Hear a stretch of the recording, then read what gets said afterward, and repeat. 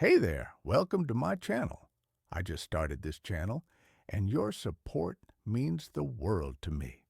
It helps me keep sharing the stories I love.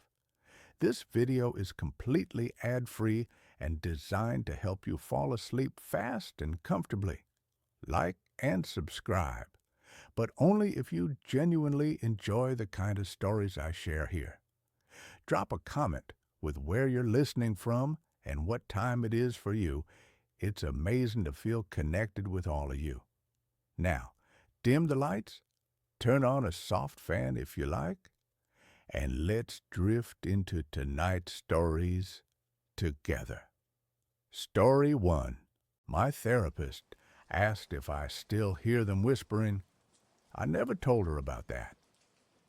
Dr. Eris Thorne was a woman who made her living by charting the unmapped territories of the human mind. Her office, a serene minimalist space on the 17th floor of a glass and steel skyscraper, was the cartographer's studio. The city sprawled out below her window, a vast, complex, and beautifully chaotic grid. But in this room, the world was reduced to the quiet, intimate geography of a single human life, mine. For the past 6 months, I had been her sole obsessive project. My name is Julian, and I was a man who had come to her with a simple, common problem, insomnia, and had, over the course of our sessions, revealed myself to be a far more complex and apparently interesting landscape of neuroses. Dr. Thorne was good at her job, frighteningly so. She was a master of the gentle, probing question, the insightful, and sometimes painfully accurate observation.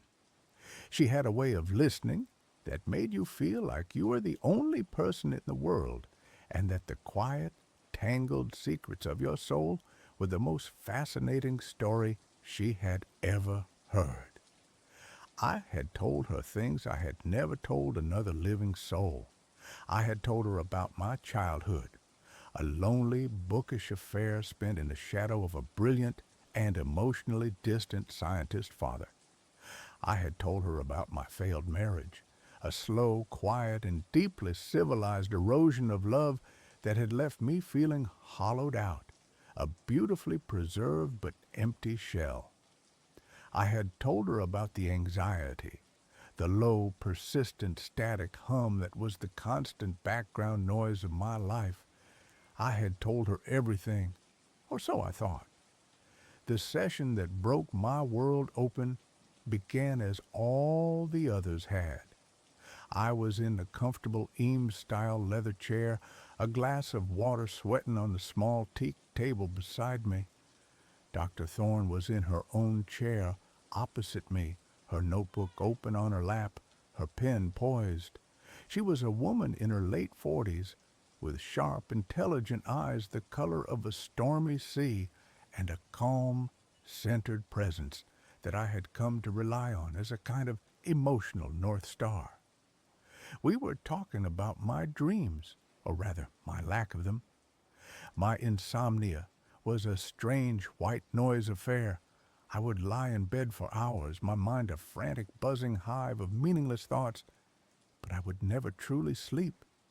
I existed in a perpetual gray liminal state, a twilight of consciousness that was neither rest nor wakefulness. You've described it as a crowded silence before, she said, her voice its usual calm and measured cadence. Can you elaborate on that? I tried.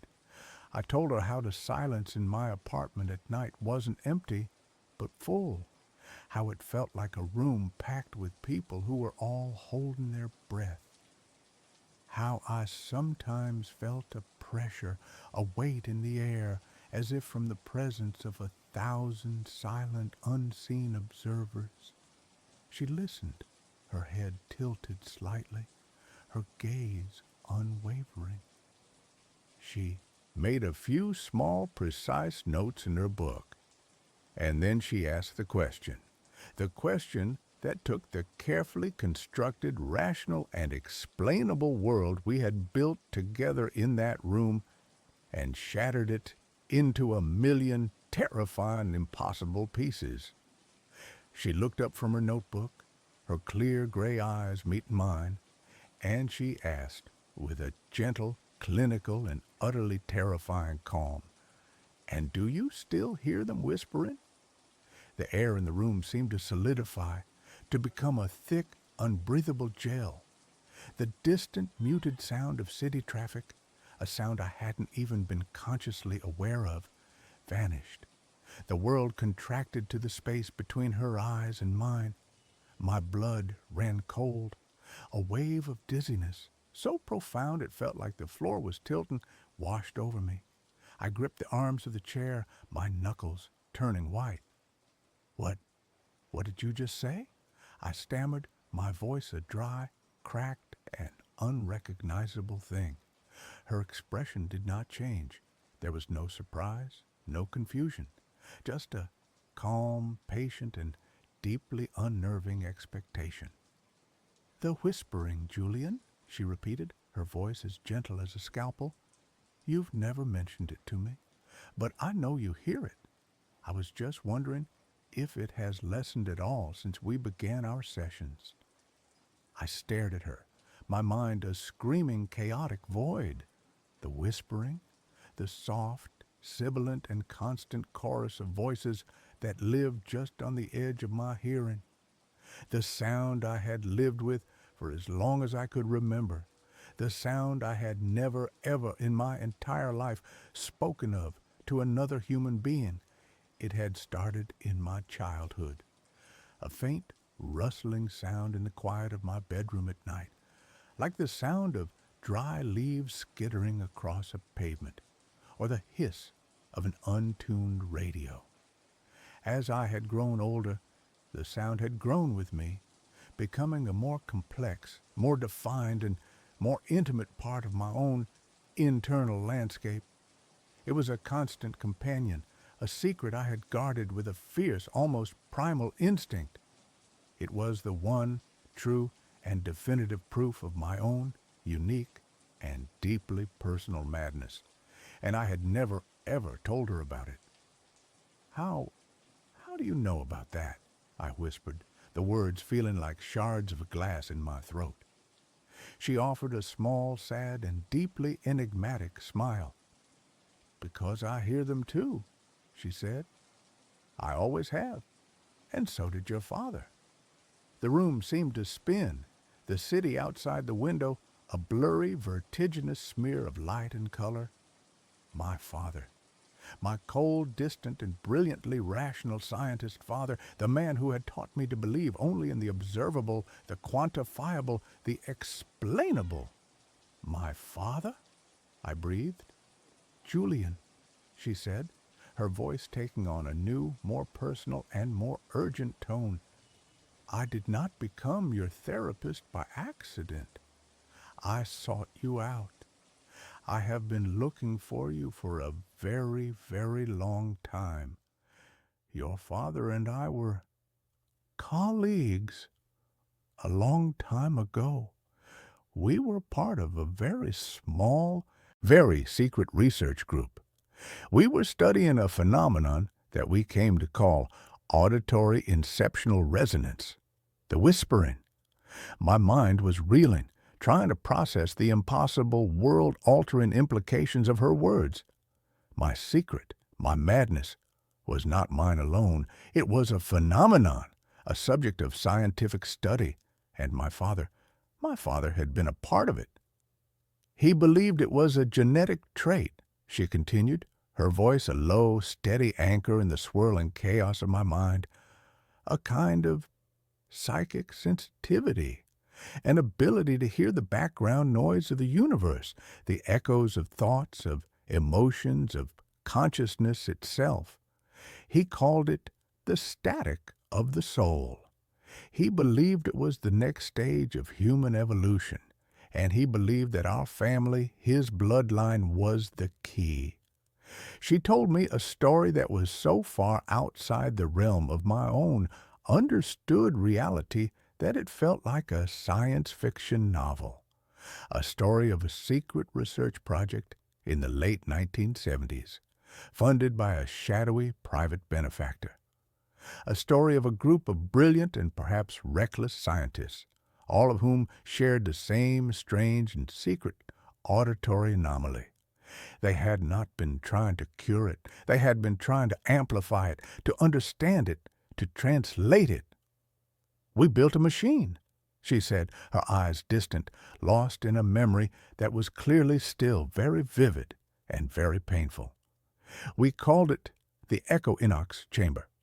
It was a sensory deprivation tank, but it was also a massive, psychically resonant amplifier. Our theory was that by stripping away all external stimuli and by amplifying our own natural resonant frequency, we could get a clearer signal. We could turn the whispering into a conversation." "What happened?" I asked, my voice a raw, croaking thing. Her face, for the first time since I had met her, showed a flicker of real, profound, and deeply unsettling fear. "We succeeded," she whispered. "We opened a door, and something looked back." She described an experiment that had gone terribly, cosmically wrong. My father, the lead researcher, had been the first to go into the chamber. He had been in there for 17 hours. When they had finally forcibly pulled him out, he was a changed man. The brilliant, passionate, and driven scientist was gone. In his place was the cold, distant, and emotionally cauterized man I had known as my father. He had ordered the project shut down. He had ordered all the research, all the data to be burned, and he had made them all swear an oath of absolute lifelong silence. "He was terrified," she said, her voice trembling slightly. "He said that we had not made contact with the echoes of humanity. He said we had made contact with the thing that was creating the echoes, the static. He said it was not a background noise. It was a consciousness, a vast, ancient, and utterly alien consciousness, a predator. And it had noticed him. It had touched him. He spent the rest of his life building walls, not just in his mind, but in the real world. The quiet, ordered, and emotionally sterile life he built for himself. For you, it was not a choice. It was a quarantine." I stared at her. My own lonely and silent life suddenly recontextualized.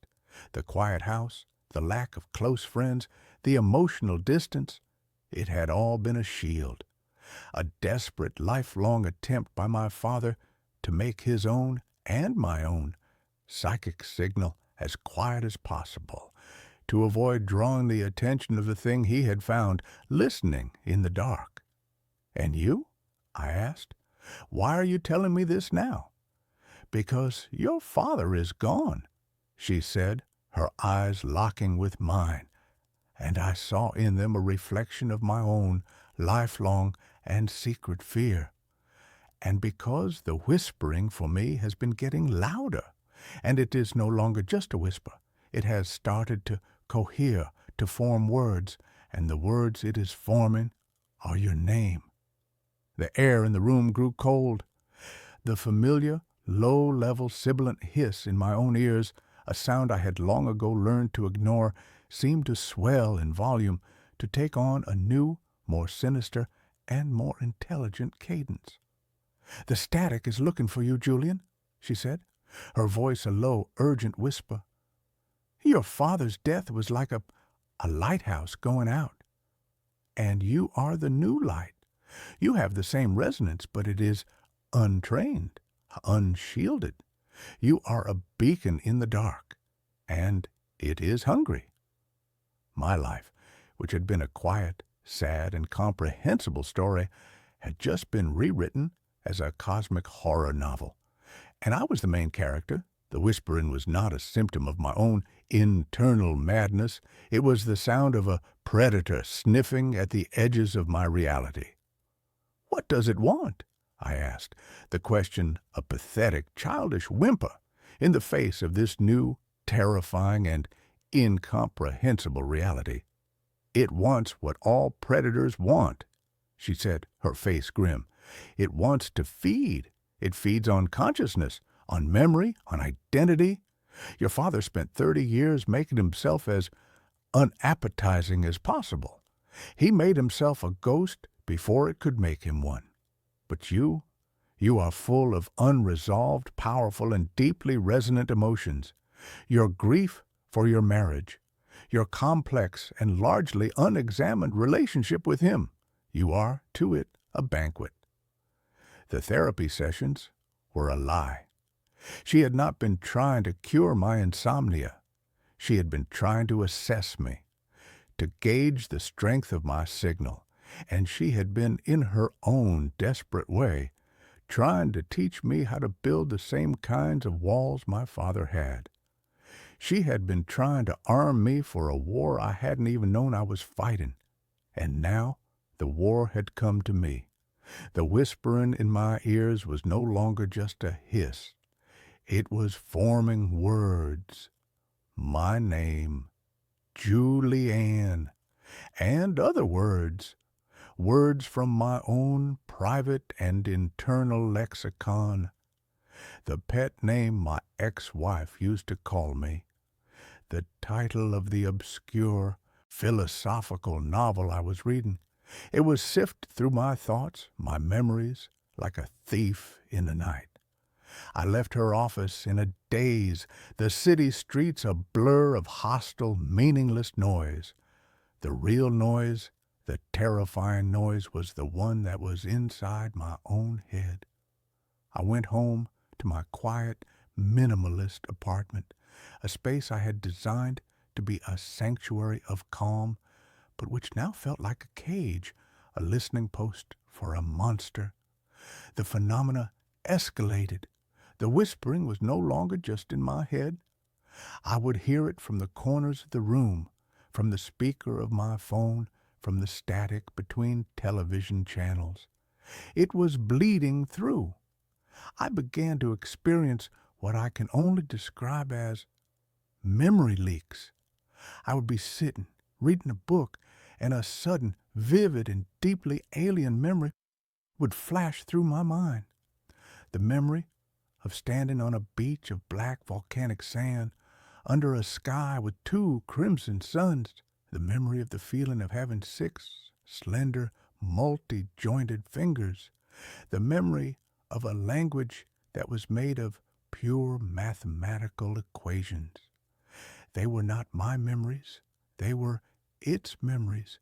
It was not just listening to me. It was merging with me. It was overwriting my own personal history with its own ancient and incomprehensible one. I called Dr. Thorne in a panic. She told me to come to her house, an old, isolated brownstone in a quiet, forgotten part of the city. Her home was the opposite of her office. It was cluttered, chaotic, and filled with the ghosts of a life I had never known she had. And in the basement, hidden under a dusty tarp, was a single large metal crate. "This is all that's left," she said, her voice a grim, determined whisper. "Your father destroyed all the primary research, but I was the archivist. I couldn't bring myself to burn it all. I saved the schematics for the equinox chamber." My blood ran cold. "You want to rebuild it?" "We have to," she said, her eyes burning with a desperate, fearful intensity. "We can't outrun it. Your father's strategy was to hide, to become a whisper. But you are not a whisper, Julian. You are a shout, and it has heard you.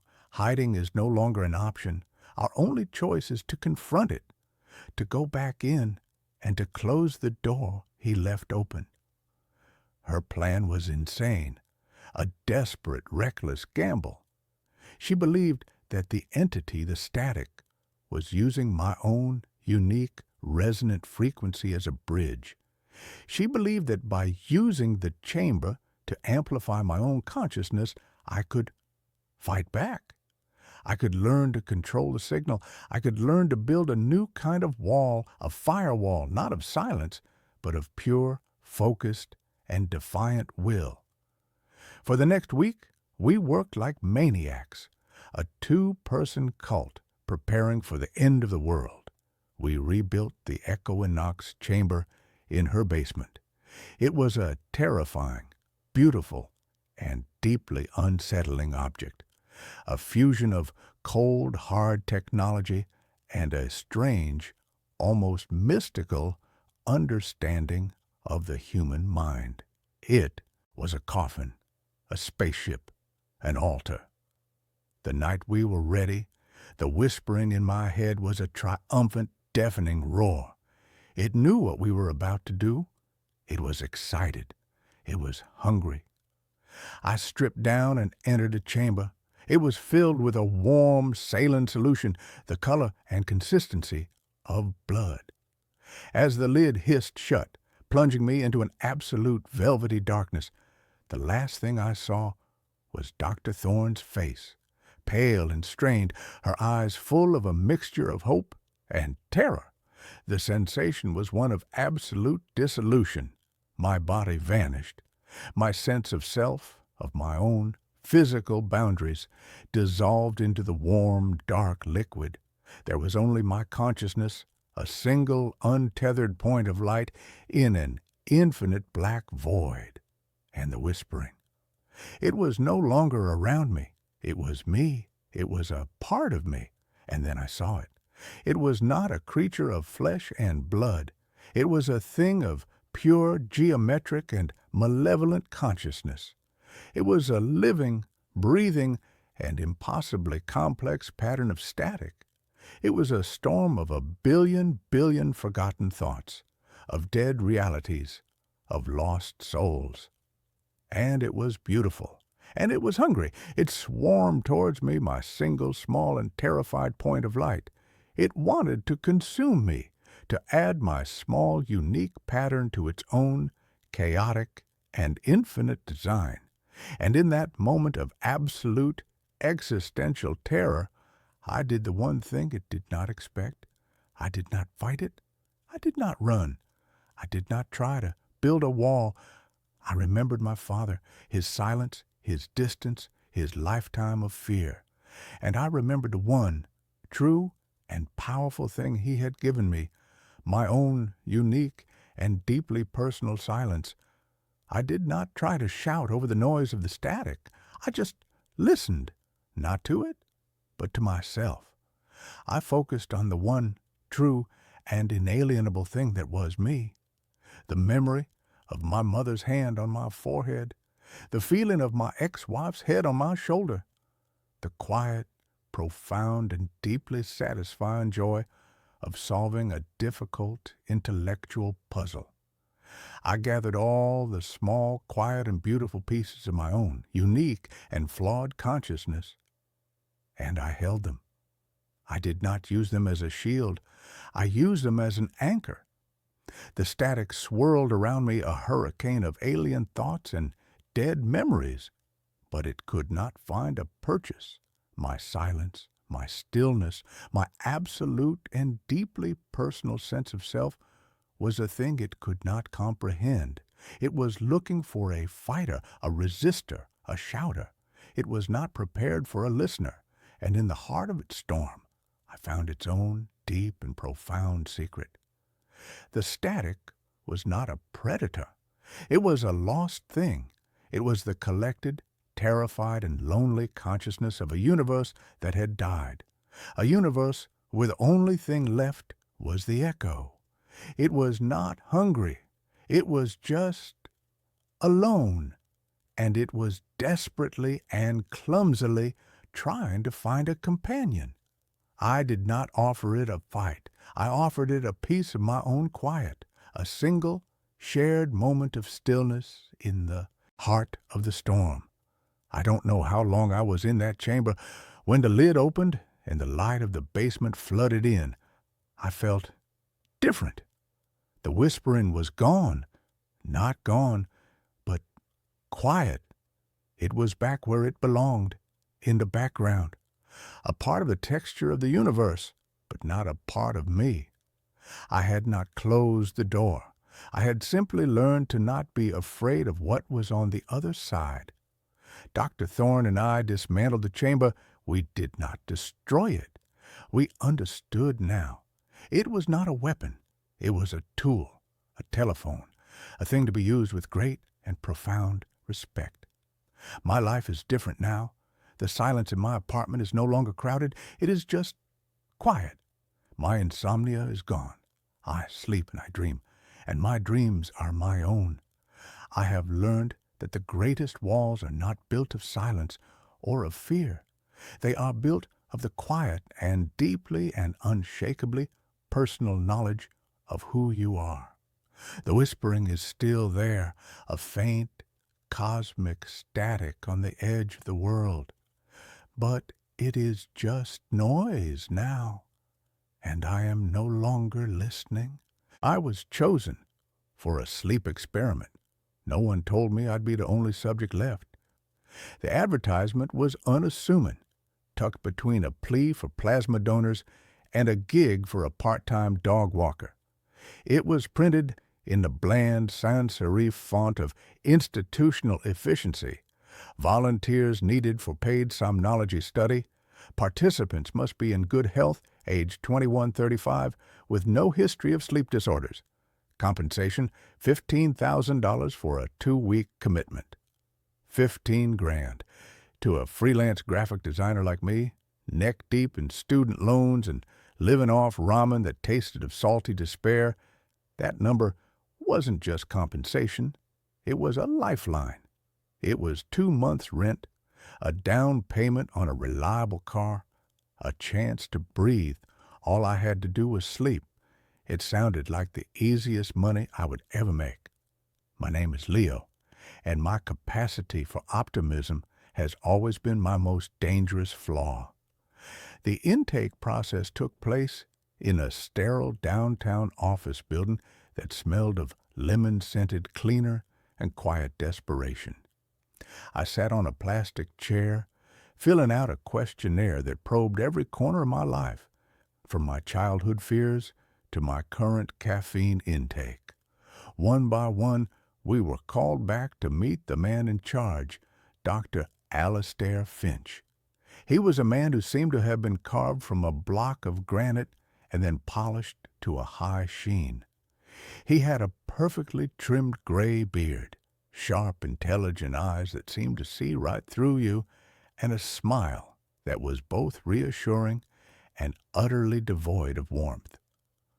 "The purpose of Project Morpheus," he explained to me, his voice a smooth, confident baritone, "is to study the effect of a new neurostimulant, which we're calling somnolin. Our hypothesis is that it can dramatically enhance the restorative qualities of REM sleep, allowing the brain to achieve in 4 hours what it normally would in 8. Imagine the applications, Mr. Vance. Increased productivity, accelerated learning, even rapid trauma processing." He made it sound like we were on the cusp of curing the human condition itself. I nodded along, pretending to be fascinated by the science, but all I could see were dollar signs. There were 4 other subjects chosen alongside me. We were a motley crew, united by our shared need for a quick payday. There was Marcus, a former Marine, with a cynical smirk and a web of tattoos crawling up his neck. Chloe, a bubbly, perpetually cheerful art student with magenta-streaked hair. Ben, a quiet, socially awkward programmer who seemed to communicate better with his laptop than with people. And Zara, a high-strung grad student who jumped at every unexpected noise. The facility was located in the basement of the same office building, but it felt like a different world. A series of heavy soundproof doors led us into a self-contained habitat. a windowless bunker of stark white walls, soft gray carpet, and recessed lighting that mimicked a 24-hour cycle. The air was cool and tasted filtered, recycled. We were completely cut off from the outside world. No phones, no internet.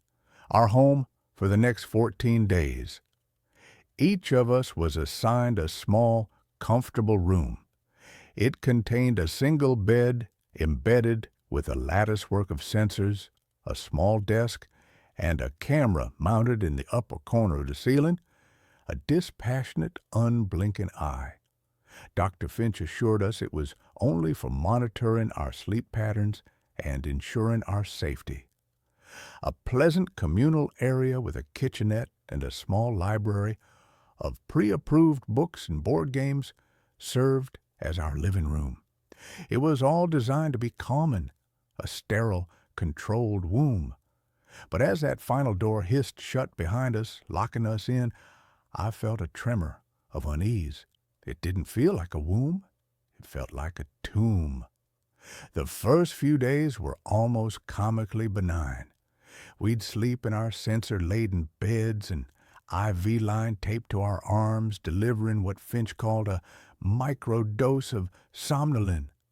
During our waking hours, which were strictly regulated, we underwent a battery of tests, memory games, logic puzzles, reaction time assessments. We'd fill out detailed questionnaires about our dreams, our moods, our energy levels. And at first, it was incredible. I'd never felt so rested. I would wake up feeling a profound sense of clarity, as if my mind had been decluttered and polished overnight.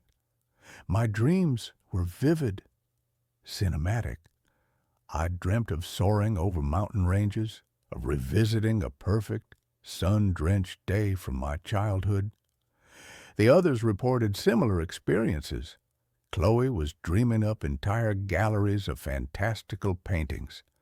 Ben claimed to have solved a complex coding problem in his sleep. We felt like pioneers of the mind. The $15,000 felt like a steal. The change began on the fourth night. The pleasant Technicolor dreams began to bleed at the edges. I had a dream that I was wandering the sterile white corridors of the facility, but the layout was all wrong. Hallways stretched into impossible lengths, and doors opened into brick walls. I felt a gnawing sense of anxiety, a feeling of being watched. I woke up with a gasp, my heart pounding, a cold sweat slicking my skin. At breakfast, I noticed the shift in the others, too. Marcus was sullen and aggressive, snapping at Ben for chewing too loudly. Chloe, usually a font of incessant cheer, was quiet, her eyes distant. She had a sketchbook open on the table, and on the page was a disturbing abstract drawing of a tall, stick-thin figure made of swirling, chaotic lines.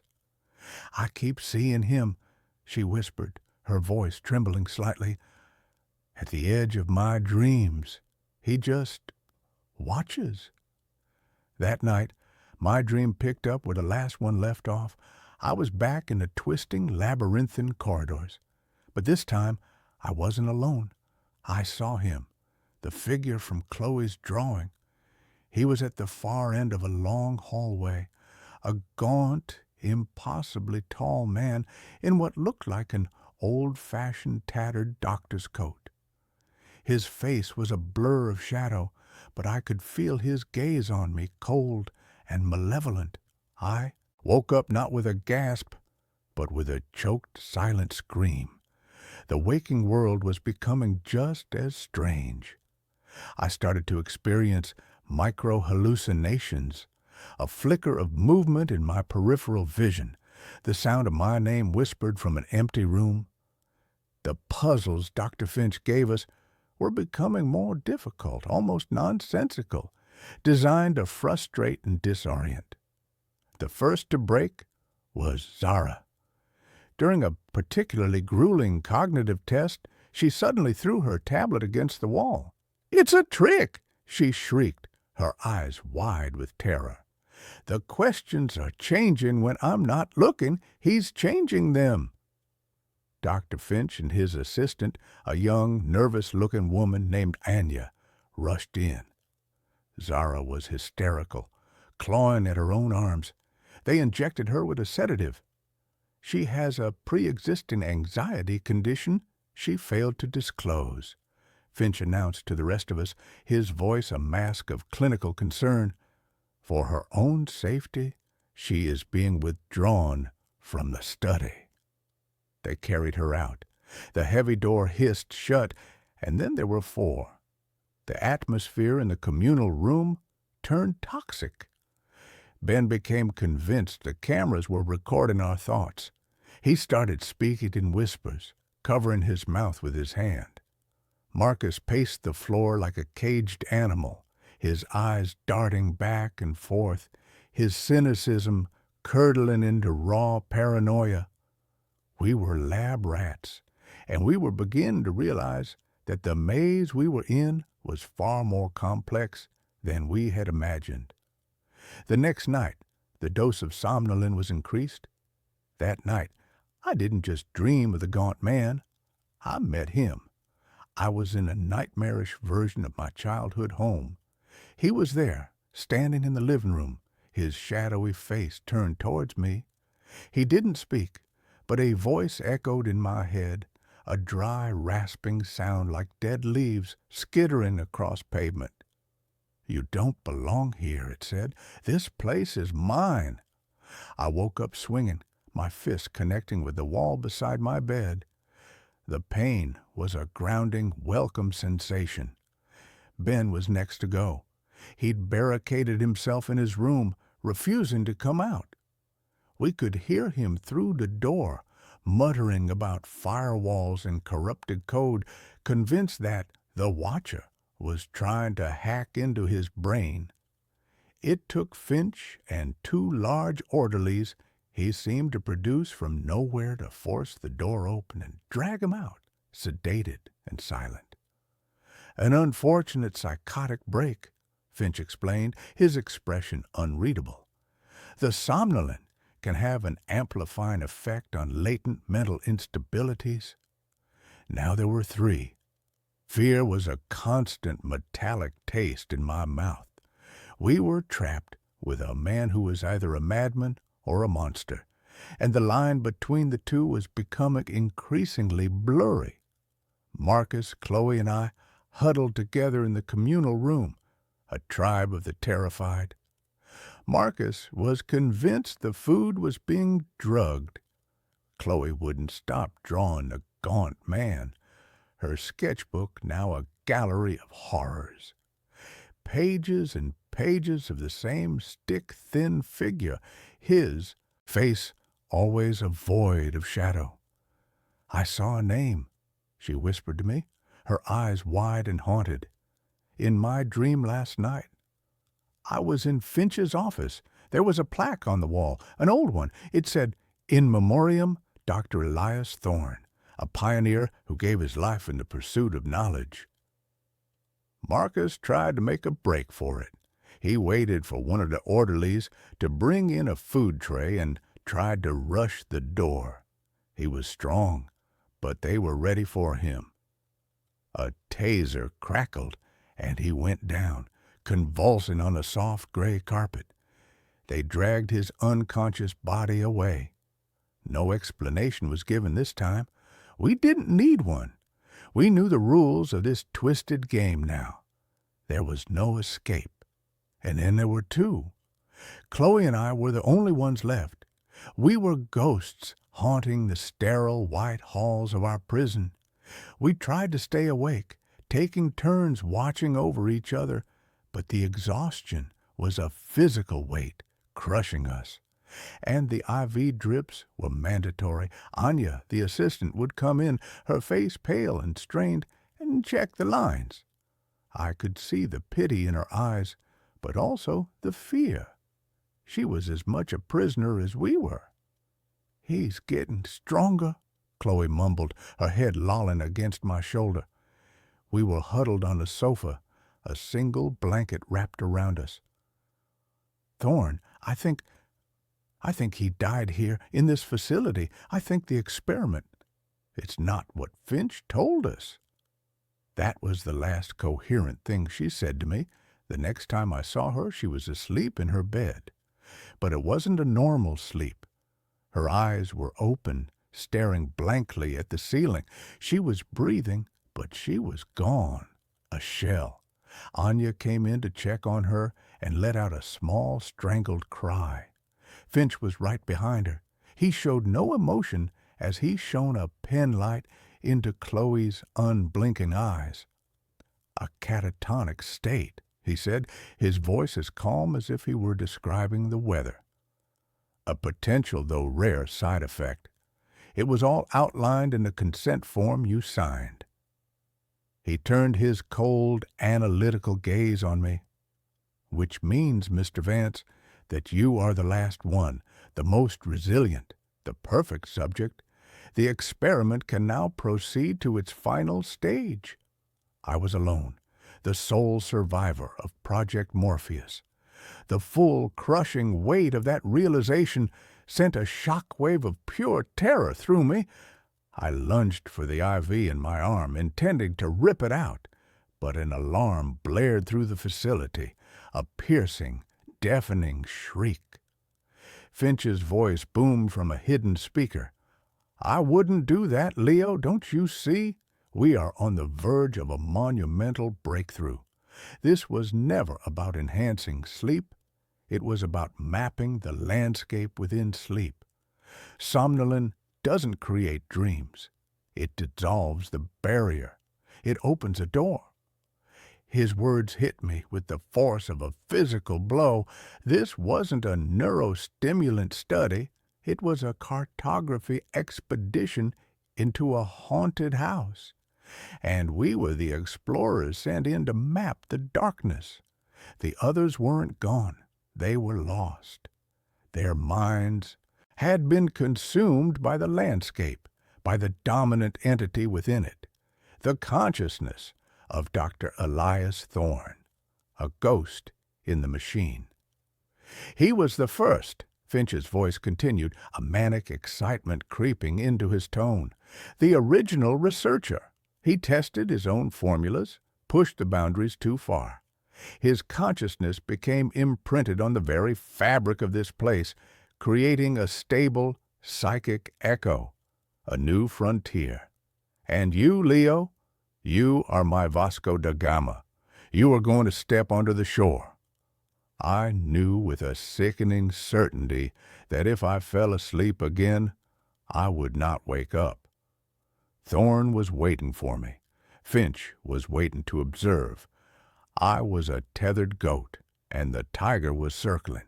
I spent the next cycle, I couldn't tell if it was day or night, pacing my room, splashing my face with cold water, pinching myself, anything to stay awake. But my body was betraying me. My eyelids were lead weights. The white walls of my room seemed to soften and waver at the edges. The barrier was already dissolving. I saw him, not in a dream, but in reality. He was standing in the doorway of my room, a shimmering heat-hazed distortion in the air.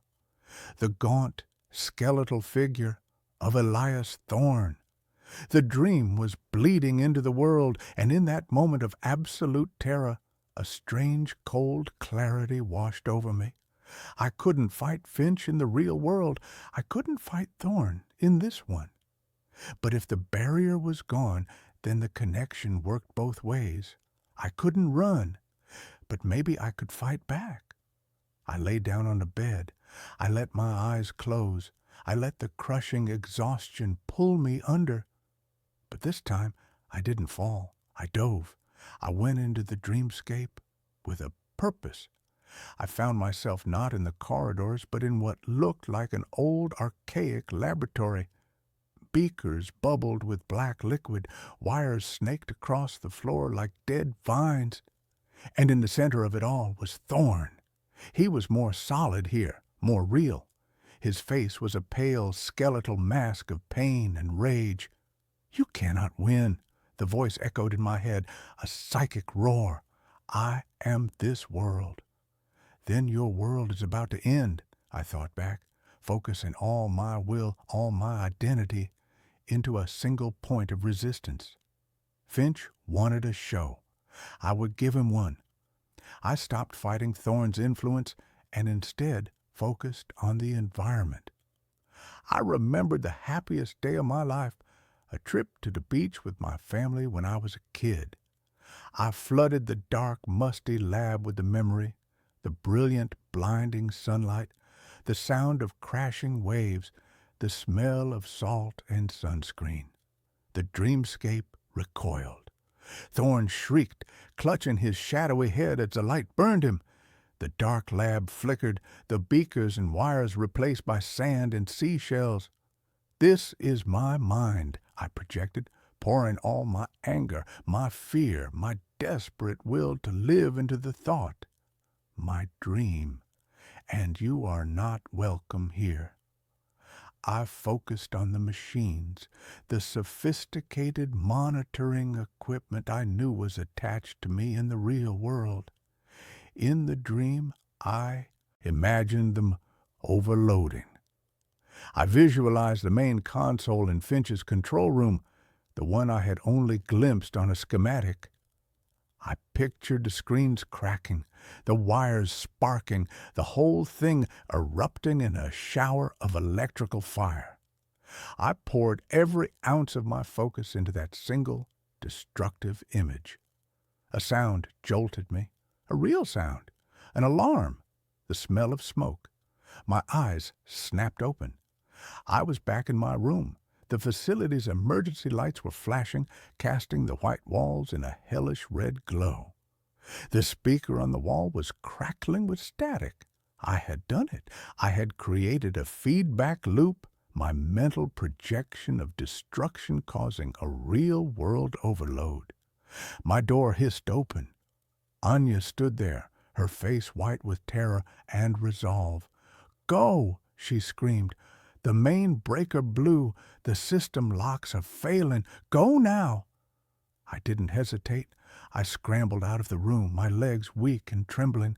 The corridor was filled with acrid smoke.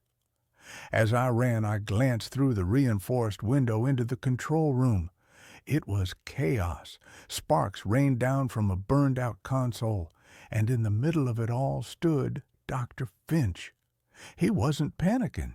He wasn't trying to put out the fire. He was staring at his monitors, at the chaotic spiking lines of my EEG, and he was smiling, an ecstatic, triumphant smile. I didn't look back again. I ran through the labyrinth of corridors, following Anya's frantic gestures, until we reached the final door. She swiped a card, and it opened onto a grimy service staircase. The air that hit me was stale and damp, but it was real air. It was the air of the world. I burst out of a nondescript metal door into a back alley. The gray early morning light was the most beautiful thing I had ever seen. I was free. That was 6 months ago. I have the money. It was wired to my account the day I was admitted, as promised. But I lost everything else. I live in a different city under a different name. And I don't sleep. Not really. I drift in and out of a state of hallucinatory exhaustion, never letting myself go completely under.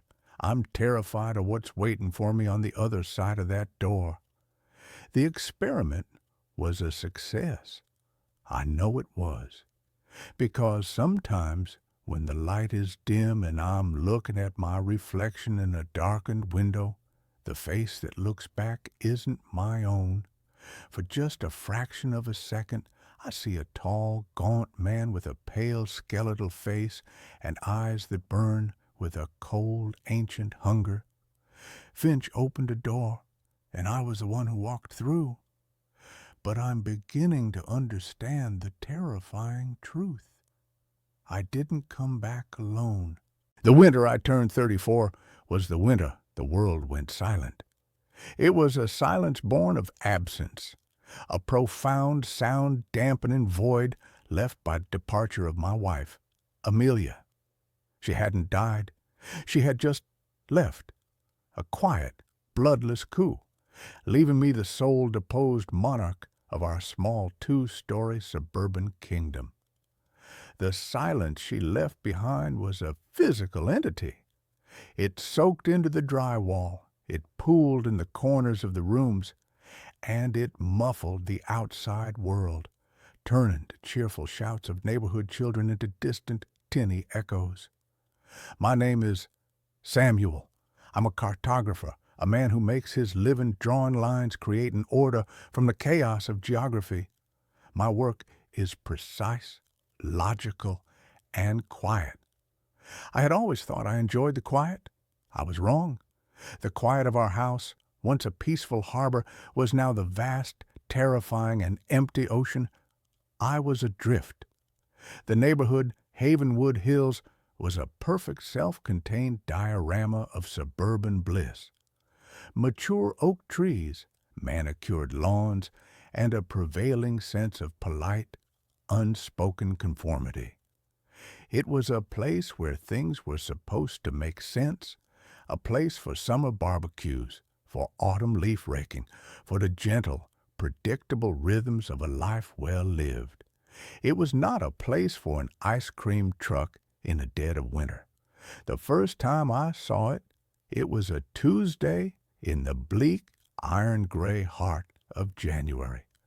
A thick, wet snow was falling, the kind that clings to every branch and wire, swaddling the world in a thick white bandage. I was in my study, a room on the second floor that overlooked the gentle curve of our street, trying to lose myself in the intricate topography of a coastal estuary map. And then I heard it. It was a melody, a faint, tinny, music box jingle that was so profoundly out of place in the muffled, snowy silence that my mind initially refused to process it. It was "Pop Goes the Weasel." But it was wrong. It was slow, lugubrious, each note slightly off-key, as if the music box that was playing it was very old and very, very tired. The sound grew slowly, agonizingly, louder. I went to the window, my brow furrowed in confusion. And there it was, creeping down the center of the snow-covered street at a pace that was more funereal than festive, was an ice cream truck. It was a relic, a ghost from a bygone era, a vintage 1960s model with rounded, friendly-looking fenders and a high, curved roof. The paint was peeling in long pastel strips of what had once been cheerful pink and white, revealing a layer of rust that was the color of old, dried blood. On the side, in a faded, looping, and vaguely sinister script, were the words, "Jolly Jack's Joyful Gems." The cartoon caricature of Jolly Jack was the stuff of nightmares, a winking, ruddy-cheeked clown whose smile was too wide, whose eyes were just two black, empty circles. The truck moved with a strange, unnatural silence, the only sound the slow, melancholy dirge of its song. It left no tracks in the fresh snow. My first thought was that it was a prank, some art school prankster with a vintage truck and a twisted sense of humor. But as it drew nearer, I saw the other residents of Havenwood Hills begin to emerge from their warm, bright houses. They moved with a slow, shambling gait, their faces slack, their eyes empty and unfocused. They were dressed in their indoor clothes, pajamas, bathrobes, slippers, oblivious to the biting cold and the falling snow. They were like sleepwalkers, drawn from their homes by the truck's sad, hypnotic song. My neighbor, Mr. Henderson, a man who wouldn't step outside without his tweed jacket, was standing in his driveway in a thin silk dressing gown, a light dusting of snow already gathering on his bald head. The truck stopped directly in front of my house, A small sliding window on its side opened with a soft, scraping sound. A figure leaned out. It was a silhouette, a shape in the deep, shadowy interior of the truck. I couldn't make out a face, just the impression of a tall, thin man in an old-fashioned soda jerk hat. A single, pale, long-fingered hand rested on the counter. The neighbors formed a silent, orderly queue. One by one they would step up to the window, murmur something, and the pale hand would dispense not an ice cream cone, but a small white paper-wrapped block. They would hand over no money. They would simply take the block, turn, and shuffle back to their houses, their faces still wearing the same blank, vacant expression. I watched, my own face pressed against the cold glass of the window until the last neighbor had been served. The sliding window scraped shut. The slow, sad music began its funereal march once more, and the truck continued its crawl down the street, disappearing into the swirling snow, leaving the pristine, trackless white street behind it. The next day, I tried to talk to Mr. Henderson as he was collecting his mail. "Did you see that ice cream truck yesterday?" I asked, my voice a little too loud, a little too eager. He looked at me. His eyes, which were usually so full of a wry, intelligent humor, seemed clouded, distant. "Truck?" he said, his brow furrowed in genuine confusion. "I don't think so, son. Not in this weather." He turned and walked back to his house, leaving me standing in the cold, the seeds of a profound and terrible dread beginning to sprout in my gut. The truck returned the next day, at the same time, in the twilight hour as the world turned from gray to black, and the next. It became a part of the winter landscape, a daily, impossible ritual. And every day my neighbors would perform their silent, somnambulistic pilgrimage. After a week of this, I began to notice a change in the neighborhood, a subtle, creeping decay. The Christmas lights, which had been left up in a cheerful, defiant stand against the winter gloom, were no longer being turned on. The lawns, once so meticulously kept, were becoming shaggy and unkempt beneath. The snow, the people themselves, seemed faded. Their smiles were a little more forced, their greetings a little more hollow.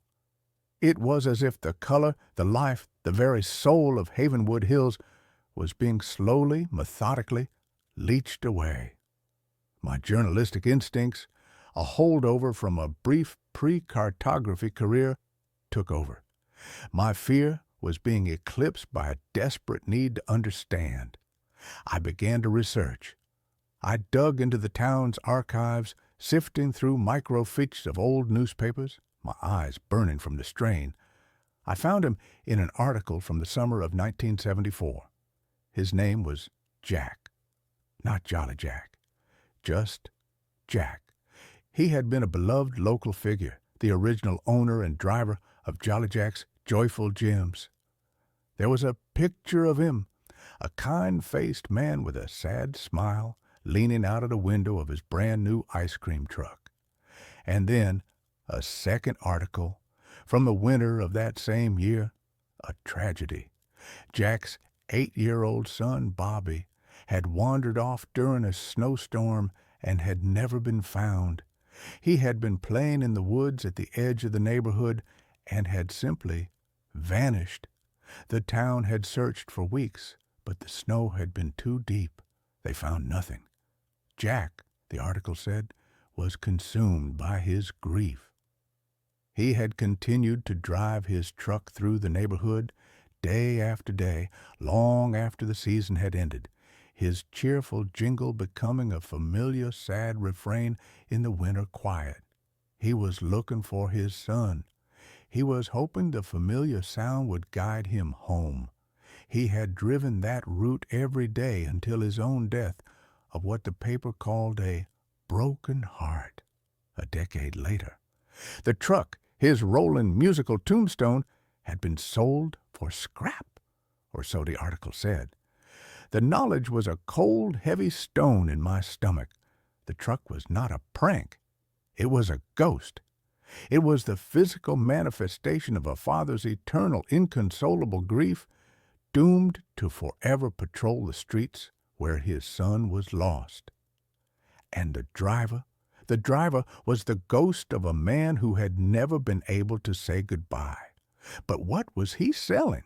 What were those little white blocks? I knew I had to get closer. The next evening, as the first sad notes of "Pop Goes the Weasel" drifted through the falling snow, I put on my coat and went outside. The cold was a physical shock, a sharp, clean slap in the face. I joined the silent, shuffling line of my neighbors. Standing among them was like standing in a graveyard. Their eyes were vacant, their breathing shallow. The air around them felt thin, depleted. When it was my turn, I stepped up to the window. The inside of the truck was a deep, impossible darkness, and the cold that emanated from it was not the cold of winter, but the deep, cellular, ancient cold of the grave. The pale, long-fingered hand of the driver rested on the counter. His face was a blur of shadow beneath his hat. "What would you like?" a voice whispered. It was not a real voice. It was a dry, rasping sound like dead leaves skittering across pavement. I looked at the menu, a small hand-painted board inside the truck. The flavors were not chocolate or vanilla or strawberry. They were written in the same looping, faded script as the side of the truck. And they were a carefree summer afternoon, the pride of a first success, Christmas morning, age 6, a mother's embrace. I stared at the words, my mind reeling. This was not ice cream. This was something else. "What are they?" I whispered, my voice trembling. "Memories," the driver rasped. "Just a little taste, to help you forget the cold." My eyes scanned the list again, and my heart stopped. At the bottom of the board, one flavor was written in a slightly different, more recent hand. Amelia's laugh, a sound, a memory, a feeling that I had been chasing in my dreams for 6 agonizing months. The sound that had been the anchor of my life. The thought of hearing it again, of feeling the warmth of it, was a siren song so powerful, so seductive, that it drowned out all the alarm bells that were screaming in my head. "I'll have that one," I said, my voice a choked, desperate thing. The pale hand disappeared into the darkness and reemerged with one of the small paper-wrapped blocks. As I reached for it, his cold, dry fingers brushed against my own. It felt like touching a statue. I took the block. It was cold, but it wasn't the cold of ice. It was the cold of absence. I turned and walked back to my house, the small white block clutched in my hand. I felt the empty eyes of my neighbors on my back. I knew I had just crossed a threshold, that I had become a part of their silent, waking nightmare. Inside my house, I unwrapped a block. It was not ice cream. It was a smooth, white, almost translucent substance, like solidified moonlight. It had no smell. I sat in my armchair, the one Amelia had always loved, and I took a small, hesitant bite. The world dissolved. It was not a taste. It was a total sensory immersion. I was no longer in my silent, winter-bound house. I was in our old, sun-drenched garden, in the heart of a perfect July afternoon. I could feel the warmth of the sun on my skin. I could smell the rich, loamy scent of the earth, the sweet perfume of the roses Amelia had planted, and I could hear her. She was laughing, a full-throated, joyous sound that was more beautiful than any music I'd ever heard. She was holding a watering can, a single perfect drop of water clinging to the tip of her nose. The memory was not a memory. It was real. It was perfect. I was there. The experience lasted for what felt like an eternity, and for what was probably only 30 seconds. When it faded, and I was back in my cold, silent living room, the afterglow was so powerful, so euphoric, that I was weeping with a joy so profound it was almost painful. The little white block in my hand was almost gone, melted away into nothing. It was the most beautiful thing I had ever experienced, and it was the beginning of my end. The next morning, I woke up feeling a strange, hollow sensation. The euphoria of the memory was gone, replaced by a gray, aching void. I went to make coffee, and I found myself staring at the coffee maker, a simple drip machine we had owned for years, and I couldn't remember how to use it. The knowledge was just gone. A small, simple, and utterly mundane memory erased. I stood there for a long time, a new, different kind of cold seeping into my bones. The price. The transaction had not been free. I had bought a taste of a perfect memory, and the price had been one of my own. I knew, with a sudden, sickening certainty, what was happening to my neighbors. They were trading their lives piece by piece, memory by mundane memory, for the euphoric, nostalgic poison of the ice cream truck. They were hollowing themselves out, becoming empty, silent vessels, their pasts consumed, leaving only the blank, placid present. I should have stopped. I should have thrown the rest of the block away and boarded up my windows and never gone outside again. But I was an addict, and the grief for Amelia was a disease for which that little white block was the only cure. I went back the next night, and the next. I traded the memory of my first grade teacher's name for the feeling of Amelia's hand in mine on our first date. I traded the memory of how to tie a Windsor knot for the smell of her hair on our wedding day. I was systematically dismantling my own history, one cherished, perfect, and utterly false memory at a time. My own life was becoming a blur, a collection of disconnected moments, and the only things that felt real were the ones I was buying from the ghost in the truck. My world grew smaller. I stopped working. The lines on my maps became meaningless squiggles.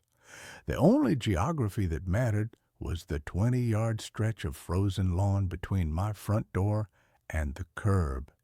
It was my neighbor's little girl, a bright 7-year-old named Chloe, who finally broke through my self-induced haze. I saw her from my window, standing in her own yard, building a snowman, and I was struck by a sudden, jarring thought. She was the only child I ever saw outside anymore. The other children of Havenwood Hills were gone, or at least they were no longer visible. And then I saw the truck beginning its slow daily crawl down the street. And I saw Chloe's mother come out of the house, her face wearing the same slack, empty expression as all the others. She took Chloe by the hand and began to lead her towards the street, towards the truck. A primal, protective instinct, an instinct I thought had been eroded away with all my other memories, roared to life inside me. The truck didn't just take memories from the past, it was taking the future too. It was taking the children. I ran out of my house, not even stopping to put on a coat, my bare feet burning on the frozen snow. "No!" I screamed, my voice a raw, ragged thing. "Stay away from her!" Chloe's mother didn't even look at me. She just continued her slow, inexorable march towards the siren song of the truck. But the driver, the shadowy figure of Jolly Jack, turned his head, and for the first time I felt his full, focused attention on me. It was a wave of pure, glacial cold, a malevolent, possessive hatred. He was not just a sad, grieving ghost. He was a predator, and I was interfering with his hunt. I knew I had to stop him, not just for Chloe, but for the entire hollowed-out, silent town. But how do you fight a ghost? How do you kill a memory? The answer, I realized, was in the transaction itself. The truck traded in nostalgia, in the beautiful, edited, perfect versions of the past. It fed on the sweet, saccharine gloss of memory. It had never occurred to me to ask for anything else. That night, I was the first in line. The truck pulled up, its sad song cutting through the frigid air. The window scraped open. The pale hand rested on the counter. "What would you like?" the dead leaf voice whispered. I looked the shadowy figure in the eye. "I want a new flavor," I said, my own voice steady, resonant with a purpose I hadn't felt in years. The figure was still. The hand did not move. "I want the memory of the night Bobby was lost," I said, the words hanging like icicles in the cold air. "I want to taste the fear, the cold, the grief, the real, ugly, unedited truth of it, not the sad story. I want the moment itself." The shadowy figure recoiled, as if struck. A low, guttural moan, a sound of pure agony, emanated from the dark interior of the truck. The pale hand twitched, spasmed on the counter. The truck fed on nostalgia, on the comfort of a lie. I was offering it the one thing it could not digest, the raw, indigestible, and agonizing truth. "Give it to me," I commanded, my voice ringing with a newfound authority. "You owe it to him. You owe it to them all." The figure let out a long, shuddering sigh, a sound that seemed to pull the very heat from the air. The pale hand disappeared and re-emerged with a block. But this one was not white. It was a dark, swirling, angry gray, and it seemed to throb with a cold, internal light. I took it. It was so cold it burned my hand. I unwrapped it, and I took a bite. The world did not dissolve. It shattered. I was not in a memory. I was in the event.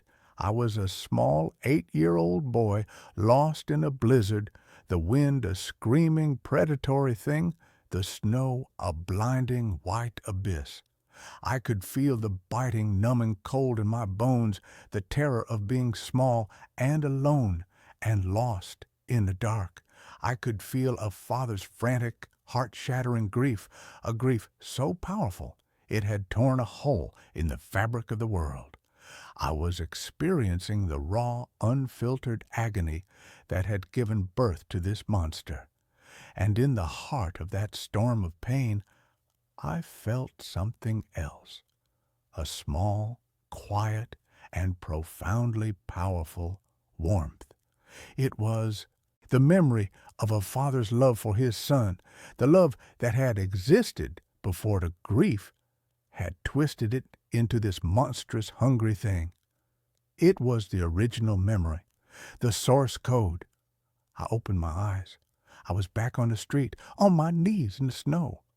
The block was gone. The ice cream truck was changing. The cheerful, peeling paint was dissolving into a cloud of black, swirling smoke. The metal was groaning, rusting, decaying before my very eyes. The sad, melancholy jingle was distorting, rising in pitch until it was a single, agonized electronic shriek.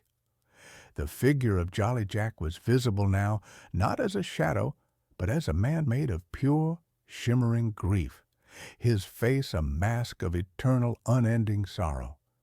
He looked at me, and for a fraction of a second I saw not a monster, but a man, a father. And his eyes, for the first time, were not empty. They were full of a terrible and finally liberating peace.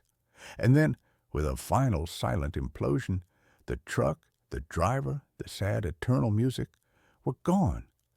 The silence that followed was different. It was not the silence of absence. It was the silence of peace.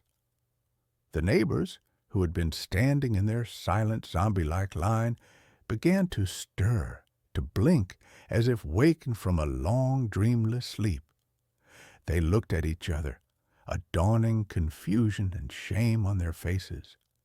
Mr. Henderson looked down at his silk dressing gown, a look of profound comical bewilderment on his face. The next day, the color began to return to Havenwood Hills. The Christmas lights were turned back on. The sound of children's laughter, real, joyous, and loud, echoed through the streets. The world was slowly, tentatively waking up. They would not remember what had happened. They would only have a strange, shared amnesia, a collective missing season in the story of their lives. But I remember. I carried a memory for all of them. The grief for Amelia is still with me, a quiet, constant companion, but it is my own. It is not a thing to be traded or erased or consumed. It is a part of my story. The winter is just winter now. It is cold and it is quiet. But it is a real quiet, a natural quiet.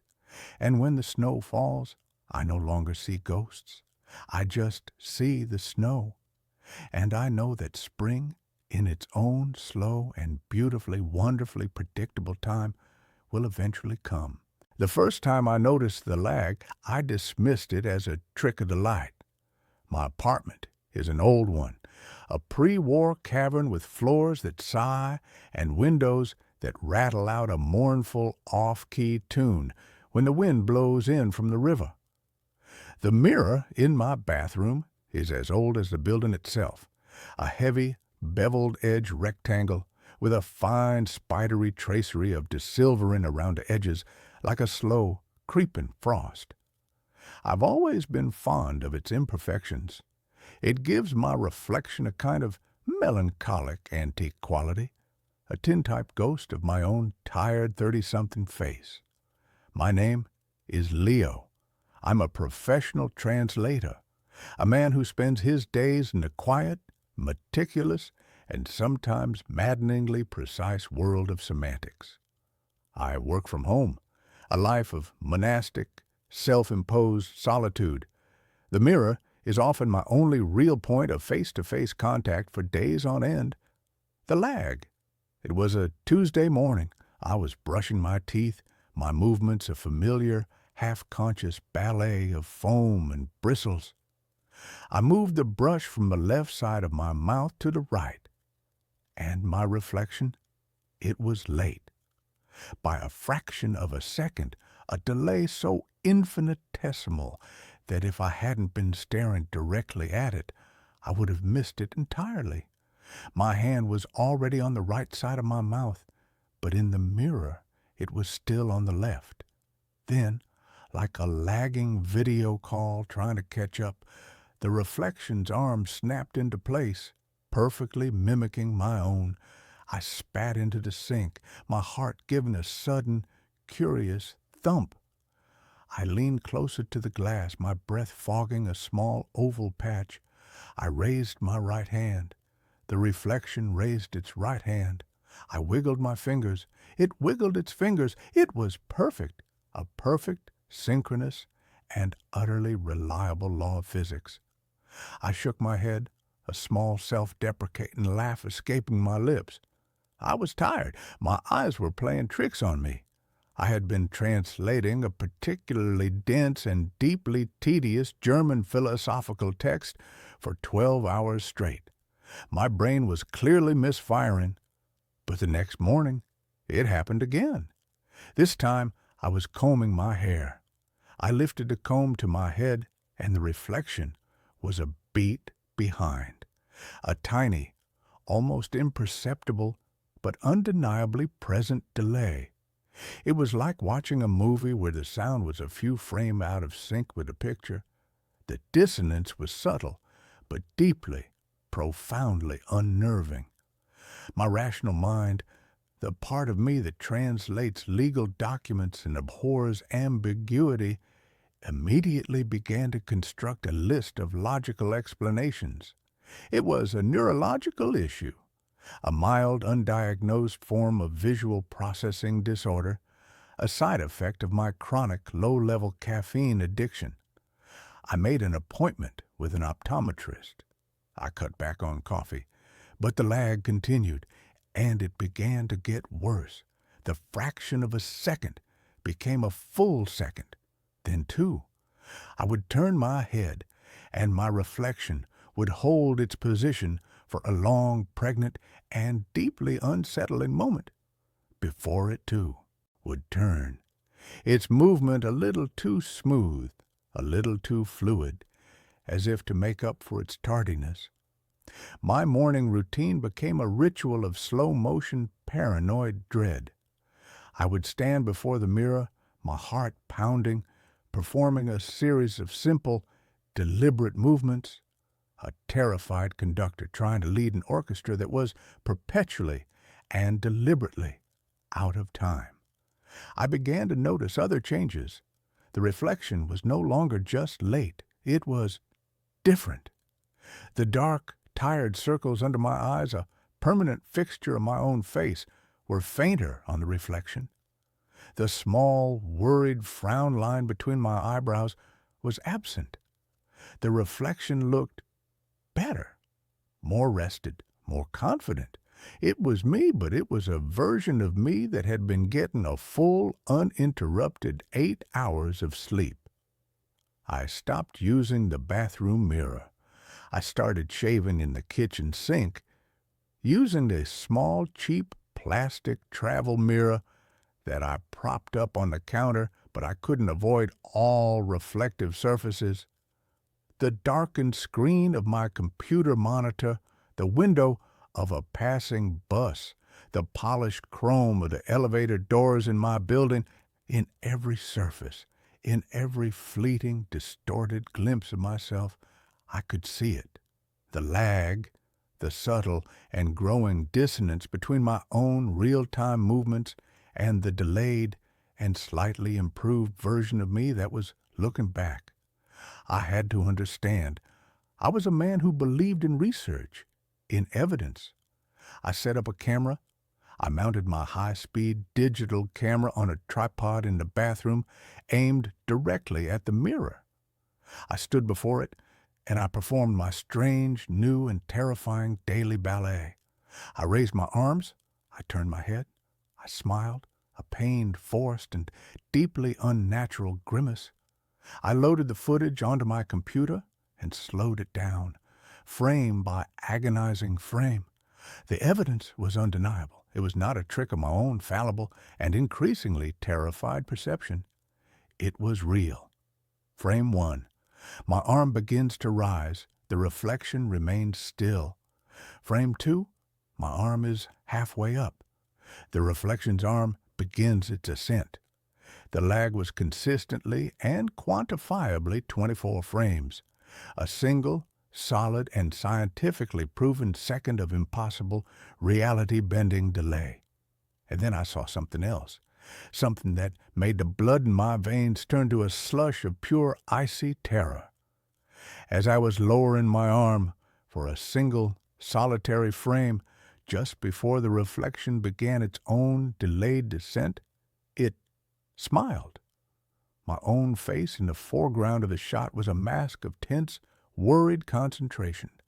But the face in the mirror, for 1/24th of a second, was wearing a slow, easy, and deeply, deeply malevolent grin. My apartment, my quiet, solitary, and safe little world, was no longer my own. It was a shared space. I was living with a roommate who lived on the other side of the glass, a roommate who was becoming more and more confident, more and more independent with every passing day. My research became an obsession. I dove into the dark, strange, and esoteric corners of physics and philosophy. I read about quantum entanglement, about parallel universes, about the holographic principle. I was a man drowning in a sea of theories, looking for a single, solid piece of driftwood to cling to. I found a strange and deeply unsettling paper by an obscure and largely discredited physicist from the 1970s named Dr. Eris Thorne. He had postulated a theory he called psychic inertia. He believed that a strong, focused consciousness could, over time, leave a kind of energetic residue on its immediate and most frequently observed environment. He believed that mirrors, especially old mercury-backed ones, were particularly susceptible to this phenomenon. He theorized that a mirror in a person's home over the course of decades did not just reflect a person's image, it absorbed a faint, echoic, and cumulative impression of their identity. He believed that, under certain rare and deeply traumatic circumstances, this stored psychic energy could cohere. It could gain a kind of momentum, a kind of life of its own. The reflection is not a ghost, he wrote. It is a habit. It is the accumulated and deeply ingrained memory of the person it has been reflecting for a lifetime. And if the original should undergo a sudden and profound psychological or emotional shift, a deep grief, a debilitating depression, the reflection, the habit, may be stronger than the original. It may, in a very real sense, refuse to change. It may choose to continue being the person it has always been, the person it remembers rather than the broken, altered version of the person it is now seeing. The words on the page were a cold, hard, and perfectly fitting key to the lock of my own private madness. My life had been one of deep and profound and deeply ingrained routine. And then 6 months ago, my mother had died. It had not been a sudden, tragic death, but a slow, cruel, and deeply undignified wasting away from a cancer that had consumed her, and in the process had consumed my own quiet and carefully ordered life. I had been her primary caregiver for the last terrible year, and her death had not been a release. It had been an amputation. The grief had hollowed me out, had replaced the quiet, thoughtful, and sometimes even happy man I had once been with this new, gray, and perpetually tired ghost. My reflection had not changed with me. It was still him, the old Leo, the better Leo, and it was, it seemed, fighting to reassert itself.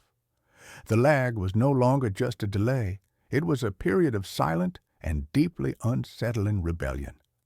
I would walk away from the mirror, and my reflection would stay for a full 10 seconds, its head tilted, its expression a mixture of pity and contempt, before it would turn and walk, not out of frame, but deeper into the strange, silvered, and two-dimensional world of its own. The physical phenomena began. The temperature in the bathroom dropped. A cold, palpable, and deeply unnatural chill seemed to emanate from the glass itself. I would hear a soft, whispering sound at night, a sound that was not quite my own voice, but a clearer, more confident, and more articulate version of it. It would be speaking in French or in German, the languages I translated, but it would be speaking them with a fluency, a poetry, that I, in my own waking and deeply insecure life, had never been able to achieve. He was not just a reflection anymore. He was a presence, and he was growing stronger, more defined, while I, in the real world, felt like I was fading, becoming more and more like a faint and poorly rendered copy of him. I knew I had to get rid of it. The mirror. I had to smash it. I had to break the connection. But I was afraid. My own superstitious and deeply irrational mind was filled with the old childish fears. 7 years of bad luck. But it was more than that. I was afraid that if I broke the mirror, I would not be destroying him, but releasing him, or that I would be destroying the last, remaining, and better part of myself. The night he finally spoke to me, the voice was not in the room. It was in my head, a clear, calm, and deeply rational thought that was not my own.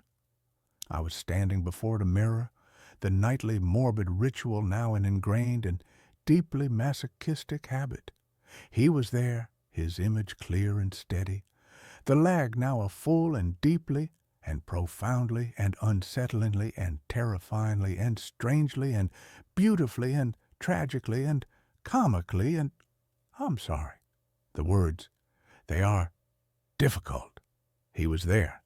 The lag was a full 30 seconds, a half a minute of my own personal and deeply real time that he now possessed.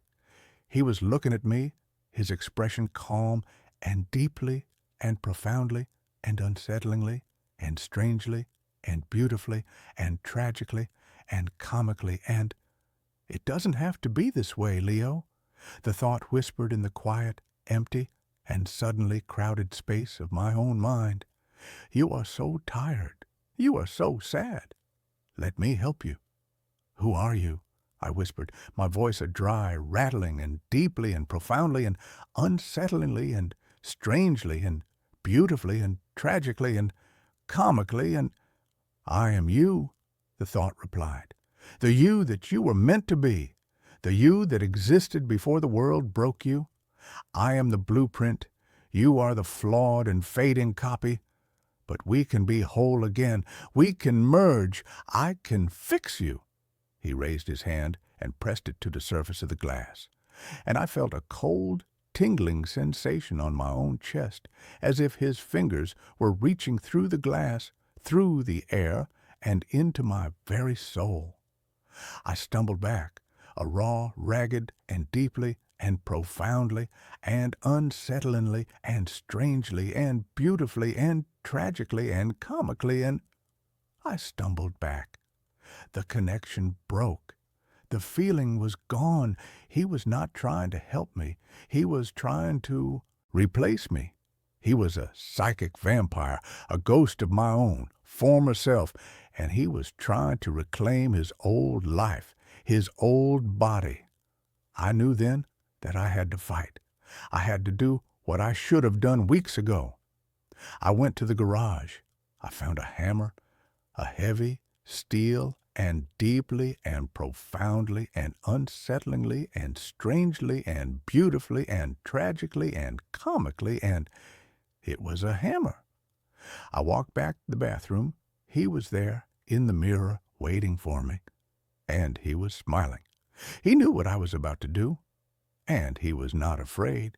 "You can't destroy me without destroying yourself," he thought, his voice a calm and deeply and profoundly and unsettlingly and strangely and beautifully and tragically and comically, and it was a confident voice.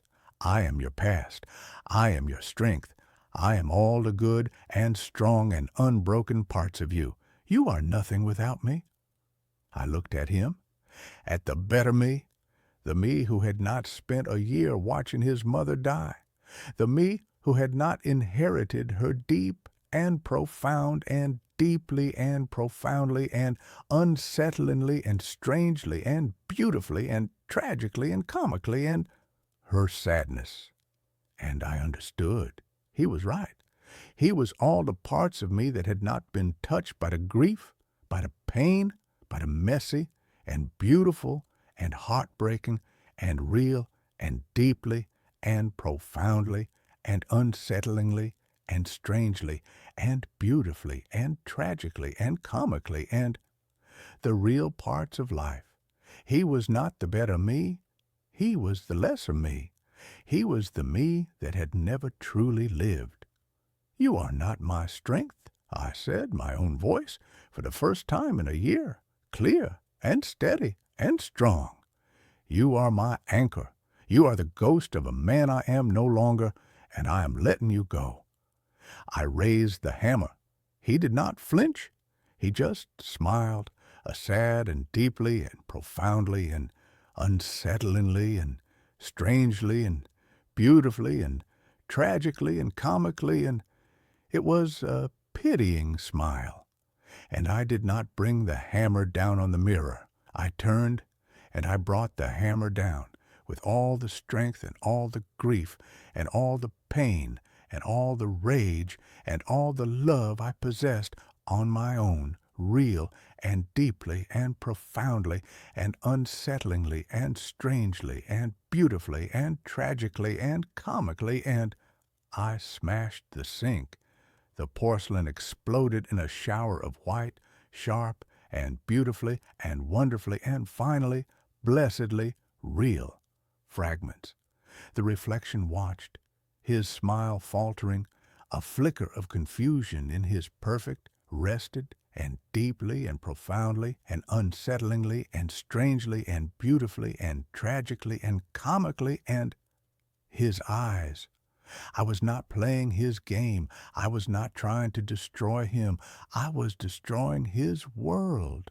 The perfect, pristine, and untouched bathroom he inhabited.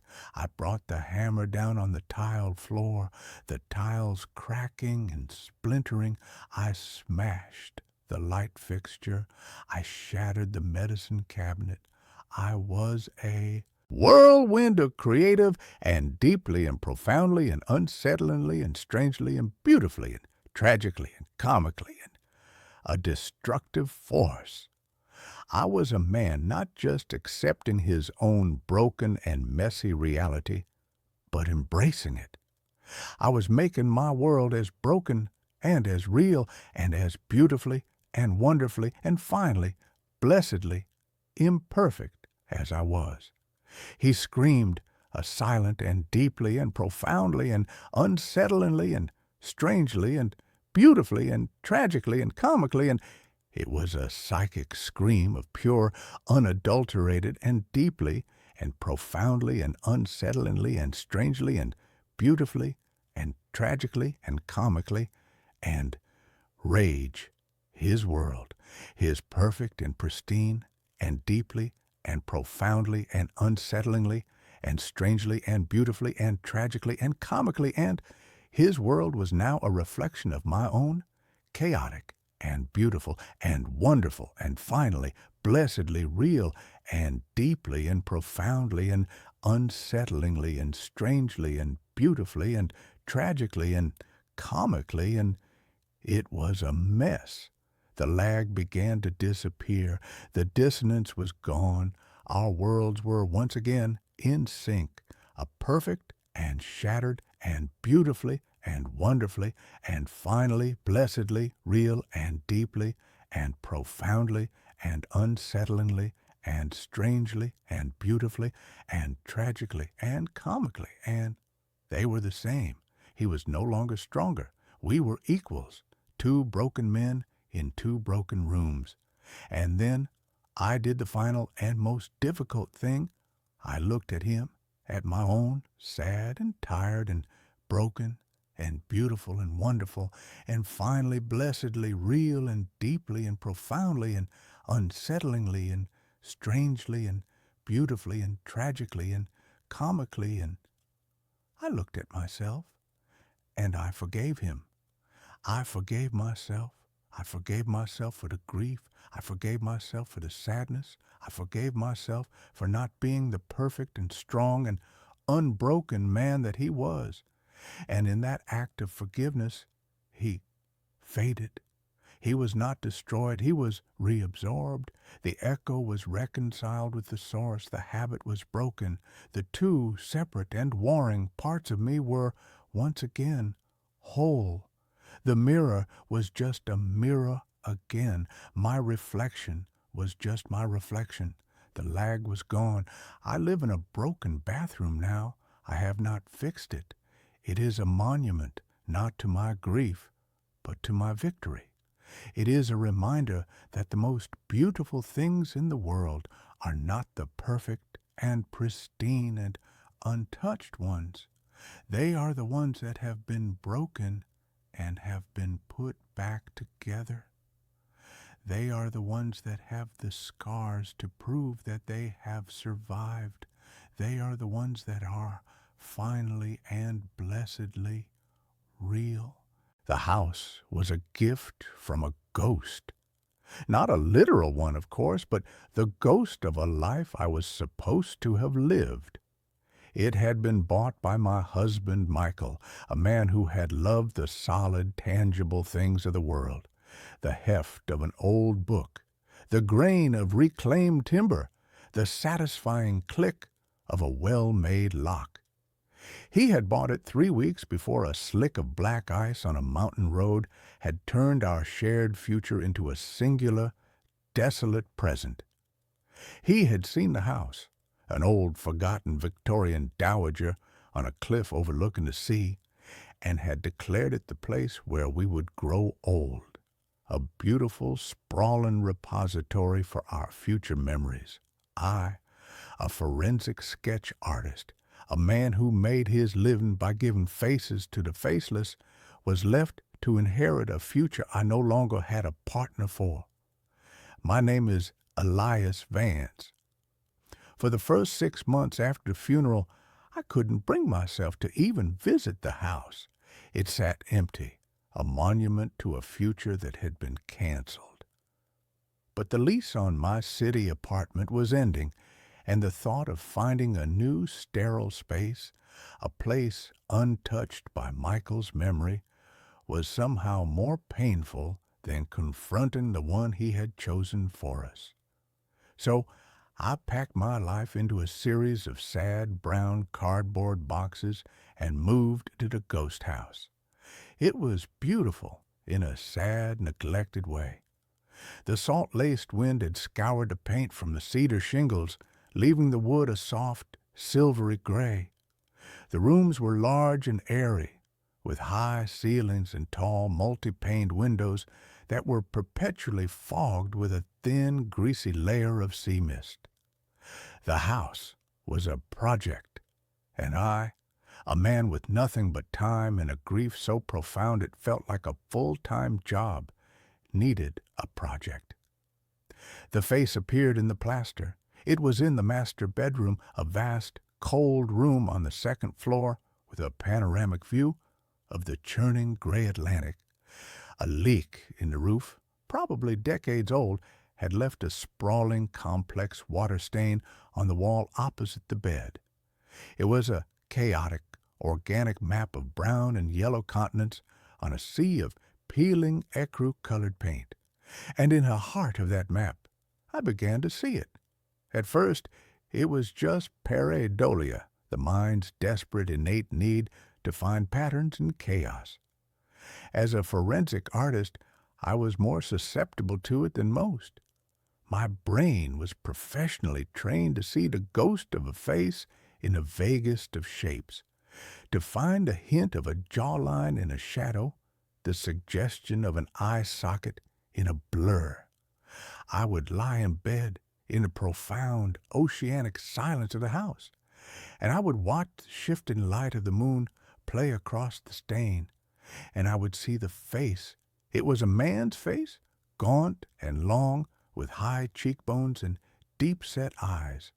It was a face from a forgotten photograph, a tin-type ghost. I told myself it was a trick of the light, a symptom of a mind that was raw and tired and lonely. I decided to paint the room, to exorcise the stain and its phantom inhabitant with a clean, sterile coat of decorator's white. I spent a full day prepping the walls, scraping away the peeling paint, patching the cracks. The old plaster was a strange, fibrous, and almost organic thing, mixed with what looked like horsehair, a common building material from the era. As I worked, I felt a strange, almost imperceptible coolness emanating from the stained section of the wall, a pocket of cellar-cold air in the otherwise mild room. The next day, I applied the first coat of paint. The thick white primer covered the stain completely, leaving a blank, uniform, and blessedly featureless surface. I felt a sense of profound, almost cleansing relief. I had erased the ghost. I had imposed order on the chaos. That night, I slept more soundly than I had in months, but when I woke up in the gray pre-dawn light, I saw that the stain had returned. It had bled through the fresh, thick coat of primer, a faint, brownish watermark that was impossibly more detailed, more defined than before. And the face was no longer a vague suggestion. It was a portrait. I sat bolt upright in bed, my heart a frantic, trapped bird against my ribs. The features were clear now. The long, straight nose, the thin, unsmiling lips, the hollows of the cheeks, and the eyes. The eyes were the most terrifying part. They were just two dark, almond-shaped smudges, but they were looking directly at me. They were not the blank, empty eyes of a painting. They were the focused, intelligent, and deeply, profoundly, anciently sad eyes of a conscious observer.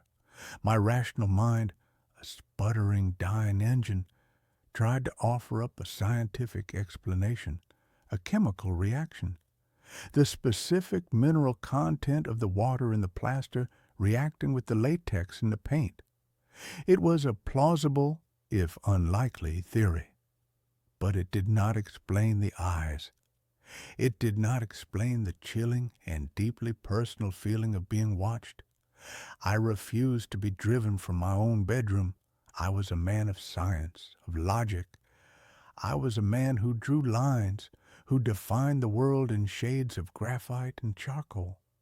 This was just a problem of chemistry and perception.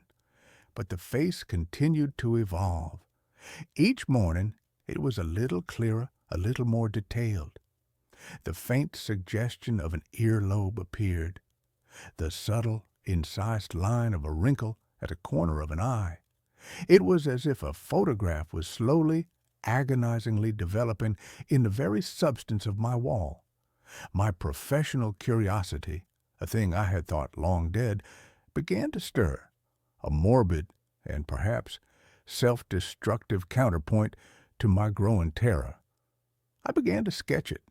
I would sit on a stool at the foot of my bed, my large leather-bound sketchbook in my lap, and I would draw the face in the wall. It was a strange and deeply unsettling reversal of my usual work. I was not drawing a face from the fragmented, emotional memories of a traumatized victim. I was drawing a face that was itself a memory, trapped in the plaster of my home. The act of drawing it was an act of intimacy. I came to know its every contour, its every subtle, melancholic detail. It was a handsome face in a severe, old-world way, a face that had known suffering. As I drew, the cool spot on the wall seemed to grow, to push out into the room, a palpable, invisible column of frigid air. My nights became a ritual of surveillance. I would lie in bed, my eyes fixed on the face, which was now so clear it was like looking at a faded, sepia-toned photograph. And I began to notice a new and infinitely more terrifying phenomenon. It was changing, not its features, but its expression. One night, the thin, straight line of its lips seemed to curve just slightly at the corners into a faint and deeply unsettling smile.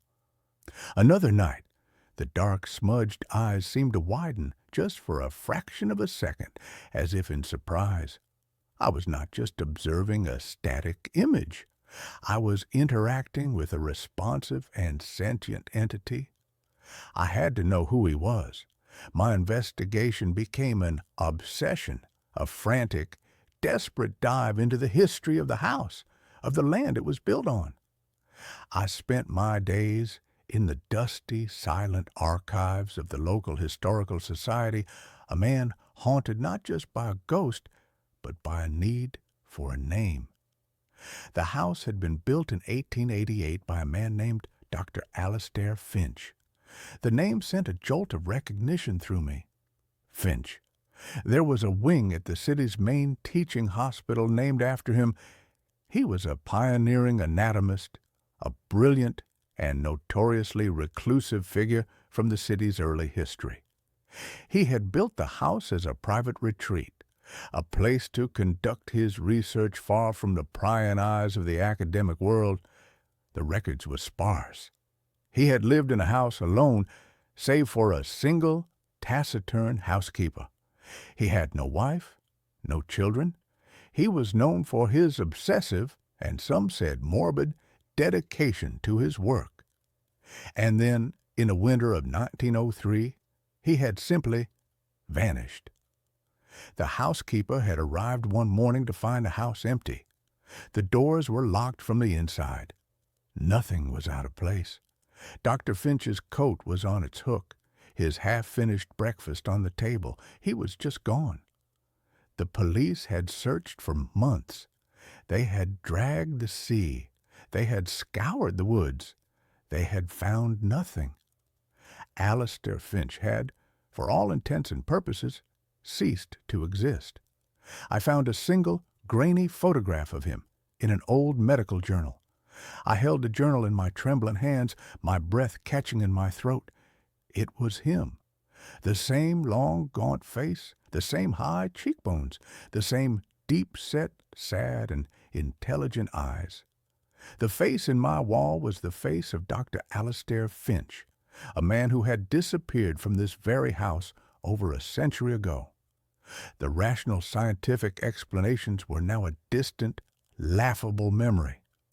I was living in a haunted house, but it was not a ghost in the traditional sense. It was not the spirit of a dead man. It was the spirit of a man who had never been found, a man who was perhaps not dead at all, a man who was somewhere else, somewhere inside my walls. My great-uncle Henry's journals from the previous story about the mirror came to mind. Not ghosts, but echoes. My research into Dr. Finch led me down a darker, more esoteric path. He had not just been an anatomist.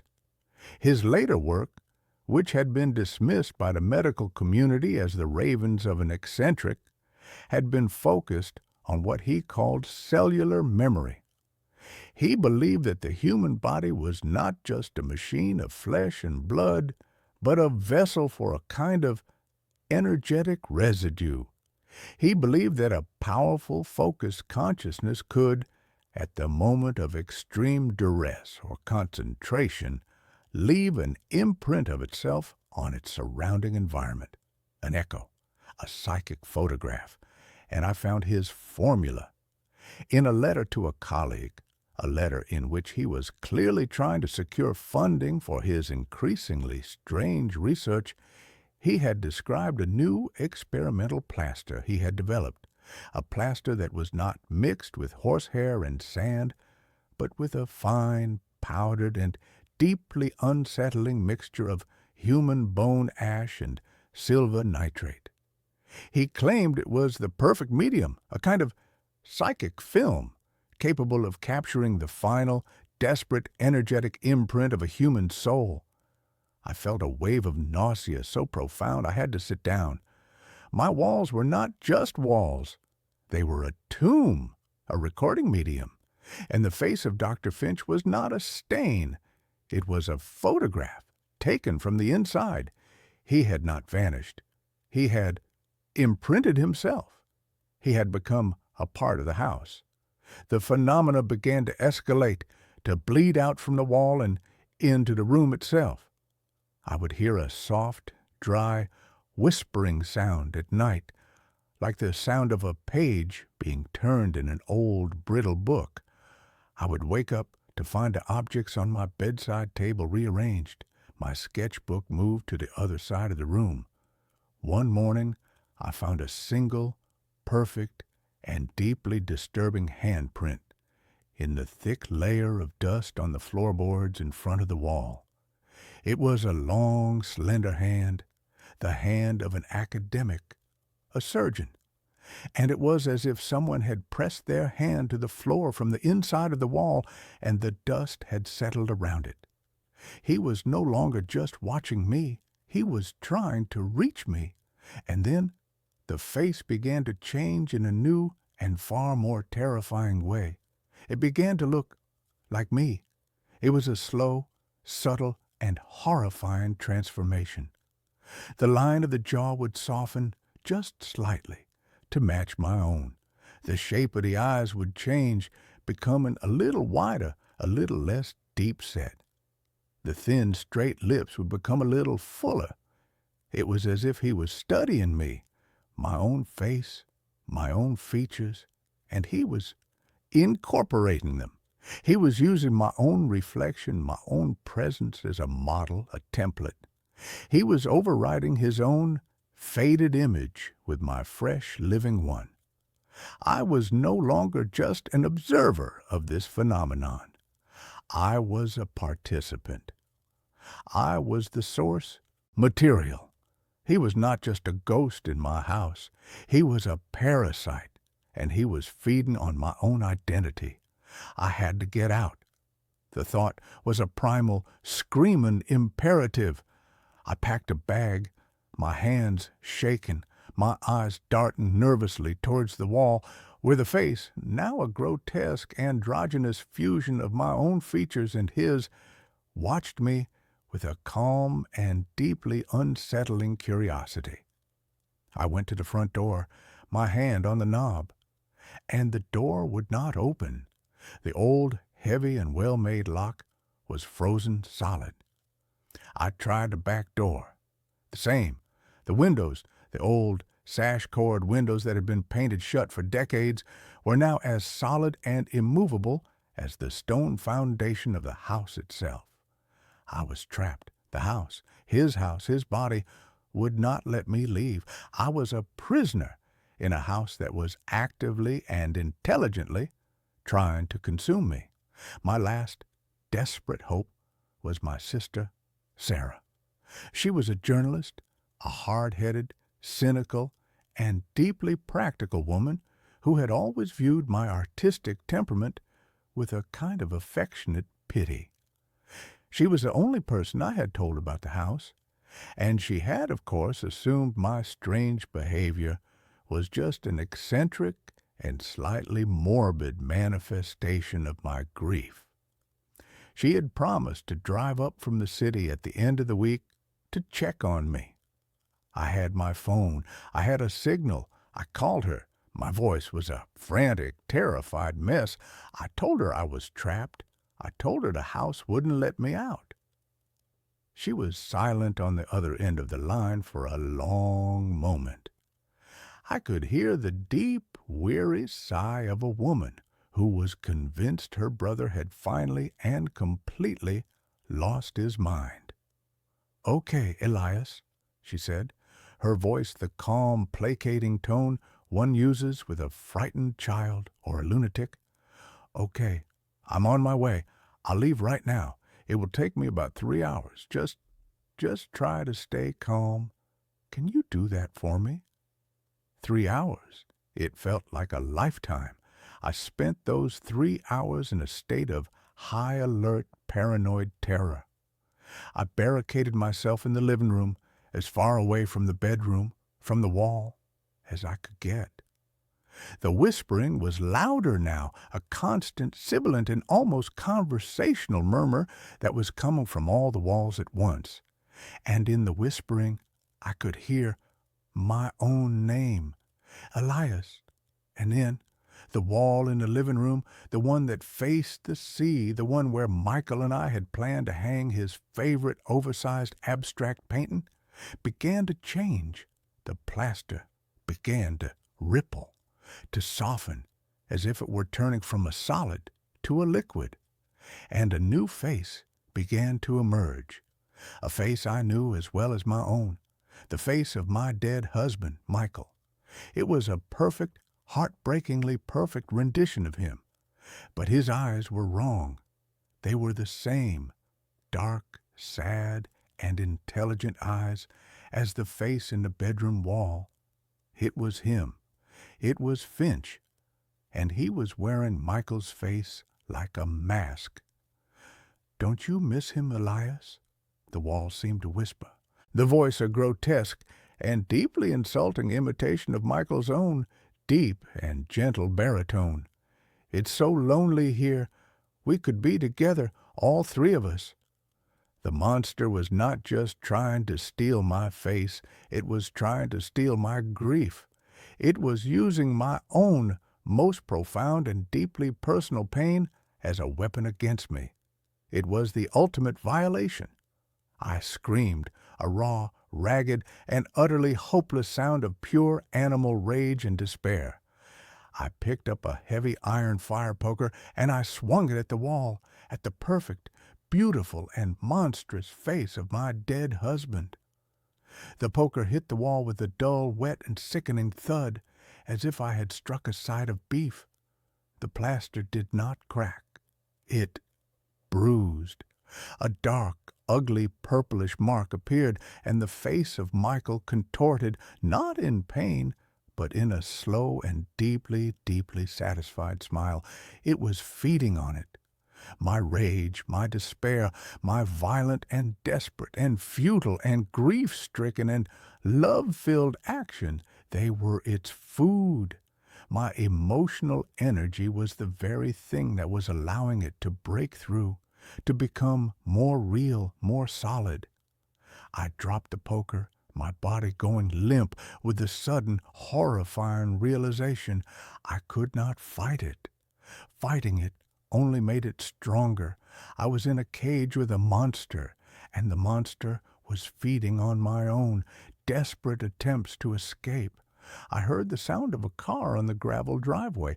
Sarah, she was here. I ran to the window. Her small, sensible sedan was parked outside. She was getting out, her face a mask of worried determination. I banged on the window, but the sound was a dull, muted thud. The house was soundproofed from the inside now, too. She couldn't hear me. She went to the front door and knocked. I heard the sound, faint and distant. She tried the knob. It was locked. She called my name. I screamed it back, but my voice was a dead, flat thing in the silent, waiting air of the house. And then I saw it. The plaster on the wall by the front door, the wall right next to where she was standing, began to ripple. A new face was beginning to form, a woman's face, her face. It was going to take her, too. It was going to surround me with the faces of everyone I had ever loved, a living, breathing, and eternal mausoleum of my own personal history. I was not just going to be its prisoner. I was going to be the curator of my own private hell. In that moment of absolute and final despair, a strange, cold clarity washed over me. I thought of my work, of the faces I drew. I was a man who brought form to the formless, who created order from the chaos of memory. And this house, this entity, was doing the same thing. It was an artist, a monstrous and deeply and profoundly lonely artist, and its medium was me. I could not fight it. I could not run from it. So I had to do the one thing it would not expect. I had to create a piece of art that it could not comprehend. I had to create a new face. I ran back to my studio, the one room in a house that had, so far, remained untouched. I grabbed my sketchbook, my charcoal, my graphite. I sat on the floor, in the center of the living room, my back to the monstrous emerging face of my sister, and I began to draw. I did not draw a face of sadness or of fear or of rage. I did not draw a face from my past. I drew a face from a future that I was now, in this last desperate act, trying to create. I drew a face of pure, unadulterated, and utterly irrational joy. I drew a man laughing, his head thrown back, his eyes crinkling at the corners, his mouth open in a wide, beautiful, and unrestrained shout of pure, unbridled happiness. I poured every last remaining ounce of my own depleted life force, of my own desperate hope for a future that was not this, into the drawing. I drew a face that had no place in this house of sorrow. I drew a face that was a lie, a beautiful, powerful, and defiant lie. The whispering in the walls faltered. The rippling of the plaster on the wall behind me slowed and then stopped. The house, the entity, was confused. This was an emotion it did not understand. Joy was a language it did not speak. My grief, my fear, my rage, that was its food, its building material. This was poison. I kept drawing, my hands a frantic, desperate blur.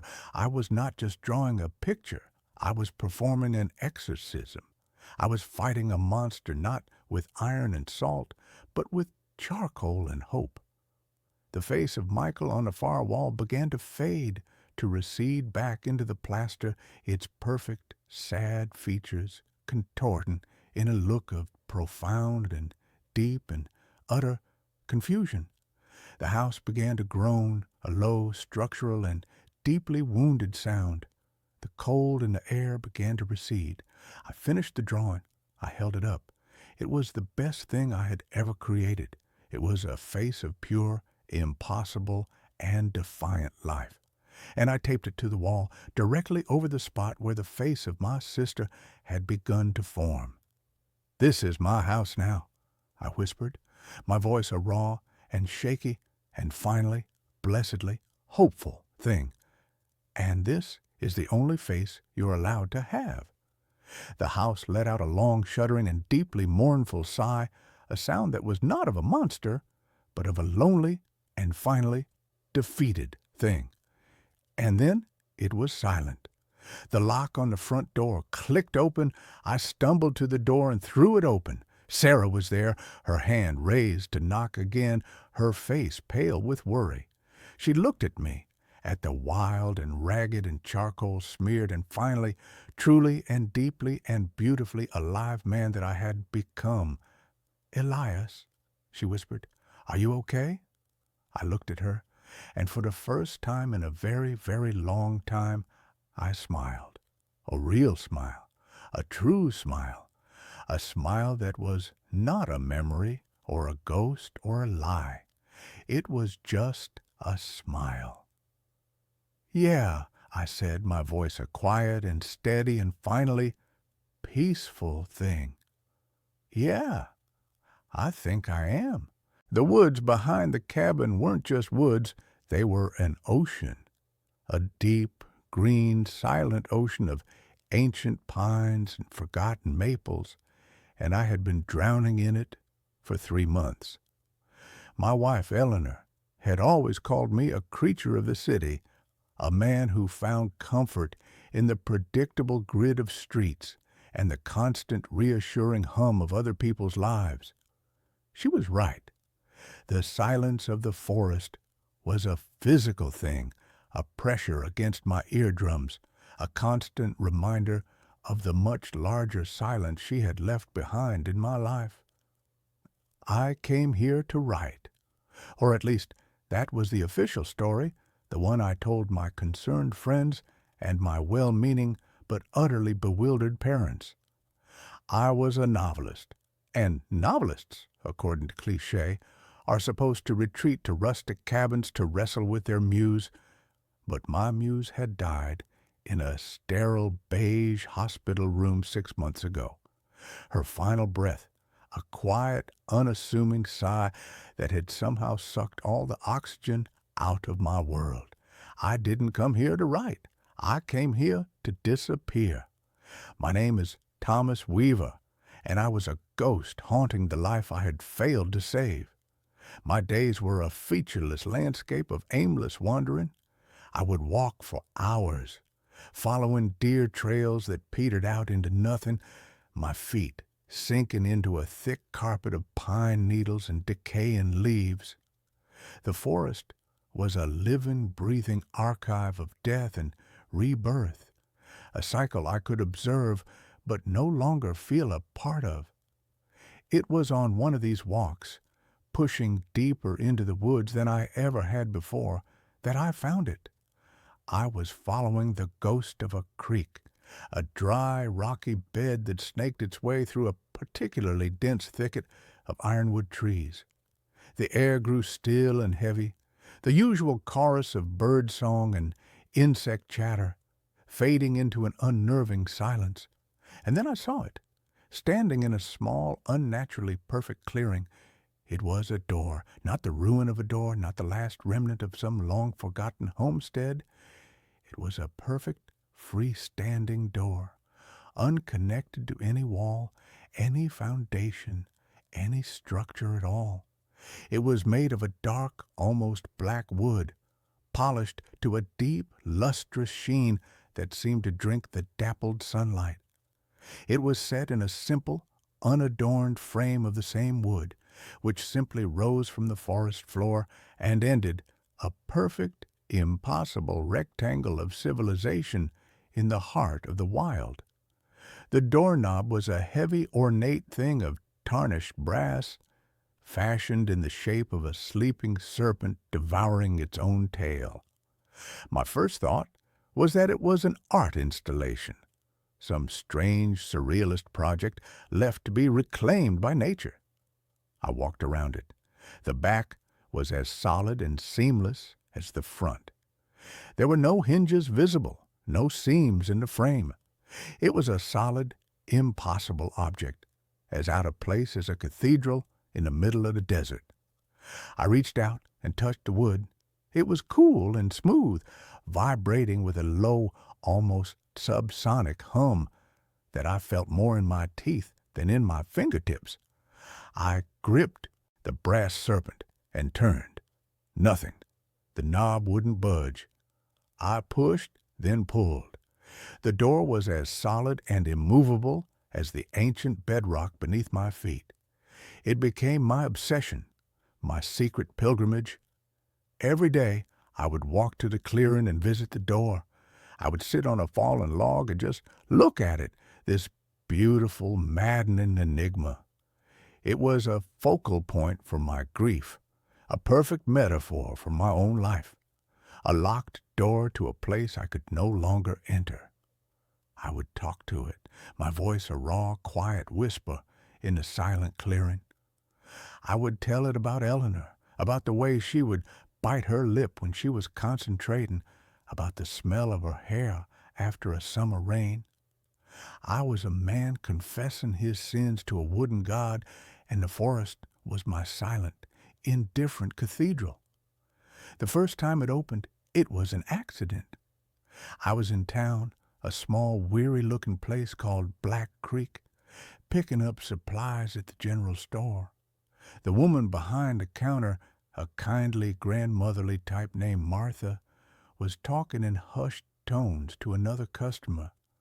Old Mr. Abernathy, a man who had lived in the valley his entire 94 years, had passed away peacefully in his sleep the night before. I didn't think much of it. It was the kind of sad, inevitable news that is the lifeblood of any small town. But when I returned to the cabin, the compulsion to see the door was overwhelming. I walked through the woods, my mind a numb, gray fog. As I stepped into the clearing, I felt a change in the air. The low, humming vibration was more intense, a palpable thrum that seemed to make the very leaves on the trees tremble. On a whim, born of nothing more than the ritualistic habit of my daily visits, I walked up to the door and placed my hand on the brass serpent. I turned. This time it moved. With a soft, sighing click, the latch disengaged. The door swung inward, silently, revealing not the forest behind it, but an impossible, shimmering darkness. It wasn't the darkness of a moonless night. It was a deeper, more absolute black, a velvet void that seemed to absorb all light and sound. And from it, a scent wafted out, a scent that hit me with the force of a physical blow. It was the smell of cinnamon, old books, and Eleanor's favorite Earl Grey tea. It was the smell of Sunday mornings in our tiny, sun-drenched city apartment. My heart hammered against my ribs, a wild, terrified bird. This was impossible, a hallucination, a trick of my grief-addled mind. But the smell was so real, so painfully, perfectly real. I took a hesitant step forward and peered inside. I saw nothing, just the endless, soft black. But I could feel it, the warmth of the morning sun on the worn wooden floorboards, the weight of our old patchwork quilt, the faint, distant sound of traffic 5 stories below. And then I heard it, her laughter, a light, airy sound that had been the soundtrack to the best years of my life. It wasn't a memory of her laughter. It was the thing itself, a perfect, resonant echo in the impossible space beyond the door. Tears streamed down my face. I took another step, my hand outstretched, wanting to plunge into that perfect, sensory memory, to wrap myself in it, to drown in it. But a sudden, primal fear, a deep, instinctual sense of self-preservation, held me back. This was wrong. This was a violation of the fundamental laws of the universe. I stumbled back, my heel catching on a root. I fell hard, scrambling away from the open door like a frightened animal. As soon as I was outside the immediate circle of the clearing, the door swung shut with the same soft, final click. I scrambled to my feet and rushed back to it, grabbing the knob, pushing, pulling. It was locked, solid, immovable. The smell was gone. The feeling of warmth was gone. The sound of her laughter was gone. I was alone again in the cold, silent woods. It took me 2 days to make the connection. 2 days of frantic, sleepless obsession, replaying the event in my mind over and over. The door, Mr. Abernathy, the timing. It was a hypothesis so insane, so monstrous, that my rational mind rejected it outright. But the part of me that had seen the impossible, that had smelled a ghost of a perfect Sunday morning, knew it was the truth. The door only opened when someone died. The thought was a venomous, seductive whisper in the back of my mind. I became a ghoul, a vulture of sorrow. I bought a small, cheap police scanner, the kind used by local news reporters and morbid hobbyists. I would sit in my cabin for hours, the static hissing, listening for the coded language of tragedy. A car crash on the interstate, a heart attack at the diner, a hunting accident in the state forest. My grief for Eleanor became twisted, perverted into a hungry, desperate anticipation for the grief of others. I was a man praying for funerals, not so that I could mourn, but so that I could get my fix. Each time a death was reported, I would race to the clearing, my heart pounding with a sick, shameful excitement. And each time the door would be waiting, the low hum, the soft click, the welcoming darkness, and each time the memory would be different. A fatal car crash on Highway 17 brought me the memory of our first date, the taste of the cheap red wine we'd shared, the feeling of a hand, nervous and electric, in my own. The death of a hiker who'd fallen from Black Creek Falls gave me the scent of the salty air on our honeymoon in Maine, the sound of the waves crashing against the rocks. The door was a curator of my happiest moments, a library, of my lost life, and the price of admission was a stranger's death. I was an addict. The real world became a gray, washed-out waiting room, a place I had to endure between my visits to the vibrant, perfect world beyond the door. The novel I was supposed to be writing lay untouched. I stopped answering calls from my family. I grew thin, my eyes taking on a haunted, feverish glint. The townspeople in Black Creek began to look at me differently, their friendly smiles replaced with wary, cautious glances. I was the strange, gaunt man from the city who bought too much canned food and seemed to be listening to something no one else could hear. And then the deaths stopped. For 3 weeks, the scanner was silent. The town of Black Creek, with a stubborn, infuriating resilience, refused to offer up a sacrifice. The door remained locked. I was in withdrawal, and it was an agony far worse than the initial raw grief. The memories, which had been a comfort, were now a torment, a paradise I had been exiled from. My grief, which I had thought I was processing, came roaring back, amplified and distorted. The door hadn't been healing me. It had been enabling me, keeping me in a state of suspended animation, a perfect, preserved stasis of sorrow. I became desperate. I would spend all day at the door, pleading with it, sometimes screaming at it until my throat was raw, my fists bloody from pounding on the unyielding wood. The silence of the forest mocked me. It was during one of these desperate, frantic visits that I found the bird. It was a small brown sparrow lying at the base of the door, its wing bent at an unnatural angle. It was still alive, its tiny chest heaving, its black, bead-like eyes filled with a silent animal terror. A thought, ugly and reptilian, slithered into my mind. I tried to push it away, but it was too strong. The addiction was too strong. I told myself it was a mercy. The bird was dying anyway. It was a kindness. My hands trembled as I picked it up. Its tiny heart beat a frantic, terrified rhythm against my palm. I closed my eyes, and with a quick, brutal twist, I broke its neck. The fragile bones snapped with a sound that was horrifyingly loud in the silent clearing. I stood there for a long moment, the small, warm, limp body in my hand, a wave of self-loathing so profound it almost buckled my knees. I had crossed a line. I had taken a life, however small, for my own selfish, pathetic need. With a trembling hand, I reached for the doorknob. It turned. The door swung open. The scent of cinnamon and old books washed over me. But it was different this time. Fainter. The feeling of warmth was gone, replaced by a subtle, creeping chill. And Eleanor's laughter. It had a thin, brittle quality, an echo of an echo.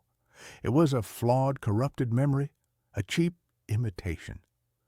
I stumbled back, the dead bird falling from my numb fingers. I understood then. The door was not just a passive gateway. It was a connoisseur. It was a parasite that fed on death, and the quality of its meal mattered. The peaceful, natural death of an old man, the sudden, tragic death of a stranger, these were one thing. The deliberate, cold-blooded killing of an innocent creature was another. The door had opened, but it was punishing me. It was telling me that the price for a perfect memory was higher. It wanted a more significant sacrifice. The next few months were a descent into a private, methodical madness. I became a hunter. I started with small animals, squirrels caught in traps, a raccoon by the side of the road that I mercifully put out of its misery with a tire iron. Each time I would justify it, a mercy, a kindness. And each time I would run to the door, a desperate, pathetic supplicant, and each time the memory of Eleanor would be a little more faded, a little more distorted, a little more soulless. The door was starving, and I was feeding it scraps. It was making me hungrier, more desperate. The day I found the deer was the day I knew I was lost. It had been caught in a barbed wire fence at the edge of my property, its leg torn and bloody, its eyes wide with panic and pain. It was a large, beautiful buck, full of a powerful wildlife force, and my first thought, the one that rose unbidden from the dark, twisted pit of my soul, was, "This one will be enough."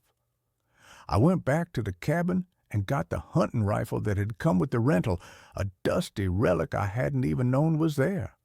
I told myself the same lie. It was a mercy. I couldn't let it suffer, but as I raised the rifle, my hand steady, my eye looking down the sight, I knew it was not about mercy. It was about me. It was about my need. The shot was deafening, a profane violation of the forest's sacred quiet.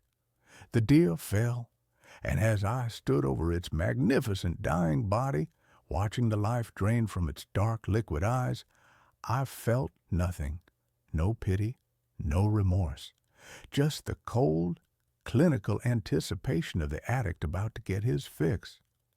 I left the deer where it lay and ran to the clearing. The humming of the door was a triumphant, resonant thrum. I turned the knob.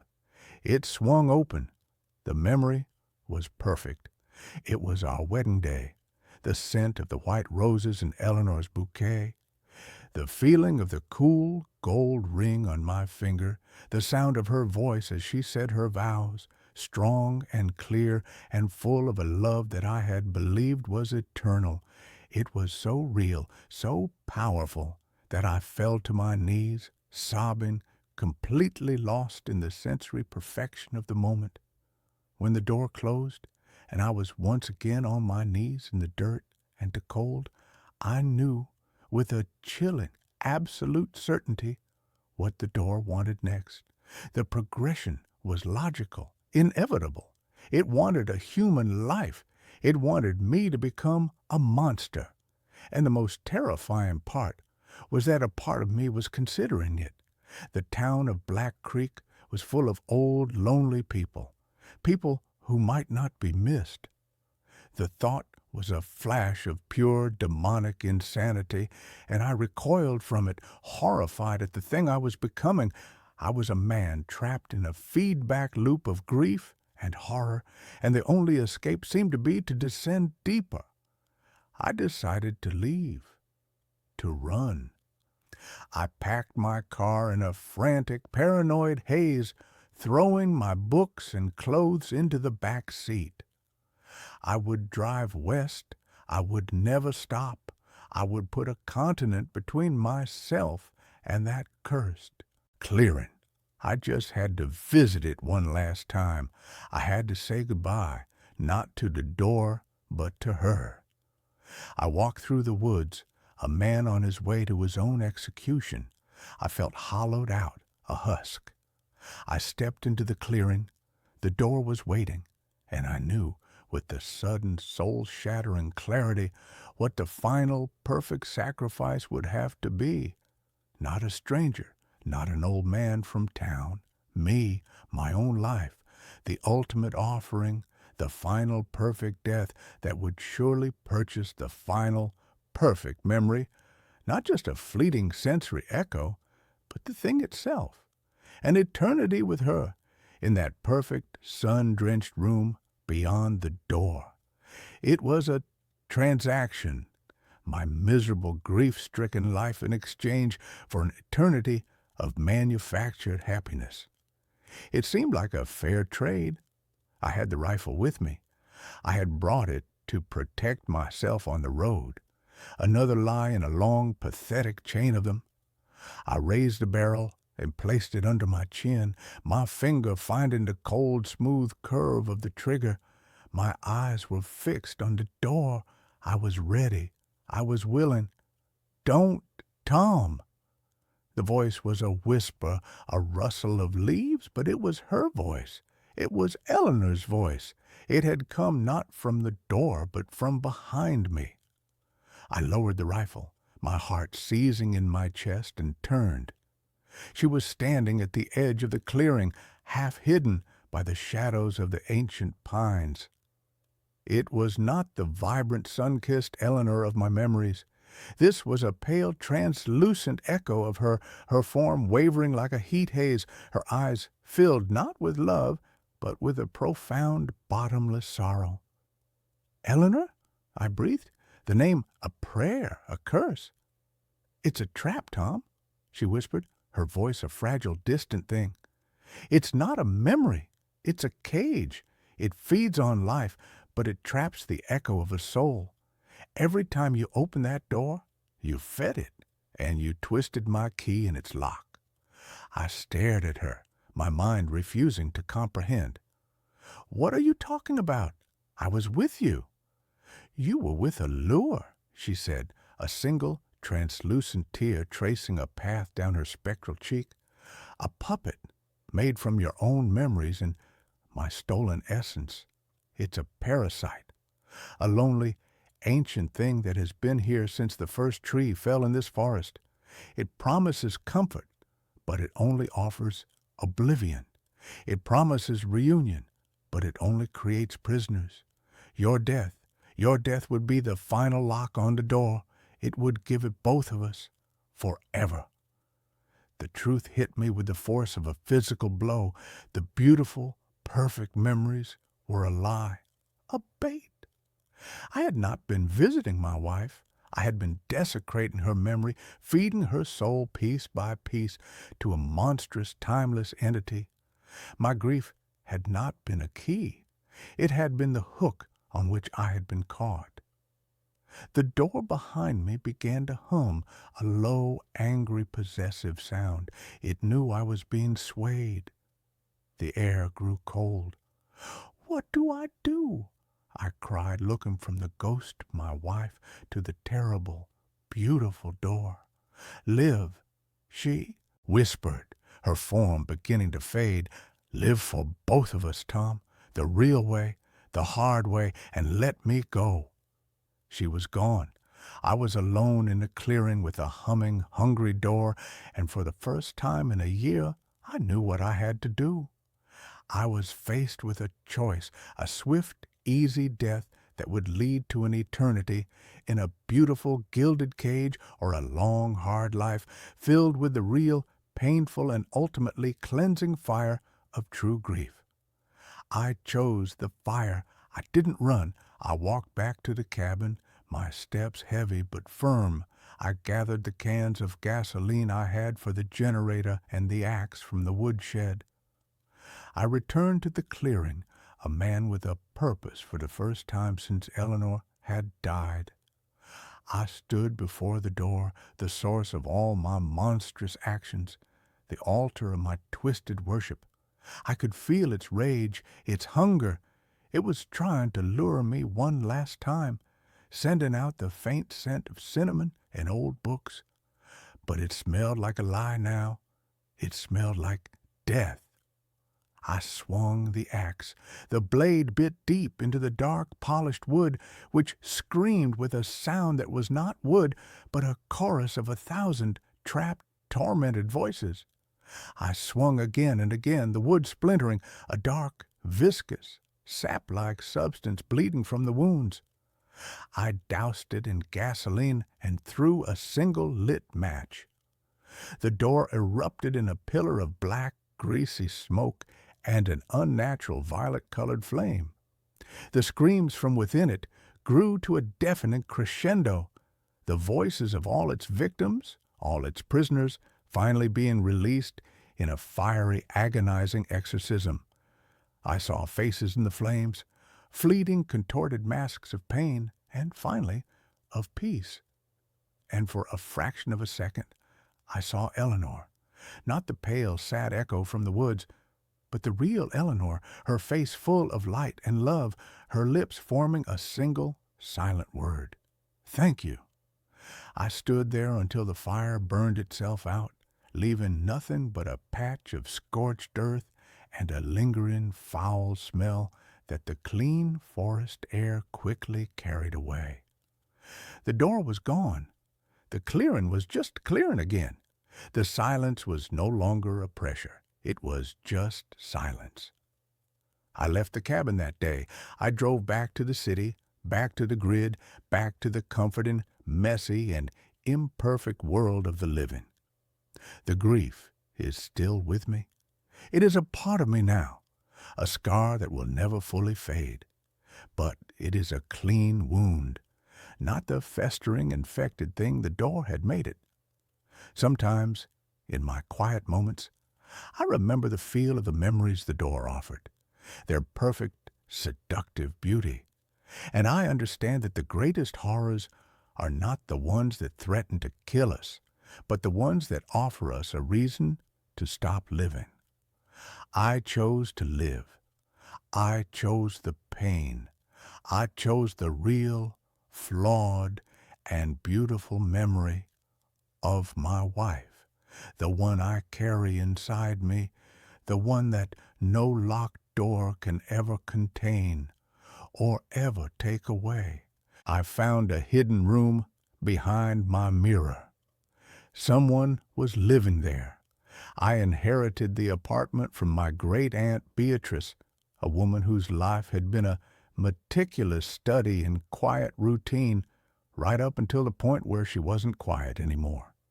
It was a pre-war brownstone unit, 3 floors up, with impossibly high ceilings, crown molding that looked like carved icing, and a labyrinthine heating system that hissed and groaned like a sleeping dragon.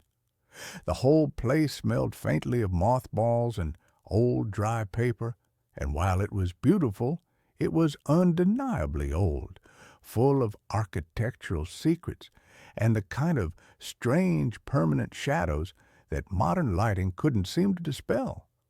I moved in because the rent was non-existent, and because I, too, enjoyed the quiet routine that the building seemed to enforce. The apartment's master bathroom was particularly strange. It was large and overly ornate for a bathroom, featuring a clawfoot tub and a massive, antique-looking mirror that dominated the entire wall above the pedestal sink. The mirror was huge, framed in dark, heavy carved oak, and it was bolted directly into the plaster. It wasn't the kind of mirror you could simply lift and move. It felt like a fixture, a permanent portal in the room's history.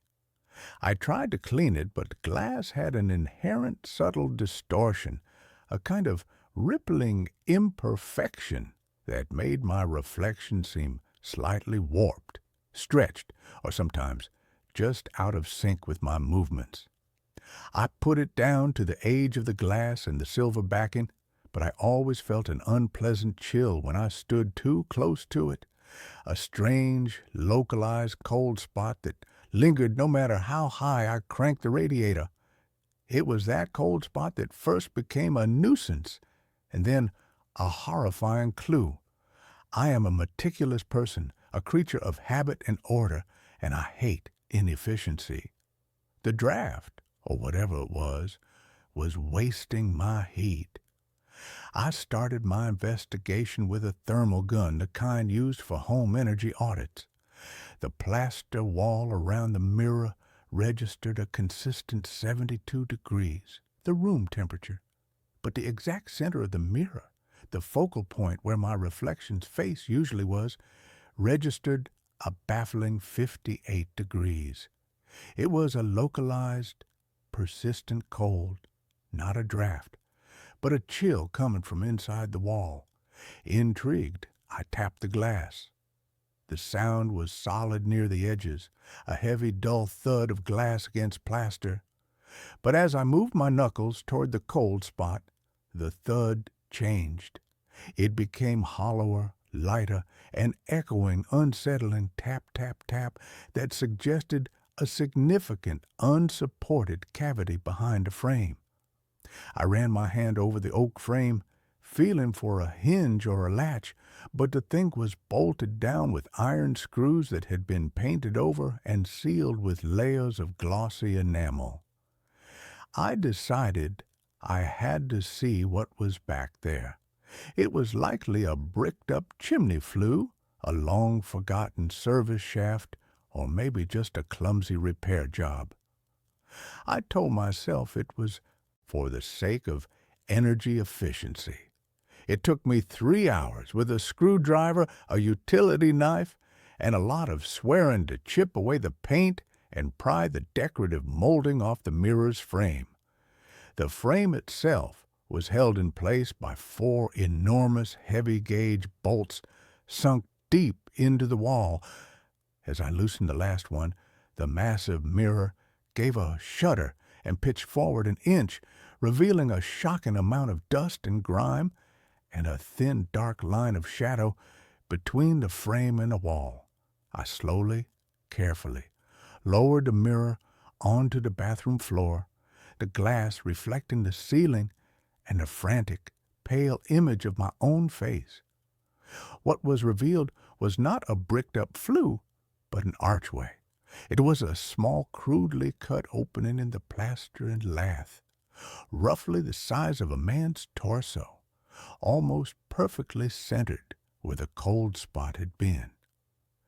The edges of the opening were ragged, showing the inner structure of the wall, but there was no plaster dust on the floor below it. That meant the opening had been there for a long time. The biggest shock, however, was what the opening led to. It didn't lead to darkness or a void or the back of a chimney. It led to a space that was clearly a room. I shone the flashlight of my phone into the cavity. It wasn't a standard crawl space. It was a narrow, elongated room, maybe 6 feet wide and 15 feet long, running parallel to the bathroom wall and extending into the dead space between my apartment and the building's main staircase, or maybe another unit. The walls were unfinished brick, and the floor was covered in a layer of old, fine, metallic-smelling dust, the kind that accumulates in forgotten, unventilated spaces. But the dust had been disturbed. There was a clear, swept pathway leading from the opening deeper into the dark. And then I saw the objects. The first thing I registered was a sleeping cot, a simple canvas military-style bed positioned in the furthest corner.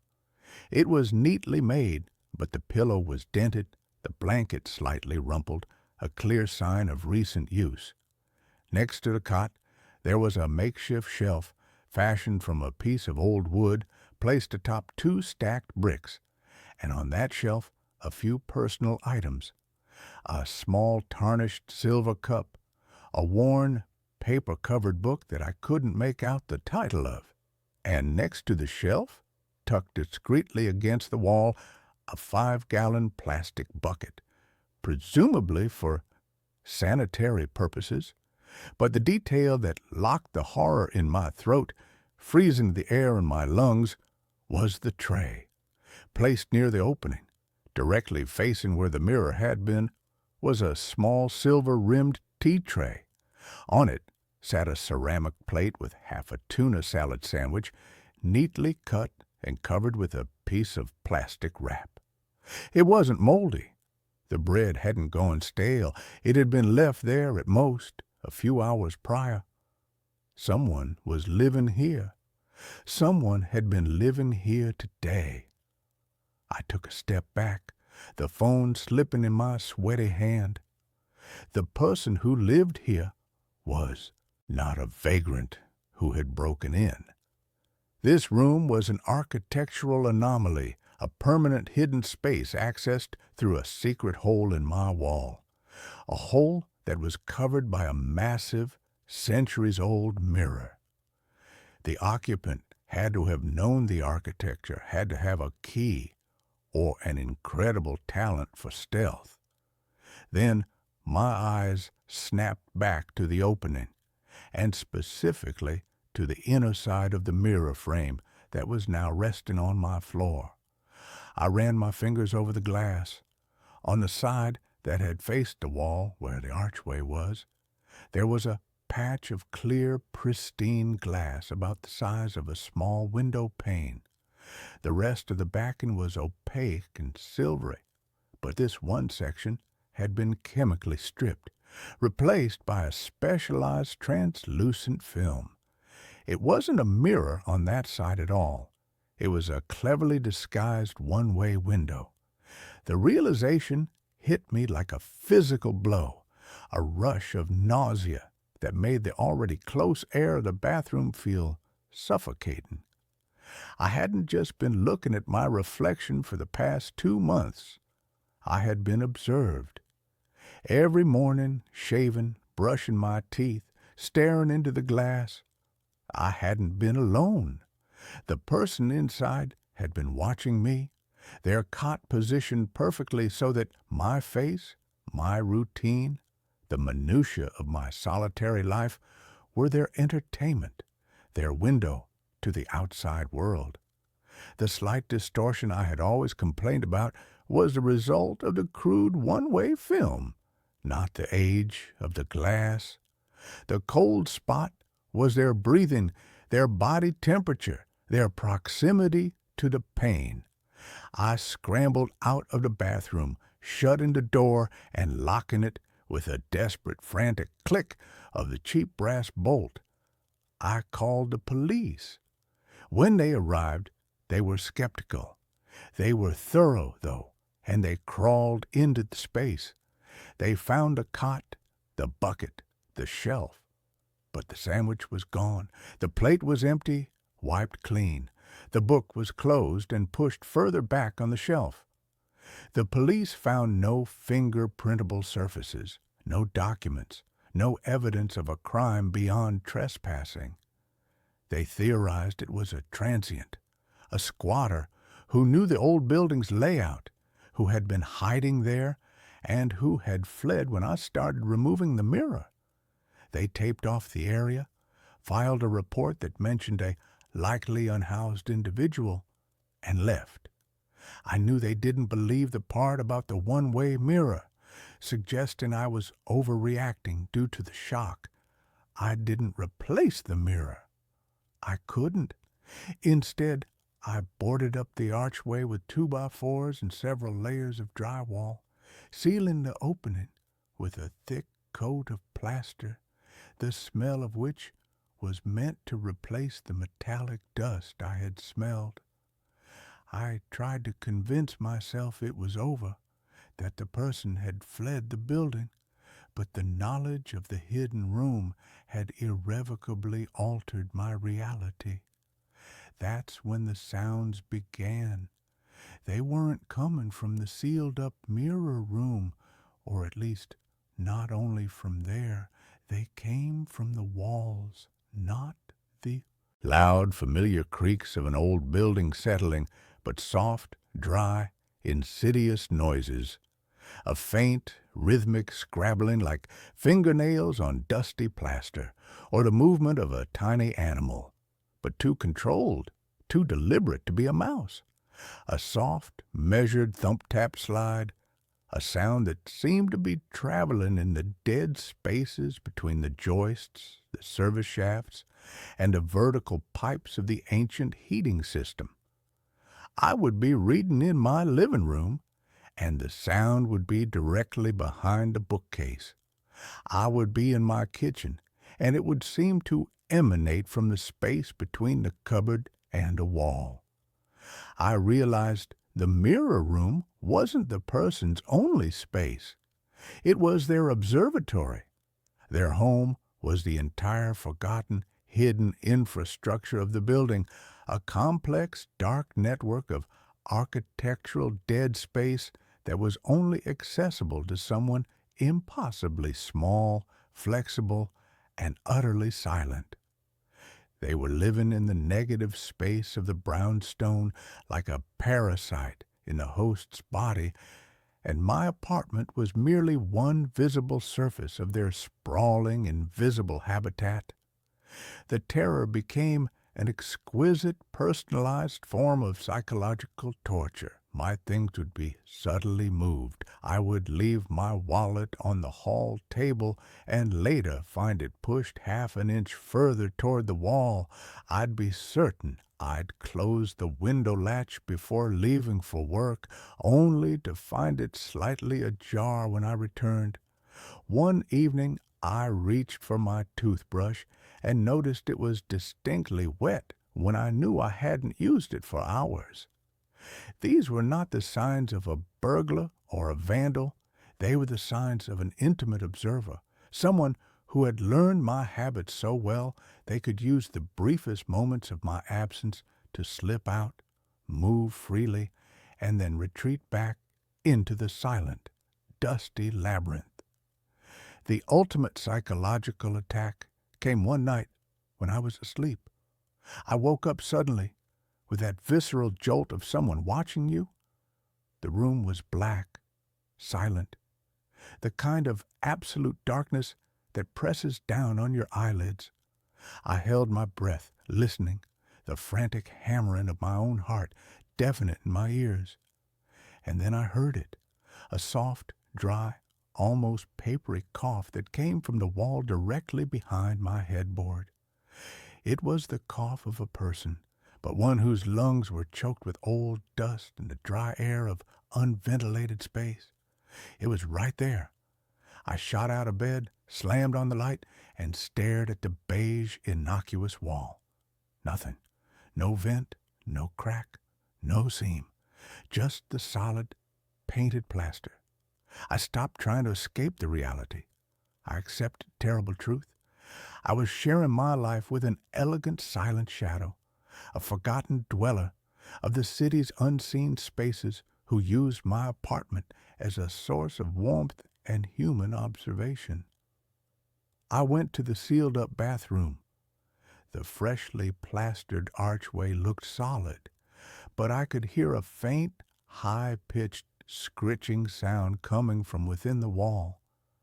I grabbed a Sharpie and a piece of paper, and I taped the note to the newly painted wall directly over where the one-way mirror had been.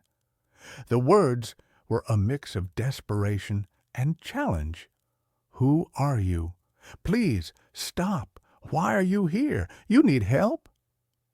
The next morning, the note was gone. The tape was still there, a pale frame around nothing.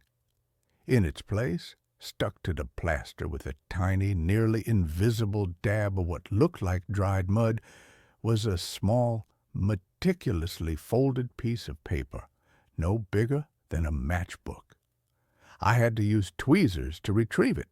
The handwriting was thin, elegant, almost spider-like, a script from a forgotten century, yet completely legible. The message was 3 chilling, impossible words. I am your silent twin. You are too loud. The insult wasn't just in the words.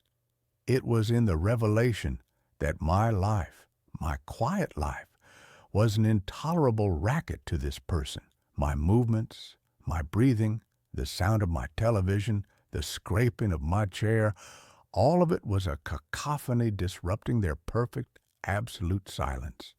I knew I had to see them. I had to know what kind of human being could exist in such a space. I had to face my silent twin. That night, I waited. I set up my phone on a tripod with the flash off, recording video, and I sat on the floor of the bathroom, a blanket wrapped around me, a heavy wrench lying uselessly beside me. The main lights were off, the only illumination coming from the thin sliver of light beneath the door. Hours passed. The building settled. The heating system finally fell silent. I was a man of routine, and my routine was to sleep. Despite the fear, despite the adrenaline, my body betrayed me. I slumped against the wall, and exhaustion, my old enemy, finally claimed me. I woke with a jolt. The air in the room was suddenly, drastically colder. I hadn't heard a sound. I fumbled for my phone, my hand shaking, and looked at the time. 3:17 a.m. I had been asleep for maybe 20 minutes. I stared at the sealed archway, expecting to see a fresh hole, but the plaster was intact. The scrabbling sound, however, was back, and it was loud, no longer behind the plaster, but right next to me. I realized the sound was coming from the air vent near the floor, the old cast-iron grill on the baseboard that fed the heating system. I spun around, wrench in hand, and focused the dim light of the phone screen on the vent. It wasn't just a sound. The vent cover was slightly ajar, tilted outward at a small, impossible angle, and from the thin black gap created by that angle, something was moving. It was a person, impossibly thin, dressed in layers of old dusty gray fabric that seemed to blend perfectly with the shadows and the dirty plaster. Their face was a pale, wedge-shaped mask, their hair matted with dust, but their eyes were the thing that held me. They were huge, dinner plate-sized, dilated to absolute blackness, reflecting the pinprick of my phone light like twin black mirrors. They were the eyes of a creature accustomed to near absolute, perpetual darkness, eyes that found my faint illumination blinding. They were not menacing. They were terrified. They froze, seeing me, the light, the weapon. For a single, terrifying second, our lives intersected, the man of the light, the man of the dark. And then, with an impossible fluidity, a speed that defied the limits of the human skeleton, the creature slid backward, not running, but smoothly retreating, pulling their thin, dusty body through the narrow ventilation grill. I heard the sound of dry, brittle bones flexing and the rustle of old cloth. The cast-iron grill, which was heavy and usually required a screwdriver to move, pulled itself shut with a soft, decisive click. I sat there for an hour, the light blazing, the wrench still in my hand, staring at the perfectly closed vent. I knew I couldn't report this. I knew the police would institutionalize me. I knew I was not safe. I moved out the next day. I left the furniture, the keys, everything. I moved to a sleek, modern glass and steel apartment tower, a sterile world of new construction where there are no hidden spaces, no old service shafts, no architectural dead zones for a shadow dweller to hide. I live on the 22nd floor, surrounded by sealed walls and new HVAC systems. But I am not free. Every rhythmic thrum of the building's central air conditioning sends a cold wave of panic through me. Every shadow cast by the city lights at night seems to hold a shape that is impossibly thin. I jump at the sound of the elevator moving in the wall, and 1 month ago, a letter was forwarded to my new address from the old brownstone. It was a standard-sized envelope, the paper smelling faintly of ozone and old metallic dust. Inside, there was a single, meticulously folded piece of paper, the same spider-like script. I miss the quiet routine of your sleep. The new walls are too thin. You are still too loud. My terror is now complete. He is not in the walls of the brownstone anymore. He is not a squatter.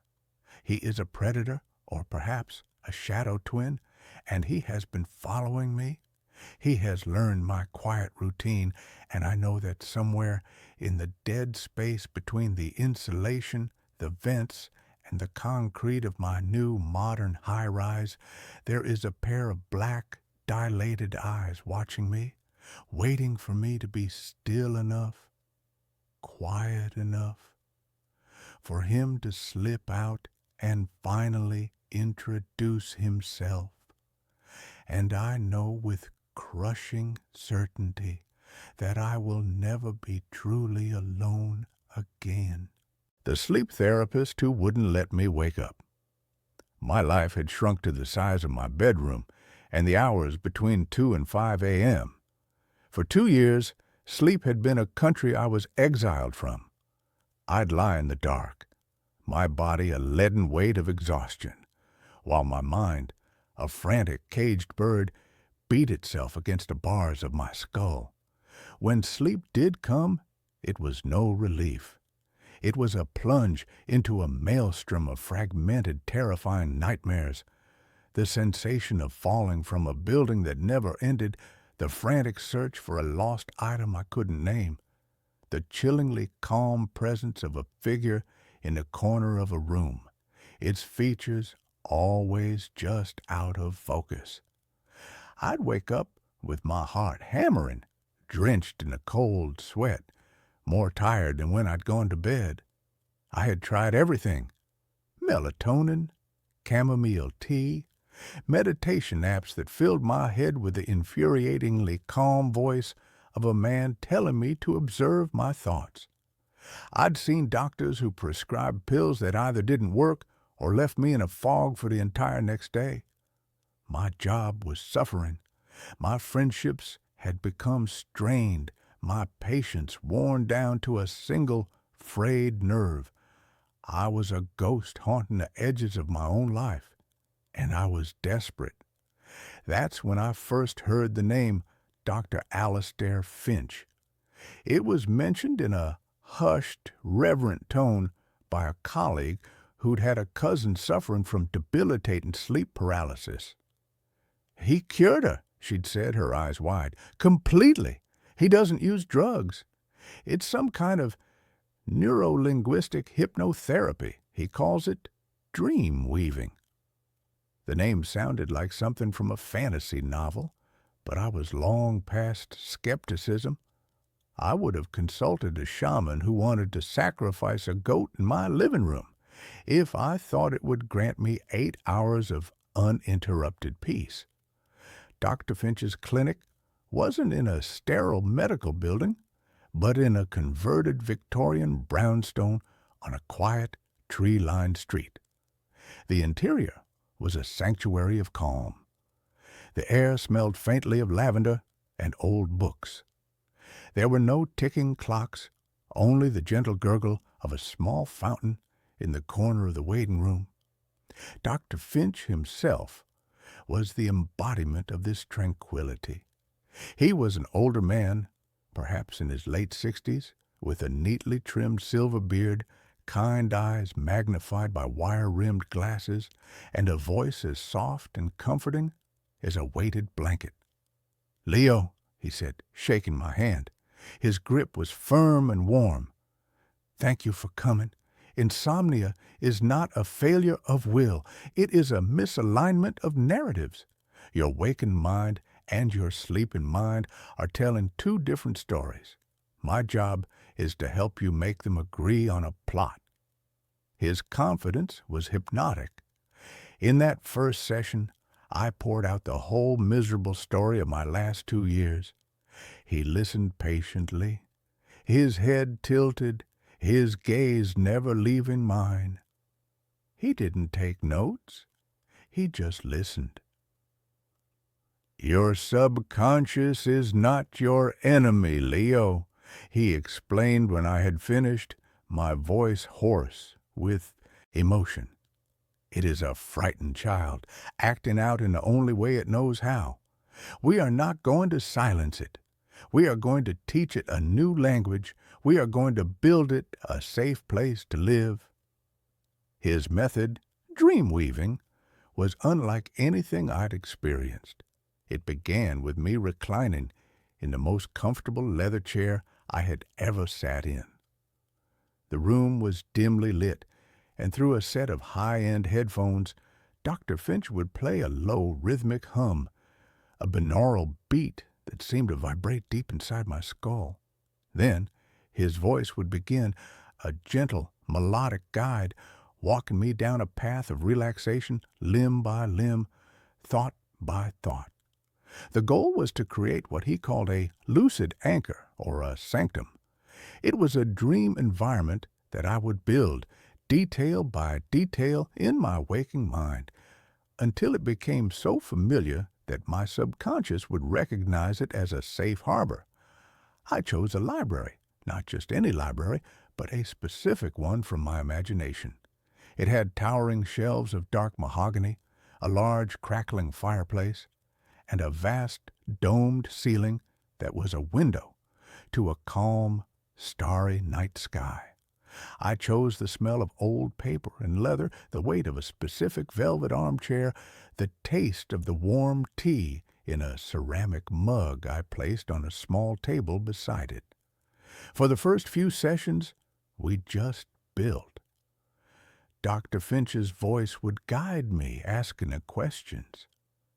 "What kind of wood is the floor made from, Leo? Can you hear its gentle creak as you walk? What is the title of the book you're holding? Feel the texture of its cover." I was an architect of a world made of thought, and it worked. For the first time in years, I slept through the night. I didn't just sleep, I journeyed. I found myself in my library. It was exactly as I had imagined it, but infinitely more real. I could feel the warmth of the fire on my skin, run my fingers along the spines of 1,000 books. My night terrors were gone, replaced by a profound and restful peace. The change was miraculous. I woke up feeling refreshed, energized. The world seemed brighter, the colors more vivid. I was a new man. I told my friends, my family, my colleagues that Dr. Finch was a miracle worker. I was his most fervent evangelist. The therapy continued, and we went deeper. "Now that the foundation is built," Dr. Finch said, his voice humming through the headphones, "it is time to explore the rest of the castle." He encouraged me to open the doors of my library to see what my subconscious would create beyond it. The first time I did, I found a winding staircase that led up to an observatory where I could watch nebulae being born. Another door opened onto a sun-drenched beach, the waves lapping gently at the shore. My dream world was a paradise of my own making, and Dr. Finch was the key.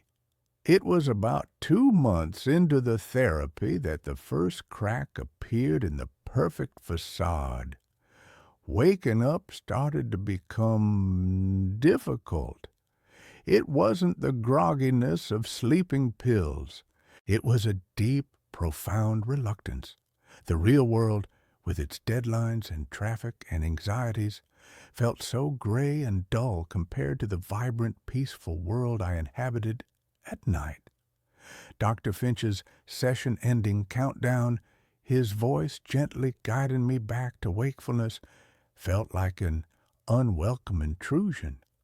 I started hitting the snooze button in the mornings, not for more sleep, but for a few more stolen moments in my dreamscape. Then came the first time I couldn't wake up on my own. It happened during a session. I was on my dream beach, watching the binary sun set over a turquoise ocean, when I realized the session must have been running long. I decided to try and wake myself up, a trick I'd learned from reading about lucid dreaming online. I tried to hold my nose and breathe, to push my finger through the palm of my other hand. Nothing happened. My dream self just stood there, breathing normally, my finger meeting the solid resistance of my palm. A sliver of cold panic pierced the warm tranquility of my dream. I was stuck. "Dr. Finch?" I said, and my dream voice sounded thin and distant.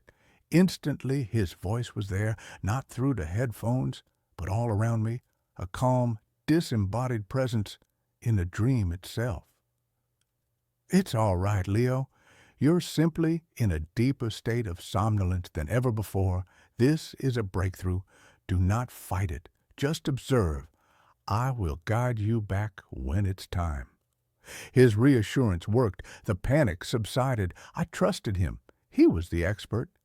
When he finally did count me down and I opened my eyes in his dimly lit office, I felt exhausted.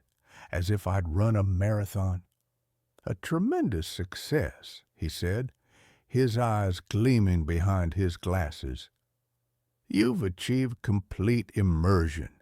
Your conscious and subconscious minds are finally speaking the same language." But a seed of doubt had been planted. The experience hadn't felt like a breakthrough. It had felt like a loss of control. I tried to reduce the frequency of my sessions, telling him I felt so much better that I probably didn't need them as often. He smiled a gentle, paternal smile.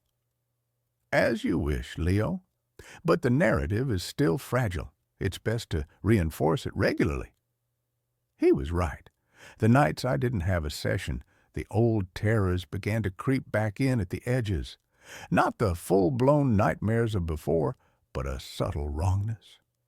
A book in my library would be open to a page of nonsense text.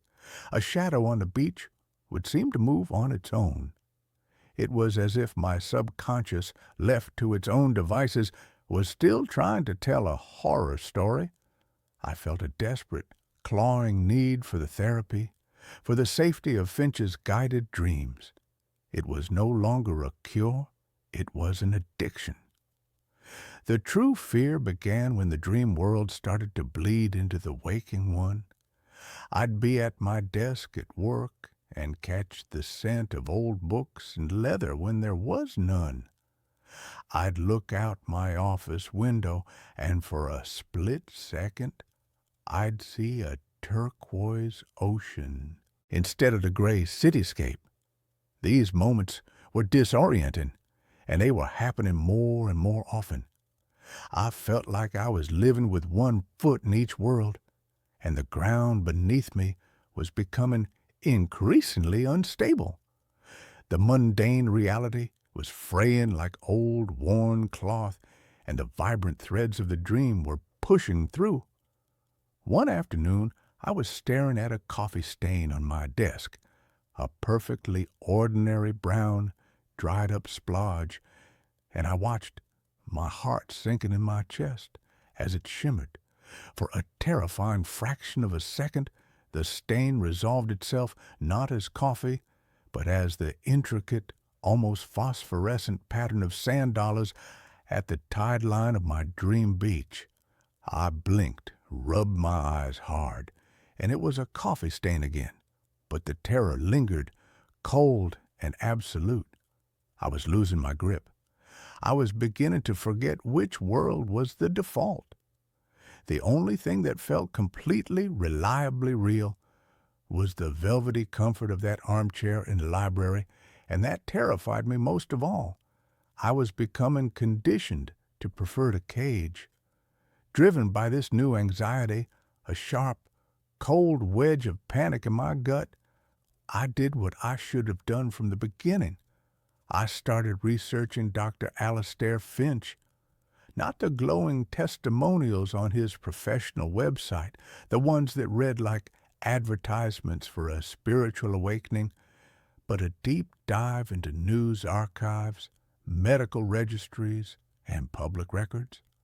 I felt like a detective in a cheap, desperate thriller, hunched over my laptop at 3 a.m, the harsh blue light the only thing keeping the shadows of sleep at bay. What I found made my blood run cold and coagulate in my veins. My fingers, slick with sweat, trembled over the trackpad. Dr. Finch had previously run a wellness retreat in upstate New York that had been shut down after an investigation into the mysterious death of a client, a woman named Eleanor Vance. The official cause was listed as a cerebral aneurysm, a neat, medically unquestionable end, but an article in a small defunct local paper was still archived online. It quoted an anonymous staff member who spoke of Finch's radical theories and prolonged sensory deprivation experiments, describing sessions that lasted not hours but entire days, the patients isolated, subjected only to his voice and the binaural hum. The staff member had said chillingly, He kept saying he was helping her transcend. Then I found a forum for families of missing persons and the emotionally desolate posts within it. And I saw his name again. Two other families, separated by years and geography, mentioned that their loved ones, both of whom had suffered from severe treatment-resistant sleep disorders, had been patients of Dr. Finch shortly before they simply stopped. They hadn't died. They had fallen into unexplained persistent comas. The medical term was PVS, persistent vegetative state. The authorities had found no evidence of malpractice, no drugs, no blunt trauma. The patients were physically healthy, their hearts beating, their lungs breathing, but their minds, they were simply gone, locked behind a pair of vacant, unblinking eyes. They were, according to the families, resting peacefully, eternally. The final piece of the puzzle, the key that turned the lock and let the horror flood in, clicked into place when I found a digitized copy of a paper he had written for a small, obscure psychology journal 20 years earlier, buried deep in an academic database. It was titled The Somnolent Prison, Deconstructing the Fallacy of Waking Consciousness. I read the abstract, my own breath hitching in my throat, my eyes burning. In it, he argued with cold, meticulous academic precision that the waking world was a chaotic, painful, and ultimately meaningless prison for the human mind. He theorized that the sensory overload, the pain, the relentless demands of the body were merely distractions from what he believed was the only true form of existence, the subconscious, the dream state. True consciousness, he claimed, was a purer, more powerful form of life, one that could only be accessed through complete and permanent immersion. His hypothesis was that the body was merely a temporary flawed vessel. The paper ended with a single chilling, triumphant sentence that felt like a sentence delivered to me. The therapist's ultimate duty is not to tether the consciousness to the crude vessel of the body, but to facilitate its final beautiful liberation into the boundless architecture of the mind. He wasn't curing his patients, he was collecting them. He was a zookeeper of souls, carefully curating a private eternal audience for himself, and his dream weaving wasn't a therapy, it was the net. The lucid anchor wasn't a safe place for me, it was the chain that held me to my cell. I knew, with a certainty that settled in my bones like ice, that I couldn't just stop going. The dependence was too deep, the withdrawal already too terrifying. The idea of facing a night without the faint hope of the sanctum, without his guiding voice, felt like plunging into a black, endless ocean without a life raft. The terrors would return, not just the fragmented nightmares, but the raw, unguided horror of a subconscious mind fighting a battle I no longer had the strength to win. No, I had to go back one more time, one last time, not as a patient, but as a spy, an escape artist, to confront him and break the final invisible hold he had on me. I booked my next session, my heart pounding with a cold, hard dread that was worse than any of my old insomnia-fueled anxieties. This was not dread of the dark. This was dread of the light of my own mind being extinguished.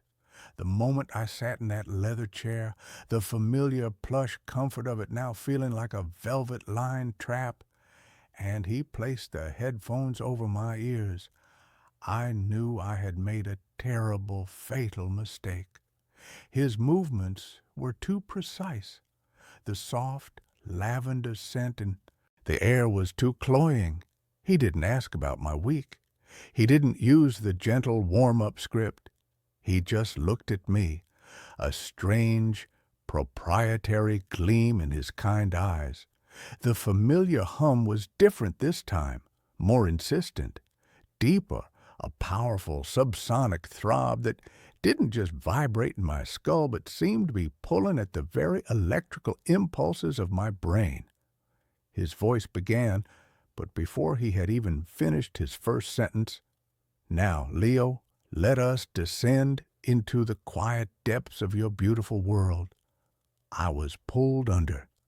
It wasn't a gentle drift, a slow sinking into warm water. It was a violent, nauseating plunge, a feeling of being ripped from one reality and slammed disoriented into another. I was in my library, but the sacred geometry of the place, the perfection I had painstakingly built, was horribly corrupted. The fire in the hearth was burning with a cold, unnatural blue flame that cast no warmth, but only stark, sterile shadows. The vast domed ceiling that I had designed to be a window to a calm, starry night sky was dark, the stars not twinkling, but fixed, dead pinpricks in a void of absolute blackness. And standing by the fireplace, holding a book with a smooth black cover that reflected no light, was Dr. Alastair Finch. Not his voice in the air, his physical form dressed in a familiar, neatly tailored tweed jacket, looking as solid, as real, and infinitely more menacing than he ever did in his office. "Hello, Leo," he said, and his voice was no longer soft and gentle. It was crisp, authoritative, and laced with a chilling disappointment, the tone of a disappointed master talking to a favorite misbehaving pet. "I had truly hoped you would embrace the transition more willingly. You have such a magnificent mind, a breathtaking space you constructed. It's so much more pleasant for everyone when you don't struggle."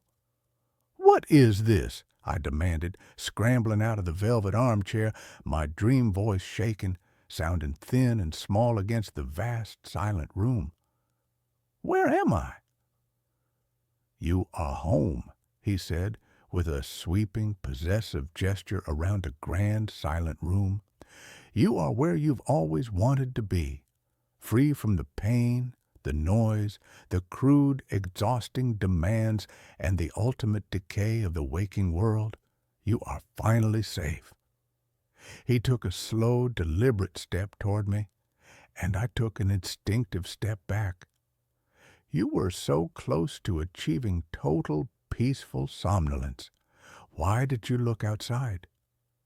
"You've trapped me," I whispered, the horrifying truth settling upon me like a shroud made of cold, stiff silk. My own creation, my sanctum, was a magnificent, beautiful cage. He smiled, a thin, passionless upturning of the lips that didn't reach his cold eyes. "I have liberated you. Your body is resting peacefully in my clinic, Leo. It is being cared for.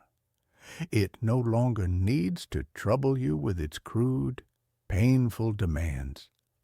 It is a vessel, beautifully empty, but necessary to house the apparatus that keeps your consciousness here, safe, in the dream." I tried to force myself awake, to claw my way back to reality, using every fiber of will I had left. I focused on the feeling of the leather chair, trying to find the texture of his office, the smell of lavender and old books. But the dream was total, seamless, a perfect simulacrum of reality. I was a ghost, my conscious self a useless passenger in my own mind. I ran to one of the large mahogany doors, the one that usually led to the sun-drenched beach, and threw it open with a desperate surge of adrenaline. There was no beach. There was only an endless, swirling gray void, a visual and sensory emptiness that stretched on forever. And from within that emptiness, I heard the faint, whimpering, sorrowful sounds of other voices, wordless and broken. They are the others, Finch said from directly behind me, his proximity a horrifying violation. His voice was devoid of all the warmth and compassion he had cultivated in his office. The ones who didn't appreciate the gift I gave them, they created such beautiful worlds too, you know. Gardens, mountains, even a whole miniature city. But they insisted on clinging to their pathetic little lives, their debts, their minor ailments. They fought the peace. Eventually, the mind must be disciplined. Don't make the same mistake, Leo. I turned and looked around the library again, and in the deepest, most shadowed corners of the towering shelves, I started to notice things I hadn't before. Between the magnificent stacks, blending with the shifting shadows of the cold blue fire, there were other figures. They were translucent, shimmering, their outlines indistinct, like heat haze. Their faces were vacant, their postures listless, their eyes staring into the middle distance, utterly, profoundly alone. They were his collection, his other patients. We were all beautiful prisoners in his curated afterlife, a private exhibition of captured minds. A cold, primal rage rose up in me, a burning, protective fire that overrode the soul-crushing terror. He had taken my life, stolen my mind, and sealed me away. I would not be one of his docile, shimmering exhibits. I had to fight. But how do you fight the architect, the god of your own dream? Not with dream logic, I realized, not with force or with a fictional weapon. I had to fight him with the one thing he had demonized and tried to erase from me, reality. He wanted me to forget the waking world, to let its pain and chaos fade away until it became the pale, unconvincing shadow of my dream. That was his power. So I had to remember. I closed my eyes, shutting out the cold, beautiful mockery of my sanctum at the sight of his satisfied spectral form, and I focused. I didn't think, I felt. I summoned the most powerful, mundane, irritating, and real sensations I could, the raw, unpolished grit of the waking world. I summoned the sharp, bitter, metallic taste of the cheap, day-old coffee from the AE office machine that always scorched my tongue. I summoned the rough, scratchy texture of my cat sandpaper tongue on my hand, the wet, unpleasant warmth of it. I focused on the specific off-key tinny jingle of the ice cream truck on my street in the humid summer, a melody so annoying it was an anchor. I called up the dense, humid, ozone-charged smell of rain on hot asphalt on a city street, a smell that meant traffic and inconvenience. "What are you doing? Stop this childish attempt at self-sabotage." Finch's voice was sharp, laced with genuine alarm, an emotion he had hidden so well before. I ignored him. I focused on the sickening, tight feeling of a sudden, brutal migraine behind my eyes. I focused on the feeling of a sunburn on my shoulders, the tight, peeling agony of it, the sting of cheap, perfumed soap in my eye, the annoying, persistent, rhythmic drip, drip, drip of a leaky faucet that had kept me up for nights, the pain, the flaws, the sheer obstinate inconvenience of reality. These were my life rafts, my unbreakable anchors. The library around me began to flicker violently. The dark mahogany shelves wavered, the books blurring like watercolors in the rain. The cold blue fire sputtered and crackled with a sound like breaking glass. I could feel a pulling sensation, a violent, sickening lurching that was a faint, tenuous connection to something distant and solid. My body, my real, breathing, messy body. "Stop it! Now, Leo!" Finch screamed, and his calm, paternal facade completely shattered. His form began to distort, melting like wax in a hot room, his carefully composed face stretching into a distorted, screaming mask of pure rage. "You ungrateful child, I gave you paradise. You cannot leave the structure. It is complete." I opened my eyes, and he was lunging for me, no longer a kind old therapist, but a twisted, monstrous thing of pure fury and violated ownership. He was a creature who had been interrupted at his eternal meal, but he was too late. I held on to the memory of a splinter I'd gotten under my thumbnail last week, the tiny, sharp, exquisitely real, undeniable pain of it. I focused on the feel of the tiny piece of wood against my living flesh, and I pulled with everything I had. With a sound like tearing fabric, a violent, deafening rah-pee, the world of the dream shattered into a million pieces of black, shimmering glass. The sound was so loud it was physically painful. The darkness swallowed me, and then, a split second later, I woke up with a violent chest-heaving gasp, my body convulsing in the leather chair. I was back in his office. The headphones were on the floor, sparking faintly. The air was heavy, charged with a horrible residual energy. Dr. Finch was standing over me, his face a mask of cold, concentrated fury, his silver beard slightly mussed, his hands clenched into white-knuckled fists. The wire-rimmed glasses were gone, and his eyes, magnified and bare, were simply black, bottomless pits of shock and hate. For a moment, a lifetime of silence, we just stared at each other. The kindly, tranquil therapist was gone, and in his place was a predator whose most prized piece of prey had just used its own flesh to escape the trap. I didn't say a word. I didn't need to. The knowledge of what he was passed between us like a physical, suffocating wave. I scrambled out of the chair, my legs weak and trembling, but moving, real, and I stumbled, crawling, out of the room, past the gurgling, mocking fountain, out of the clinic, and into the shocking, brilliant, painful light of the afternoon sun, the sounds of the city, the screech of tires, the cacophony of traffic, the people talking on their phones, a distant, insistent siren. They were the most beautiful, most real, most glorious symphony I had ever heard. I was awake. I was alive. I was free. But the story doesn't end there. I am free, but I am not cured.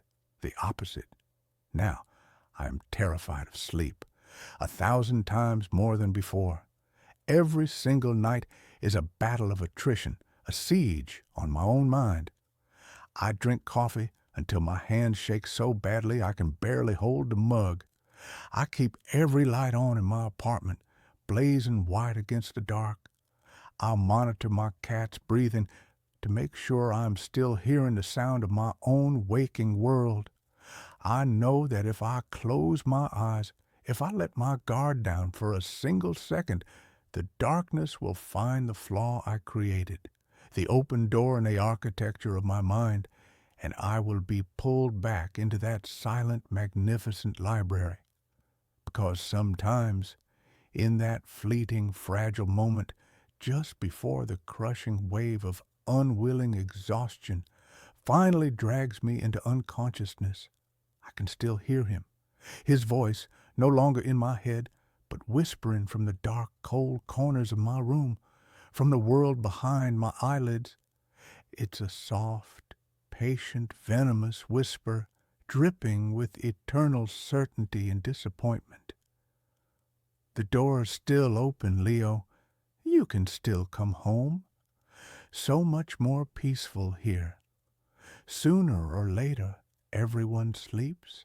There's a new room in my apartment every time I wake up. The apartment was my anchor. In the swirling, chaotic sea of a life that had recently been capsized, apartment 7A was my one small, immutable island of reality. It was a simple space, a pre-war one-bedroom with a kind of solid, dependable architecture that no longer exists. You entered into the living room, a decent-sized rectangle with a large window that looked out onto the intricate iron lacework of a fire escape and the stoic, unimpressed brick wall of the building opposite. To the right, a small galley kitchen that always smelled faintly of gas and old coffee. Straight ahead, a short hallway with the bathroom on the left and the bedroom at the end. 750 square feet of predictable, logical, blessedly boring space. I knew its every scar and imperfection. The way the floorboards in the hallway groaned a three-note complaint when you walked on them.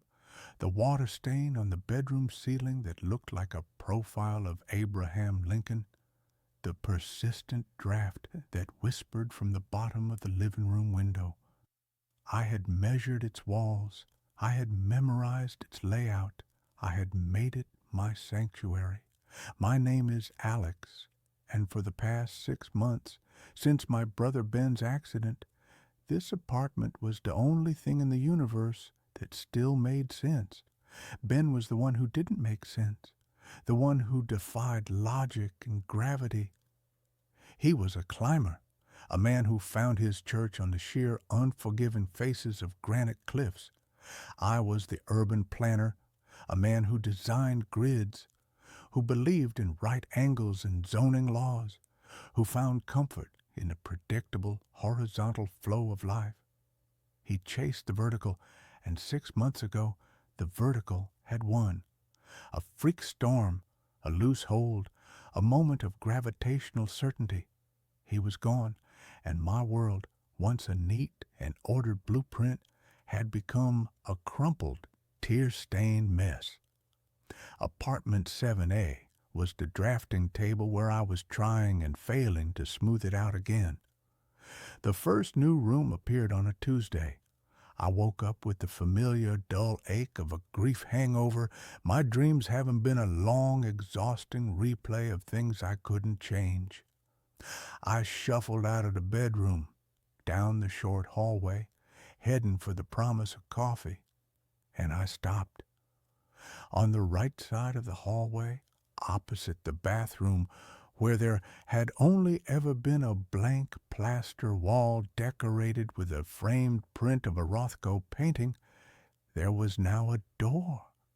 It wasn't a strange door. It was a door that looked like it had always been there.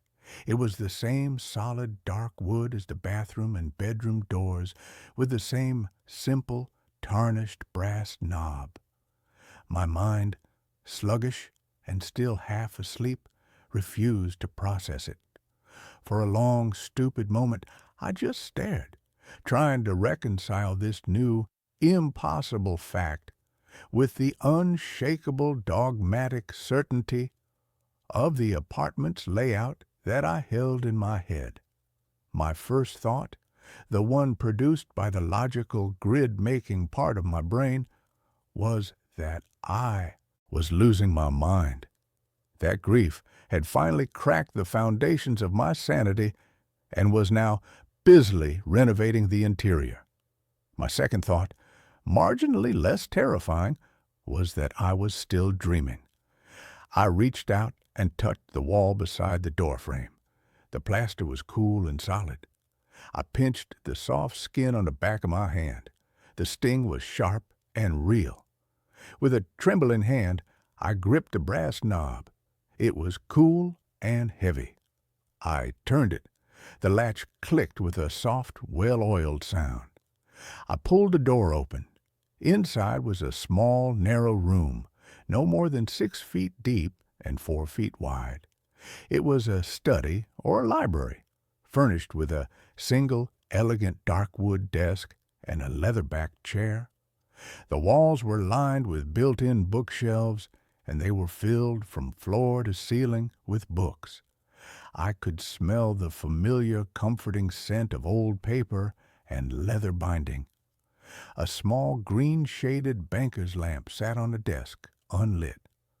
The room was windowless and the air within it was still and silent, as if it had been sealed for a century. I stood in the doorway, my mind a screaming chaos of disbelief. I had lived here for 3 years. I had painted this hallway. I had hung that Rothko print. There had never been a door.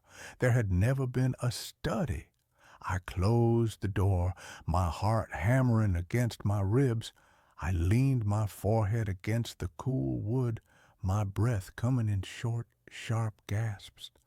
I opened my eyes and looked at the Rothko, which now hung on the shorter stretch of wall between the new door and the living room. It looked perfectly natural there, as if it had always been its home. My brain was desperately trying to re-narrate my own reality. Maybe it was always here. A panicked internal voice whispered, maybe you just forgot. The grief, the stress, it's made you unobservant. But I wasn't an unobservant person. I was the person who noticed that the city had planted a new ginkgo tree on the corner of 5th and Elm. I was the person who knew the precise number of steps from my front door to the subway station. I did not forget entire rooms in my own apartment. I spent the rest of the day in a state of hypervigilant dread, a ghost in my own newly expanded home. I kept opening and closing the door, each time half expecting the room to be gone, each time being met with the same silent, impossible study. I ran my hands along the door frame, the bookshelves. They were solid. They were real. I pulled a book from a shelf. It was a leather-bound copy of Moby Dick. The pages were real. The ink was real.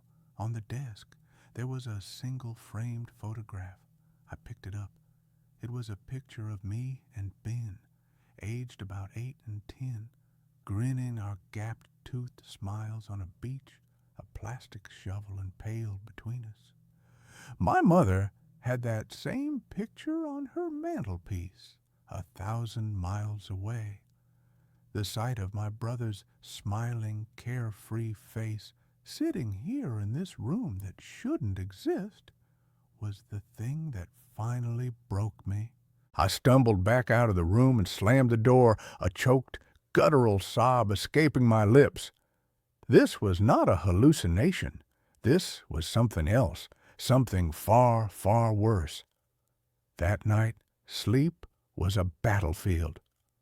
I barricaded my bedroom door with a chair, a pathetically medieval defense against a threat that was already inside, a threat that operated on the laws of architecture and not of force.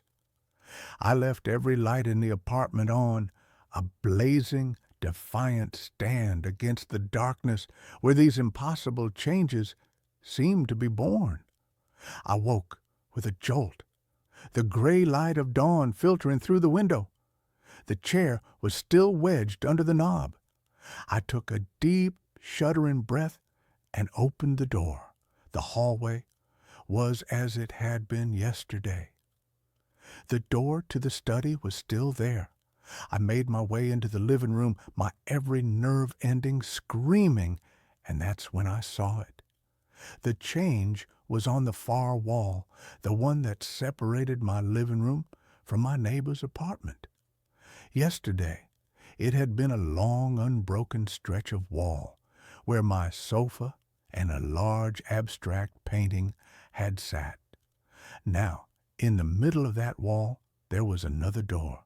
This one was different. It was a simple, white-painted door, the kind you'd find in a nursery. It had a small crystal knob. A low, keening sound of pure terror escaped my lips. I wanted to run, to flee the apartment and never come back. But where would I go? How could I explain it? I'm sorry, I have to break my lease. My apartment is breeding. With a sense of dread so profound it felt like I was moving through water, I crossed the room and opened a new door. The room beyond was a child's nursery. It was fully furnished in a style that was both old-fashioned and achingly familiar. A wooden crib stood against one wall, a rocking horse with faded peeling paint in the corner. The wallpaper was a pattern of pale yellow stars and smiling crescent moons. The room was thick with the dust of ages, and the air was cold and still. And it was familiar because it was the nursery that my ex-girlfriend Sarah and I had planned, down to the last detail, in a series of late-night wine-fueled conversations about a future that had never come to pass. We had broken up a year before Ben's accident, a quiet, amicable death by 1,000 unsaid things. I backed out of the room, a new, different kind of grief twisting in my gut. The apartment wasn't just adding rooms, it was building them from the raw material of my own life, my own memories, my own sorrows. It was constructing a museum of my failures, a monument to my losses. The days that followed were a descent into a surreal architectural nightmare. Every morning there was a new door, a new room. A long, narrow, windowless hallway appeared, leading from the kitchen to nowhere, its far end shrouded in a darkness my eyes could never penetrate. A small tiled bathroom, identical to the one in my childhood home, materialized off the living room. The faint, phantom smell of my father's aftershave still hanging in the air. My 750-square-foot apartment was becoming a sprawling labyrinthine mansion, a physical manifestation of my own fractured psyche. I tried to fight it with logic.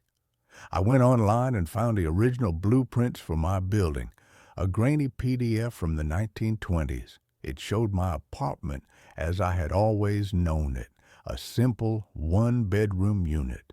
There were no hidden studies, no forgotten nurseries. I took a tape measure and measured the exterior dimensions of my apartment from the hallway. They hadn't changed. I was still occupying the same physical footprint in the building. The growth was happening internally. The space was bigger on the inside. The thought was so fundamentally, cosmically impossible that my mind, the mind of a man who designed logical spaces for a living, threatened to collapse under the strain. I set up a camera. I positioned my laptop on a stool in the living room, its webcam aimed at the blank wall where I suspected the next door would appear. I hit record and went to bed, a small, desperate hope flickering in my chest. Video evidence? Proof. When I woke up, a new door, a heavy iron-banded medieval-looking thing, stood in the wall. I rushed to my laptop, my hands shaking. I played back the video. The footage showed me walking out of frame towards the bedroom. The wall remained blank and solid for 8 straight hours of recording. The digital timestamp in the corner ticked by, second by agonizing second. And then, between one frame and the next, at exactly 3:33 a.m., it happened. In the space of a single, imperceptible flicker of a video frame, the door was just there. It hadn't formed, it hadn't grown. It had simply asserted its existence into reality, a jump cut in the film of my life. I was utterly, completely alone with this madness. Who could I tell? A psychiatrist would diagnose me with a dissociative disorder. A priest would talk of demons. A physicist would laugh me out of the room. My only companion was the ever-expanding, silent, and deeply personal architecture of my own private hell. The apartment was no longer just a collection of rooms. It was a landscape, and I began to get lost in it. The new, impossible geography began to assert its dominance over the old, familiar layout. One morning, I walked out of my bedroom, turned left to go to the bathroom, and found myself not in the short, familiar hallway, but at the beginning of the new, long, dark corridor. I turned back, but the bedroom door was gone, replaced by a smooth plaster wall. Panic, cold and absolute, seized me. I was a rat in a maze, and the maze was my own home, my own mind. It took me nearly an hour of frantic, terrifying wandering through rooms that were echoes of my own past to find my way back to the original, core part of the apartment. After that, I began leaving trails of string, like a modern-day Theseus, a pathetic, desperate attempt to map the shifting, treacherous terrain of my own grief. The rooms were not always empty.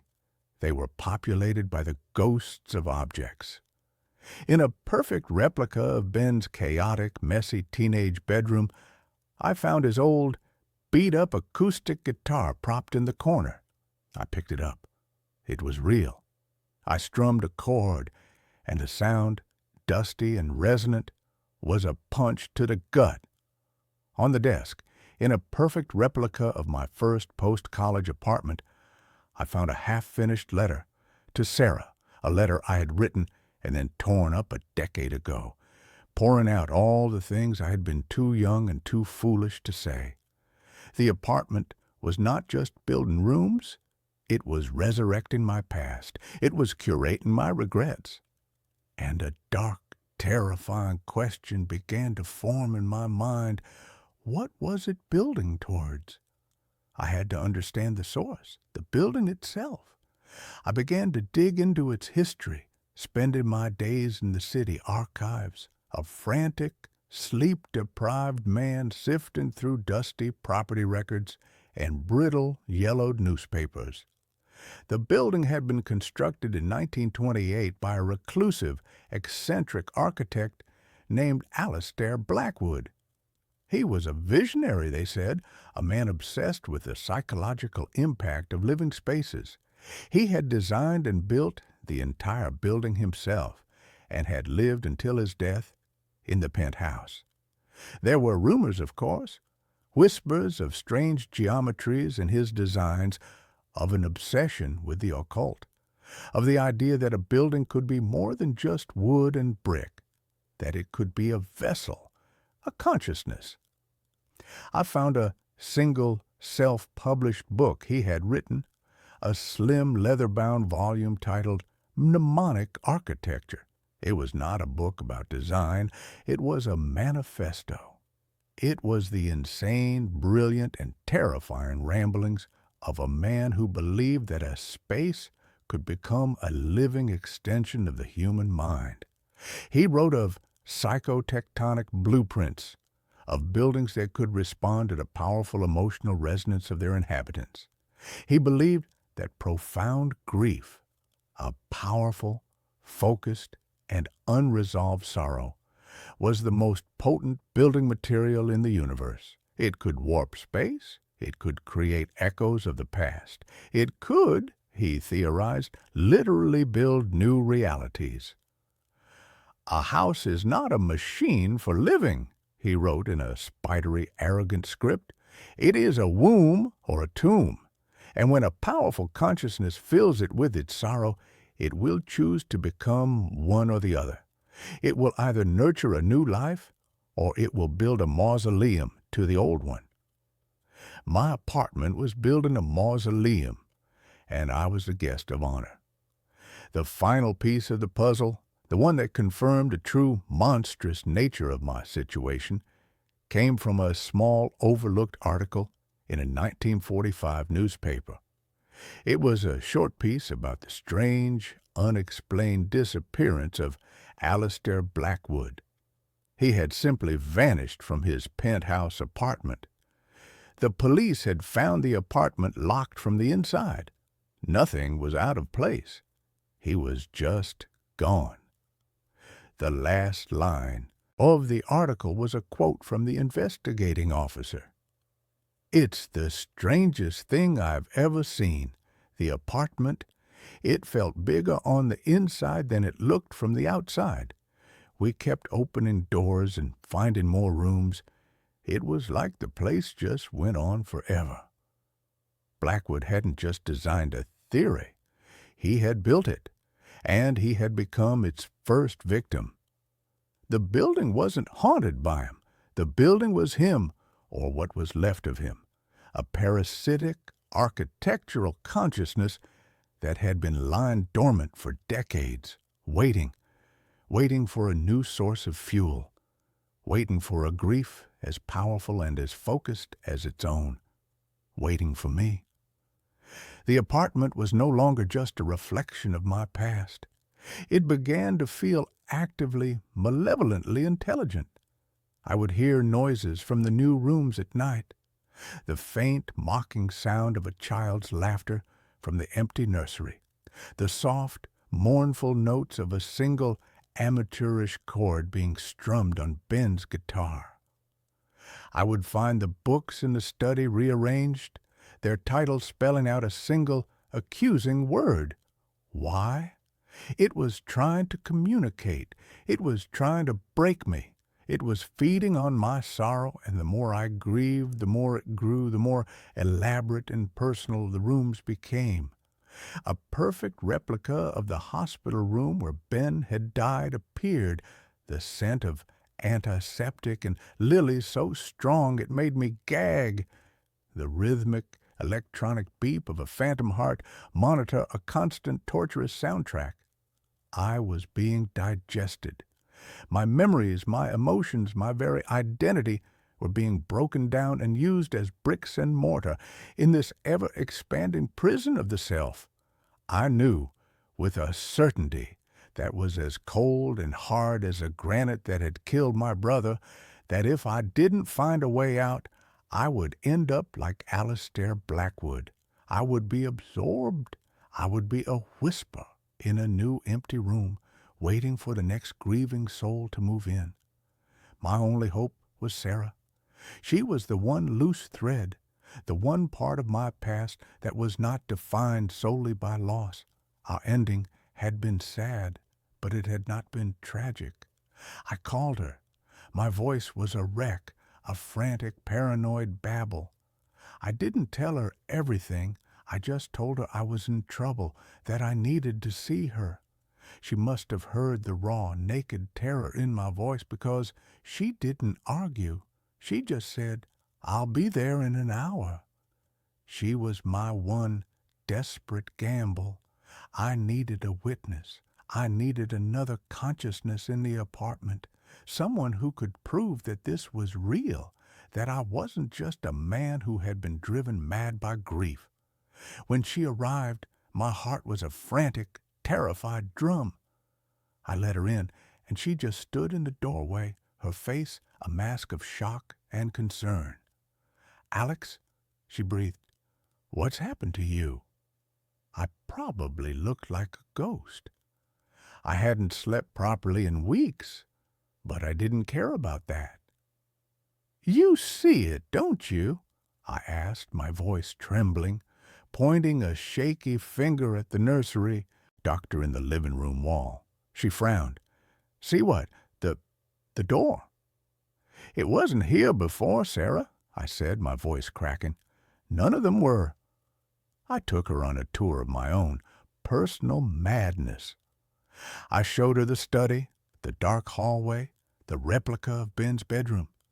She followed me, her expression shifting from concern to a deep, profound, and terrifying pity. She couldn't see them. Where I saw a door, she saw a blank wall. I would open the door, walk into the study, and to her, it looked like I was just standing in the hallway staring at the plaster. I would describe the books, the desk, the photograph of me and Ben, and she would just look at me with those kind, gentle, psychiatrist-in-training eyes, her heart breaking for the man she had once loved, the man who was now so clearly, so tragically, lost in his own mind. The apartment was showing itself only to me. It was a private, bespoke hell, perfectly tailored to my own consciousness. Her inability to see it was the cruelest, most perfect torture of all. It was the final, definitive proof that I was alone. "Alex," she said, her voice soft, taking my hands in hers. "You've been through a trauma, a terrible one. Sometimes, when we're in that much pain, our minds, they build things to protect us or to punish us. You need help. Real help. Let me call someone." I pulled my hands away. "You think I'm crazy?" "I think you're in pain," she said, her eyes welling with tears. And then the apartment, the monstrous sentient thing that had been listening to our every word, played its master stroke. A new sound began to emanate from the living room wall, a soft, rhythmic, electronic beeping, the sound of a heart monitor, the sound from the hospital room, but this time it was different. It was slowing down. Beep, beep, beep, beep, and then a long, flat, unbroken tone, the sound of a flat line, the sound of the exact moment my brother had died. Sarah heard it. Her head snapped around, her eyes wide with a confusion that was rapidly turning to fear. "What is that?" she whispered. The sound was real. It was in the room with both of us. The apartment had finally shown its hand. It had created something that she could perceive, a bridge between my madness and her reality. And it had chosen the most cruel, most painful sound it possibly could. The sound stopped, and a new door began to form in the wall between us. It didn't just appear. We watched it happen. The plaster seemed to thin, to become translucent. We could see the wooden studs behind it, and then they too began to warp and twist, the wood groaning, bending into the shape of a door frame. A dark, heavy hospital room door materialized out of the very substance of the wall, the small rectangular window in its center showing not a hospital corridor, but a swirling, absolute darkness. Sarah let out a small, strangled scream and stumbled back, her hand flying to her mouth. She saw it. It was real. I wasn't crazy. The validation, the thing I had been so desperate for, was a hollow, terrifying thing. Because now she was a part of it. Now she was trapped in here with me. The door swung open, and the thing that stood in the doorway was not a memory. It was not an object. It was a man. He was tall and gaunt, dressed in an old-fashioned threadbare suit from the 1920s. His face was a pale, emotionless mask. His eyes, two burning, intelligent points of light. It was Alistair Blackwood, or the echo of him, the central, foundational consciousness of this architectural monster. "Grief is such a powerful material," he said, his voice a dry, dusty whisper that seemed to come from the walls themselves. "But it requires a catalyst, an architect. Your sorrow has given me so much to build with, but the structure is unstable. It needs a cornerstone, a permanent resident." He looked from me to Sarah, and in his cold, dead eyes I saw the final, terrible blueprint of his design. He didn't want me. He wanted her. He wanted to trap her here, a new, fresh source of sorrow for me, a grief so profound it would give him enough power to build his mausoleum into a cathedral. He was going to take her, and I was going to be the eternal grieving warden of her prison, my pain the fuel that would keep the walls standing forever. In that moment, something inside me shifted. The grief, the fear, the helpless passive sorrow that had defined my life for the past year was burned away by a sudden, white-hot surge of pure, protective rage. This thing, this ghost of brick and mortar, was not going to have her. I thought of Ben. of his fearlessness, of his constant, relentless forward momentum. I had spent my life building walls, living within the safe, predictable grids. Ben had spent his life climbing over them. I finally understood. The apartment was a wall, and I had to climb it. I didn't run from Blackwood. I ran through him. His form dissolved into a cloud of cold, whispering dust as I passed, and I plunged into the dark doorway behind him. I was back in the labyrinth, the shifting, impossible corridors of my own past. But this time, I wasn't lost. I was navigating. I was looking for the heart of the maze. Blackwood's theory was right. Grief was the building material, and my grief for Ben was the foundation of this entire monstrous structure. To tear it down, I had to find the source, not just the memory of his death, but the core of the guilt that had turned my grief into a poison. I ran through the rooms, the echoes of my life swirling around me. I ignored the whispers, the phantoms. I was looking for the first room, the one that had started it all, the study. I found it deep in the impossible heart of the apartment. I burst through the door. The room was the same, but the air was humming with a powerful, concentrated energy.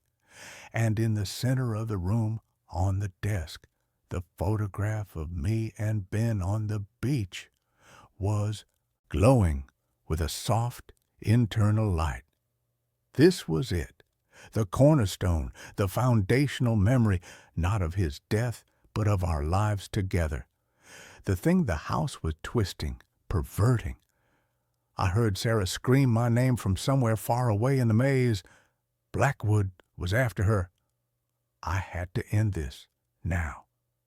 I picked up the photograph, and I finally allowed myself to feel the one true ugly thing I had been hiding from myself for 6 months.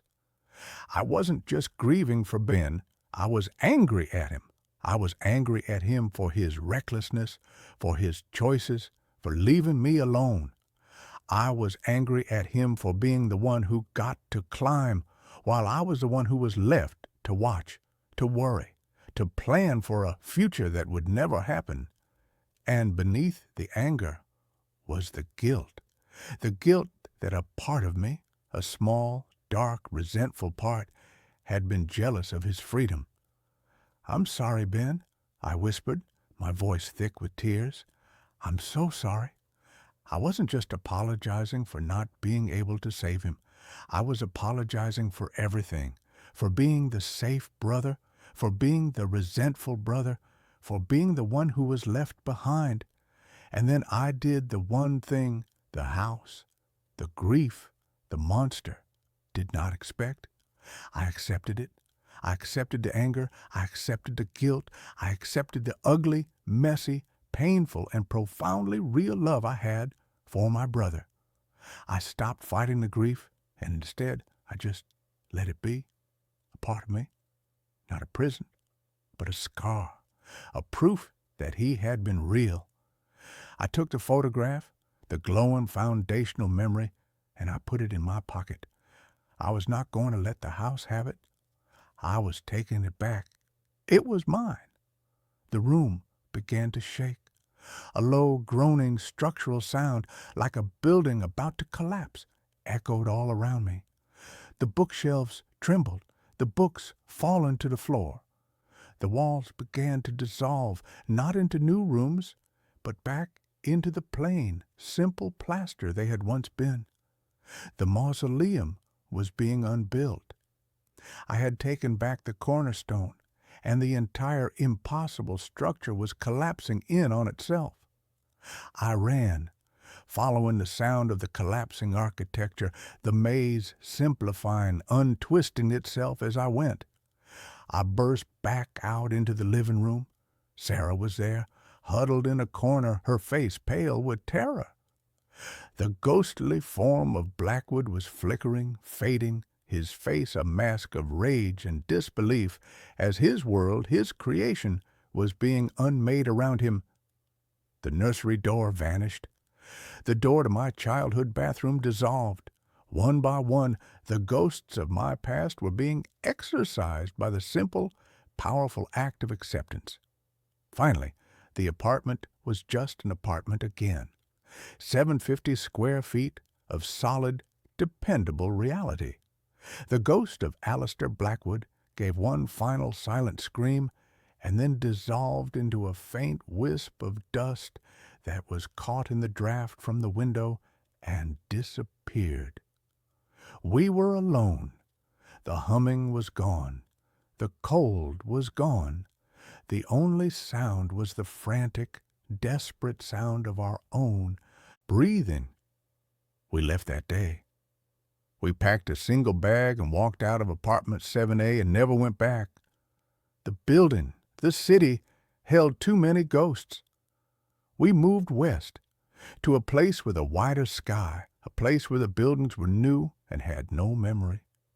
Our relationship, which had died a quiet death, was reborn in the crucible of that impossible experience. We are rebuilding on a new, more honest foundation. We are not the same people we were. We are scarred, but we are whole. I am an architect now, not a planner. I design small, simple, honest houses, spaces that are filled with light and air. I believe that buildings have souls, and I try to make them kind ones. The grief for my brother is still there. It always will be. But it is no longer a sprawling, monstrous labyrinth. It is a single, small room inside of me. A room I can visit when I need to. A room with a solid, dependable door. A door that I can choose to open. A door that I can, when I am ready, choose to close. And a door that I know, with an absolute, unshakable certainty, will always, always be there. My grandma's old radio plays stations that don't exist. My grandmother, Ilara, was a collector of silent things. Her house, a 2-story Victorian that creaked like a ship at sea, was a museum of objects that had outlived their purpose. Brass barometers that had forgotten the weather, clocks whose hands were frozen in a perpetual state of 10 past 4, and a fleet of beautiful, intricate ships in bottles, their tiny sails forever becalmed. When she passed away at the age of 89, she left me the house and everything in it. I, a sound designer for independent films, a man whose life was a carefully curated collage of noise, inherited a kingdom of profound and unsettling silence. I came to the house not to live, but to sort, to dismantle the quiet, ordered life she had built. For the first week, I was an archaeologist, sifting through layers of dust and memory. The air smelled of lavender, beeswax, and the dry, sweet scent of decaying paper. It was a lonely, melancholic task, a conversation with a ghost who would only speak through the objects she had left behind.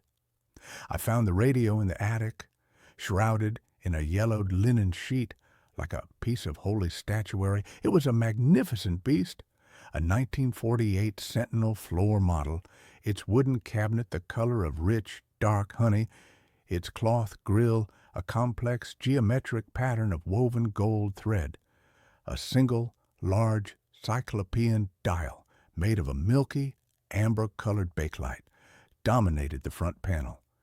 It was a thing of beauty, a cathedral dedicated to the worship of forgotten broadcasts. I was a man who loved vintage audio equipment, and the sight of it was a balm to my grieving, listless soul. I spent the better part of an afternoon wrestling it down the narrow attic stairs and into the living room, placing it in the corner where a sad-looking fern had finally given up the ghost. I plugged it in. Nothing, not a hum, not a crackle. The silence from the radio was just a more concentrated version of the silence that already filled the house. Of course, I couldn't leave it alone. The next day, I had the back panel off, my tools spread out on a dust sheet. The inside was a miniature city of vacuum tubes, cloth-wrapped wires, and enormous wax paper capacitors. It was surprisingly clean, as if Grandma had been tending to it right up until the end. I found the culprit easily enough. A single, burnt-out rectifier tube. A quick search online. A trip to a specialty electronics store in a town 40 miles away, and a few hours later, I had the new tube in place. I plugged it in again. This time, as I turned the knob, a soft, warm, golden light bloomed behind the dial, and a low, gentle hum filled the room, the sound of a sleeping giant beginning to stir. I turned the large, weighted tuning knob, and the needle slid across the frequency band. The speaker crackled, hissed, and then, through a blizzard of static, a voice emerged. It was a man's voice, a classic mid-century announcer's baritone, smooth and full of a folksy, unwarranted confidence. And that's a guaranteed promise from Miller's Hardware in lovely downtown Silver Creek. Remember, folks, for any job big or small, Miller's has it all. Now, let's get back to the music with Patti Page. A lush, orchestral arrangement swelled from the speaker, the sound rich and warm, full of a nostalgic hiss that no digital filter could ever truly replicate. I smiled. It worked. I leaned back in Grandma's floral armchair, a feeling of deep satisfaction washing over me. It was only after the song had finished and a news report began about a prize-winning pumpkin at the annual town fair that a strange, dissonant thought began to bubble up in my mind. Silver Creek. I knew every town, every forgotten hamlet within a 100-mile radius of this house. I had never heard of a Silver Creek. I pulled out my phone and searched for it. Nothing. No Silver Creek, Wisconsin, no Miller's Hardware, no local radio station with the call letters WSC. I checked a list of historical town names. Still nothing. It was a ghost town, a place that had never existed. My rational mind, the part of me that designed soundscapes based on the hard, cold laws of physics, immediately supplied an explanation. A pirate radio station. Some hobbyist out in the woods with a vintage transmitter, broadcasting his own curated nostalgic programming. It was a charming, eccentric explanation, and it satisfied me for a while. But the broadcasts were too perfect, too dense. They weren't just playing old songs. They were broadcasting a whole, fully realized world. There were commercials for businesses that had no online footprint, public service announcements for a school district that didn't exist, a Lonely Hearts call-in show where the residents of this phantom town would share their small, mundane heartbreaks. I would sit for hours listening, a strange, voyeuristic anthropologist studying a lost tribe that had never been found. The first crack in my pirate radio theory came a week later. I was twisting the dial late one night, the golden light of the radio the only illumination in the dark room. I moved past the Silver Creek station and into a howling wilderness of static. And then another signal began to resolve. It was different. The sound quality was cleaner, sharper, and the broadcast was in a language I didn't recognize, a melodic, flowing tongue that sounded vaguely Slavic. It was a woman singing a lullaby, her voice filled with a profound, heartbreaking sadness.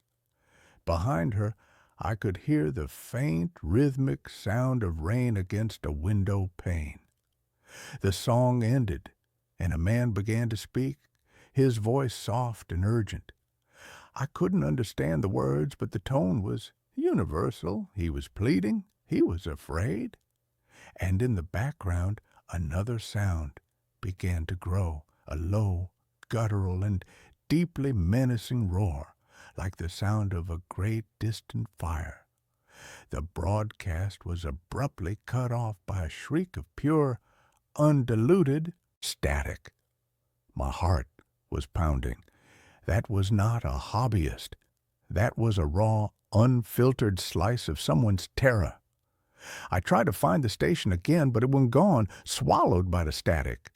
The radio was no longer just a charming curiosity. It was a puzzle, a mystery that was beginning to consume me. The stations were not just from one non-existent place. They were from somewhere else, or perhaps from some time else. I started keeping a logbook, documenting every strange broadcast. I found a station that played nothing but a single, repeating, 5-note musical phrase over and over again for hours on end. I found a station where a man would simply read numbers, his voice a dry, emotionless monotone. I found a station that was just the sound of a ticking clock and a woman weeping softly. The breakthrough, the moment that transformed my obsession into a full-blown, terrifying reality, was a broadcast that sounded, at first, completely normal. It was a news report in English, in a familiar, modern broadcasting style. And in financial news, shares for tech giant Omnicore surged today after the successful launch of their global atmospheric weather control system, the announcer said. CEO Julian Thorne, accepting the World Science Prize in Geneva, stated that this marks a new era for humanity, an era free from the tyranny of drought, famine, and natural disasters. I stared at the radio, my blood turning to ice. I knew who Julian Thorne was. He was my father, but my father was not the CEO of a tech giant. He was a retired high school biology teacher who spent his days tending to his prize-winning roses in a quiet, suburban town. He had never invented a global weather control system. I had just spoken to him on the phone yesterday. He was complaining about the aphids on his golden celebrations. This wasn't a broadcast from the past. This wasn't a broadcast from another country. This was a broadcast from another now. A parallel reality. A world where my father had made a different choice, had pursued a different life, and had apparently become one of the most important people on earth. I felt a wave of vertigo so profound I had to grip the arms of the chair. The radio wasn't just a receiver of stray signals, it was a window into the infinite branching paths of what could have been. The what-ifs and might-have-beens of the universe were all playing out simultaneously, and this old wooden box in my grandmother's living room was somehow able to tune into them. My investigation turned inward, into the house, into the life of the quiet, enigmatic woman who had raised me. I had always seen my grandmother as a simple woman, a creature of routine and quiet dignity, but now I was seeing her in a new light. She wasn't a collector of silent things. She was a curator of them. She had intentionally created a space of profound quiet in her life, and I now suspected it was to make it easier to hear the whispers from the sentinel. In the bottom drawer of her writing desk, tucked beneath a stack of neatly bundled letters, I found her journal. It was a thick, leather-bound volume, its pages filled with her elegant, spidery script. Most of it was the mundane, day-to-day accounting of a quiet life. But here and there, between notes about her garden and the price of eggs, were entries that made my hair stand on end. March the 12th, 1968. The static is heavy tonight. A storm on the other side. Heard a broadcast from a world where the war never ended. The same songs, but sadder. The announcer's voice was so tired, I pray for their peace. June 4th, 1982. Tuned in to a very clear signal, a world where John is a painter. He sounded so happy. He described the light on the coast, the colors. It was a good broadcast, a kind one. It helps to know that somewhere he found his joy. John was my grandfather. He had died in a car crash in 1981, a struggling accountant who had always dreamed of being an artist. My grandmother had known. She had known all along. This radio was not a passive device. It was her confidant, her oracle, her window into the lives her loved ones might have lived. She had used it to find comfort, to visit the ghosts of choices not made. But then the entries began to grow darker. November 2nd, 1995, a new station. It doesn't feel like the others. It's cold, empty. There's a voice, but it's not speaking. It's just a whisper, a sound like dry static. It makes the milk in the kitchen go sour. It makes the flowers in the vase wilt. I must be careful. Some doors are not meant to be opened. July 20th, 2010, the whispering station is stronger. It seems to know when I am listening. I heard a name in the static today, my name. I have unplugged the sentinel. The silence is a blessing. Some echoes are too hungry. Some worlds are better left unheard. She had been terrified of it, this whispering station, this hungry echo.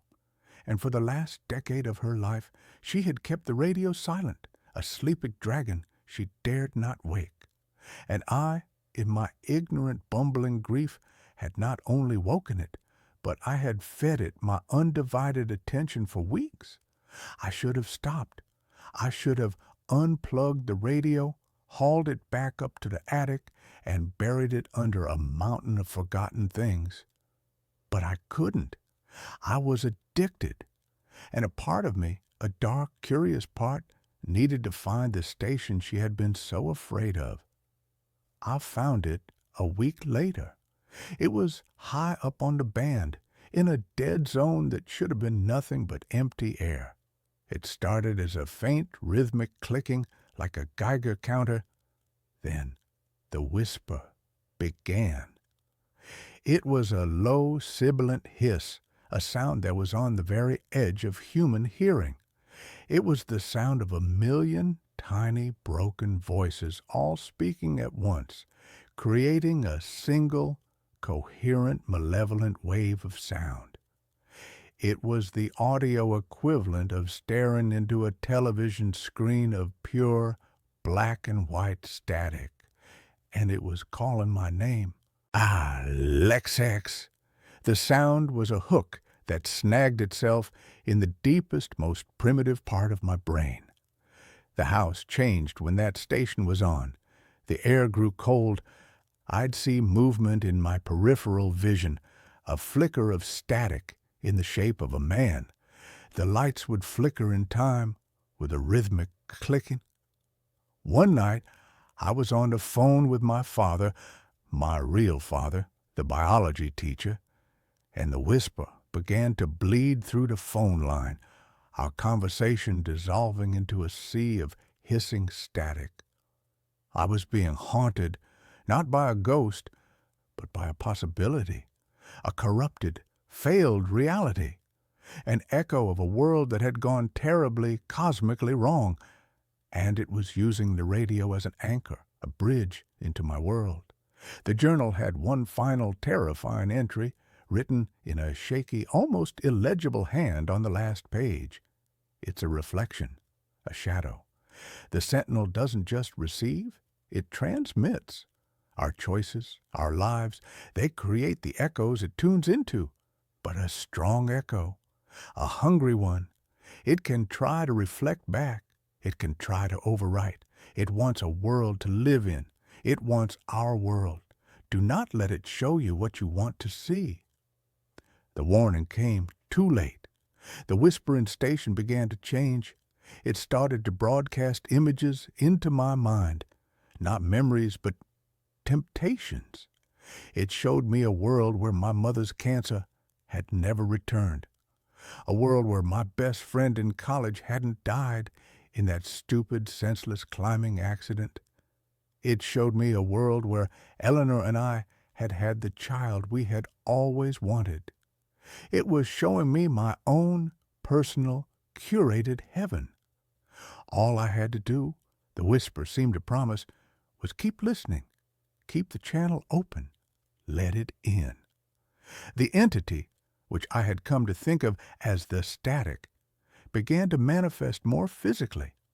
I woke up one morning to find a thin layer of fine black dust, like iron filings, covering every surface in the living room.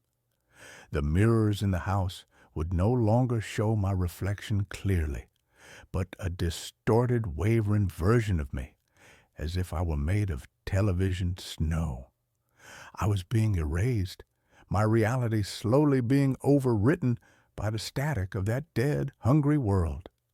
The climax arrived on a stormy Tuesday night. The wind howled outside, and the rain lashed against the windows. The power flickered and then went out completely. I was plunged into darkness, save for the single golden glowing eye of the sentinel's dial. The whispering station was on, and it was louder than I had ever heard it before. And then it broadcast the one thing I could not resist. It was Eleanor's voice, not a memory, not an echo.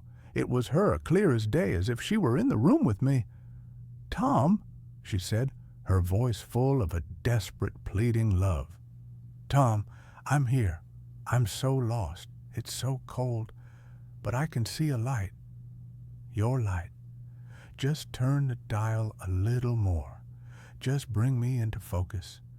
You can bring me home." I knew it was a trick. I knew it was the static, wearing the voice of my dead wife like a mask. But my heart didn't care. The grief, the raw, gaping wound of her absence was a vulnerability it had found and exploited with surgical precision. I reached for the dial, my hand trembling. The whisper in my head was a triumphant, sibilant roar. Yes, let her in, let us in. And then another voice came from the radio, a different one. It was my grandmother, a faint, crackling, distant echo, but it was her. "Don't, my boy," she whispered, her voice a fragile thread in the storm of static. "That's not her. That's the lie the silence tells. You have to choose the real noise, your noise." I was caught between them, the perfect, beautiful lie of my wife's voice and the faint, fragile truth of my grandmother's warning. I looked around the dark room, at the house that had been my sanctuary and had become my prison. I thought of my own life, the messy, imperfect, painful, and real life I had been so desperate to escape. My grandmother hadn't collected silent things because she was afraid of the world. She had collected them so she could listen, so she could understand the infinite, beautiful, and terrible possibilities of a single human life. She had chosen her reality with all its heartbreak, and now I had to choose mine. I took my hand off the tuning knob. "No," I said, my voice a ragged shout. "You are not her, and this is not my world to give." I turned the dial away from the whispering station, away from the siren song of Eleanor's voice. The static shrieked, a sound of pure, frustrated rage that seemed to shake the very foundations of the house. The windows rattled, the floorboards groaned, the light from the radio's dial flared blindingly bright, and then, with a pop and a fizz, it went out. One of the main amplifier tubes had blown. The radio fell silent. The whispering in my head stopped. The feeling of cold, malevolent pressure in the room vanished. I was alone again, in the dark, in the quiet. But it was a different kind of quiet, a clean quiet, a real quiet. The next day, I didn't take the radio to the attic. I left it in its place of honor in the living room. I didn't fix it. I understood now. It was not a toy. It was not an oracle. It was a responsibility. It was a listening post on the shores of infinity. And it required a vigilant and very quiet guardian. I live in my grandmother's house now. The silence no longer feels like an absence. It feels like a presence, the presence of all the other worlds, all the other lives, all the other choices, held at bay by a single, silent, magnificent old radio. I am a sound designer who has come to appreciate the profound, powerful, and sometimes necessary beauty of silence.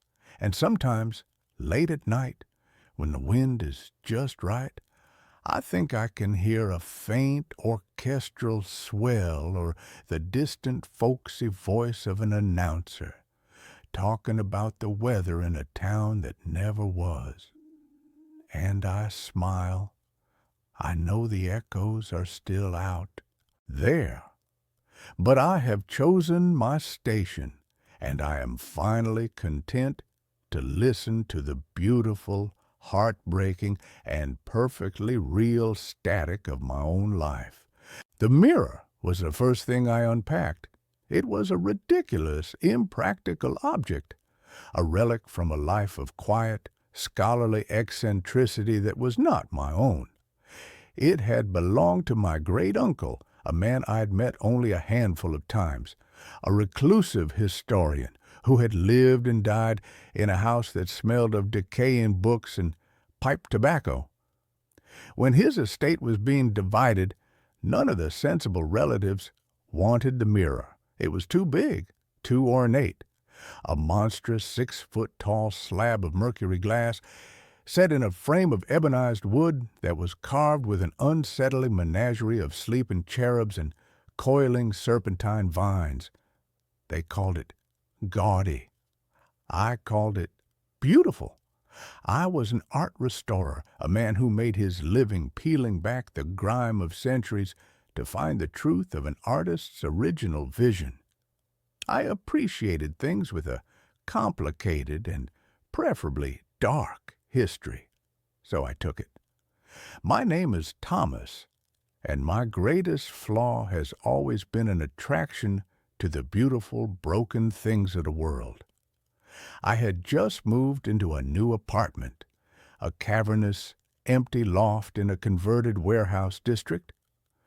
The move was a desperate attempt to paint over the canvas of a life that had recently been scraped bare.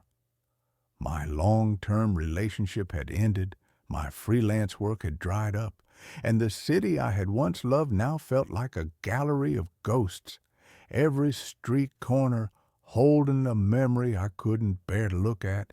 This new space, with its high ceilings, its vast, empty walls, and its profound industrial silence, was meant to be a blank slate. I hung the mirror on the long brick wall that dominated the main living space. It was a two-man job, but I did it alone, my muscles straining, my breath coming in ragged gasps. Once it was up, it transformed the room.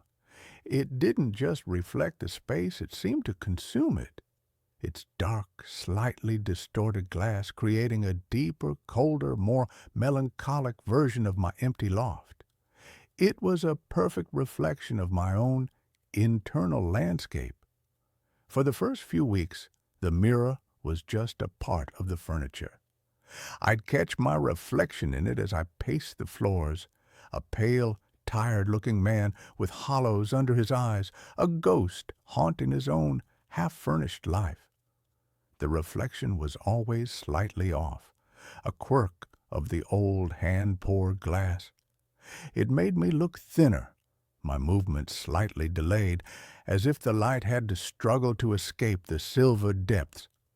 The first time I saw him, it was a flicker, so brief and so subtle that I dismissed it as a trick of the light, a symptom of sleep deprivation, and a diet that consisted primarily of coffee and regret. I was brushing my teeth in the bathroom, which was off the main living area. I glanced out into the loft, and in the mirror, for a fraction of a second, my reflection wasn't alone. Another figure, a shadow, stood behind it. I spun around, my heart giving a sudden hard lurch. The loft was empty. I looked back at the mirror. My own solitary, haggard reflection stared back. A migraine aura, I told myself. A retinal floater. The rational mind is a masterful storyteller, and it will weave the most elaborate fictions to avoid a single, terrifying truth. The next night, it happened again. I was standing in front of the mirror, my tie half done, preparing for a gallery opening I had no desire to attend. I was practicing my everything is fine smile, a pained, unnatural grimace. And then my reflection smile became real. It was a slow, easy, confident grin, the kind of smile I hadn't been able to produce in years. As I watched, frozen, my own face a mask of slack-jawed shock, my reflection raised its right hand and adjusted its own perfectly knotted tie. My own hand was still frozen at my sides. The moment lasted for a single heart-stopping second, and then the reflection was mine again, a perfect, synchronous mimic of my own horrified expression. I didn't go to the gallery. I spent the night on my sofa, the lights on, staring at the mirror, which hung on the far wall like a dark, dormant portal. The sleepwalker's logic of the first night, the tricks of the light, the tired mind, was gone, replaced by a cold, sharp, and deeply unsettling certainty. There was someone else in the mirror, and he looked exactly like me. I am an only child. I have never had a brother, let alone a twin. The scientific, rational part of my brain, the part that understood the precise chemical composition of 17th century oil paints, scrambled for an explanation. It was a complex optical illusion, a flaw in the mercury backen, creating a kind of persistent secondary reflection. It was a bizarre, specific form of neurological disorder, a Capgras delusion for my own reflection. I clung to these theories, these little islands of sanity in a rising sea of the impossible, but I couldn't ignore the evidence, and so I began to study it. I became a scientist, and my own reflection was the subject of my terrifying nightly experiment. I set up a camera on a tripod, aimed at the mirror. I started a journal, a logbook of the impossible. Night 3, appearance at 10:17 p.m., duration, approximately 3 seconds. The secondary reflection, I'm calling him Tom for the sake of clarity, materialized while I was turning away from the mirror. In the recording, my body turns, but the reflection of Tom remains facing forward for a full 3 seconds before it vanishes. It did not move, it just watched. Night 4, appearance at 11:02 p.m., duration 5 seconds. I was standing perfectly still, staring into the mirror. Tom appeared. He was a perfect mimic for the first 2 seconds, and then he blinked. I had consciously kept my own eyes from blinking. He blinked twice, a slow, deliberate gesture. The recording is clear. It is not my imagination. Night 5, appearance at 9:45 p.m., duration 8 seconds. This was the most significant event yet. Tom's appearance is becoming clearer, more solid. Tonight, I noticed a difference in our faces. The dark circles under my eyes were absent from his. The small, worried crease between my eyebrows was gone. He looked rested, healthier. He looked like me from before everything.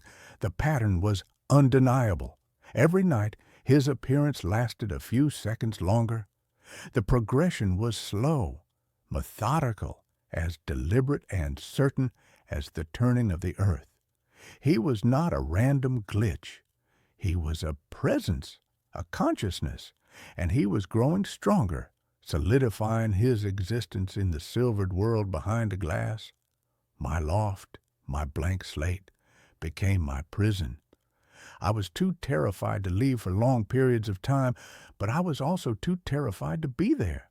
I became a creature of the daylight, doing my work, my errands, in a frantic, sunlit haze.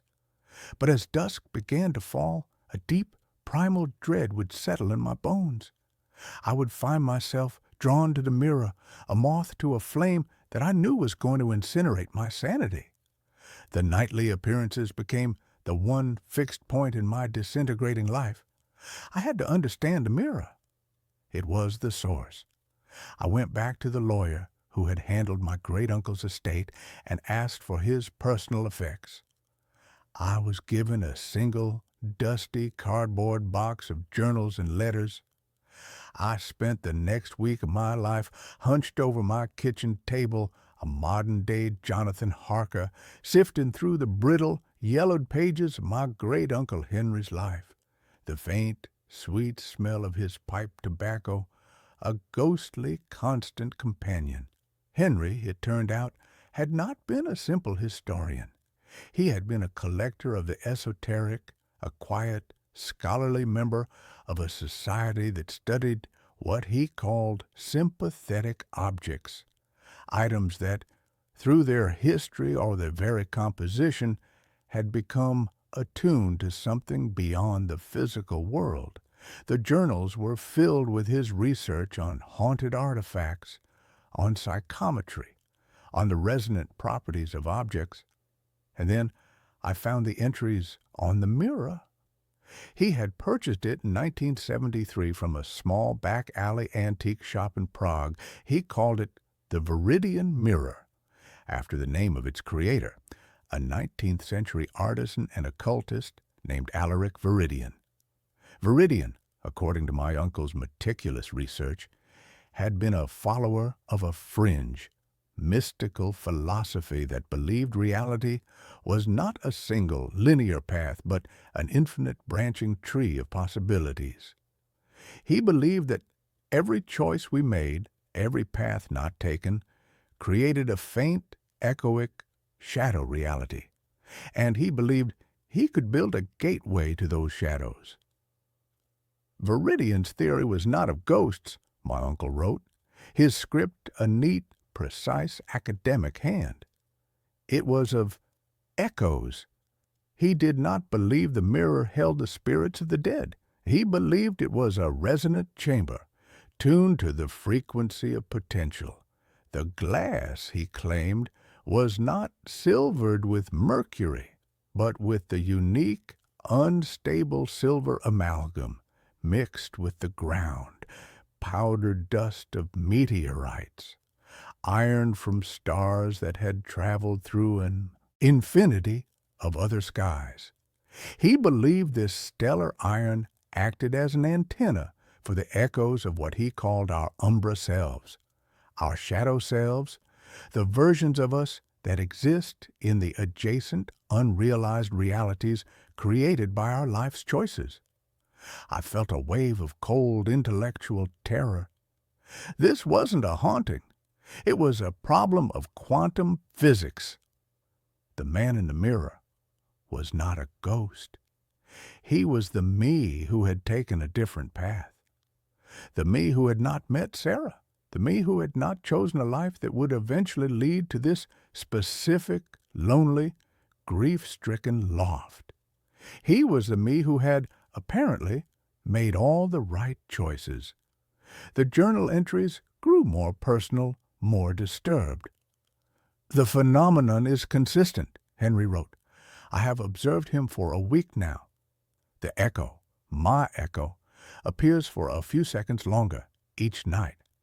He seems unaware of me, a perfect but slightly healthier reflection. I must conclude that the mirror is not just a window. The act of observation, of focusing one's own consciousness upon the echo, seems to be feeding it, solidifying it, drawing it closer to the surface of the glass. I dropped the journal, my hand shaking. I had been feeding him. My obsessive, terrified attention was the very thing that was giving him strength. The final entry on the mirror was a single, cryptic, and utterly terrifying sentence written in a shaky, hurried hand, very different from my uncle's usual calm script. He is no longer me. The echo is becoming its own man. I must stop watching. I pray it is not too late. After that, there was no more mention of the mirror. The last few years of my uncle's journals were filled with a desperate new obsession, the study of migratory birds.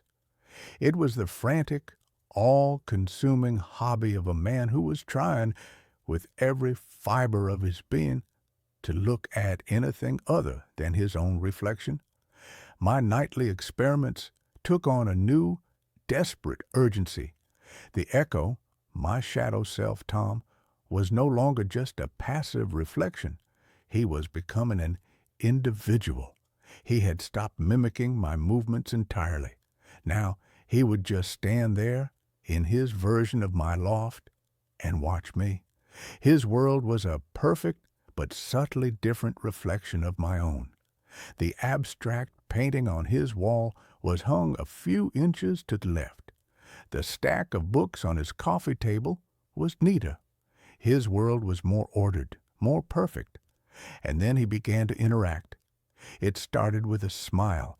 I would be staring at him, my face a mask of sleepless, paranoid dread, and he would smile. A slow, pitying, almost condescending smile.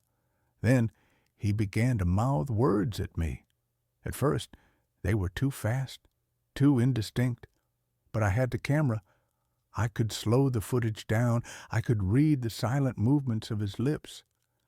The first word I was able to decipher was my own name, Thomas. The second was a question. Why are you so sad? I was having a one-sided silent conversation with a version of myself who lived in a parallel universe inside my antique, haunted mirror. The sheer clinical insanity of the situation was so overwhelming that I almost laughed. The physical phenomena began a week later. A cold spot developed in the loft, a permanent pocket of frigid air in a 5-foot radius around the mirror. The lights would flicker whenever I got too close to it. And the sound, a faint, high-pitched, almost subliminal ringing, like the sound of a tuning fork, would emanate from a glass at night. The barrier was weakening. Tom was becoming more tangible. The reflection was no longer just a flat, two-dimensional image. It had depth. I could see the dust motes floating in the air of his version of the loft. I could see the subtle, realistic play of light and shadow on his face. And he was growing bolder. One night, he walked right up to the surface of the mirror, his reflection becoming life-sized, as if he were standing just on the other side of a pane of glass. He raised his hand and pressed his palm flat against the surface. I flinched back, my heart seizing.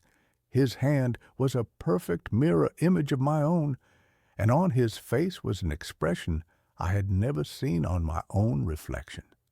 An expression of profound, hungry, and terrible longing. He was not just a curious echo anymore. He wanted something. I knew what I had to do. I had to get rid of the mirror. I had to smash it, to burn it, to do what my great uncle had clearly been too afraid to do. But I hesitated. It was a beautiful object, a historical artifact, and a darker, more honest part of me was afraid of what would happen if I tried. What if breaking the mirror didn't destroy him but released him? My hesitation was my undoing. The night he finally spoke, the sound was not a voice but a thought, implanted directly into my mind. I was lying on my sofa, feigning sleep, watching him on the live feed from the camera on my laptop. He was standing at the glass again, his eyes fixed on my sleeping form on the sofa in the reflection. "It's so cold here, Thomas," the thought whispered in the quiet, empty space of my own skull. "My world is fading. It's just an echo. It has no substance, no warmth. You have so much you don't even appreciate." I sat bolt upright, my own silent scream echoing in my mind. He could project his thoughts. The bridge between our worlds was no longer just visual, it was telepathic. "I don't want to hurt you," the thought continued, a wave of calming, seductive reassurance. "I want to help you. You are so broken, so sad. I am not. I can fix this life. I can be the better version of you. We can merge. We can be whole again." I scrambled off the sofa and backed away, my hands raised as if to ward off a physical blow. "No," I whispered, the sound a dry, rattling thing in my own throat. "It doesn't have to be a fight," he projected, and this time his thought was tinged with a cold, sharp edge of impatience. "But I am getting stronger, and this world is so much brighter, so much more real. A body can only have one soul, Thomas, and yours is so very tired." I was losing. He was a parasite, and my reality was the host. He was stronger, healthier, more confident. He was the idealized potential version of me, and he was coming to claim the original. I had to fight back. But how do you fight your own better self? How do you fight a reflection? My great-uncle's last sane journal entries held the key. He had written about resonance, about the observer effect. My focused, fearful attention was feeding the echo. So I had to do the opposite. I had to sever the connection. I had to create a dissonance so profound that the echo could no longer find its sympathetic frequency. My plan was desperate and probably insane. I couldn't destroy the mirror, but I could destroy the reflection. I had to become someone he could no longer recognize, someone he could no longer mimic. I had to shatter the very image of myself. I started with my appearance. I took a pair of scissors and hacked at my own hair, leaving it a ragged, uneven mess.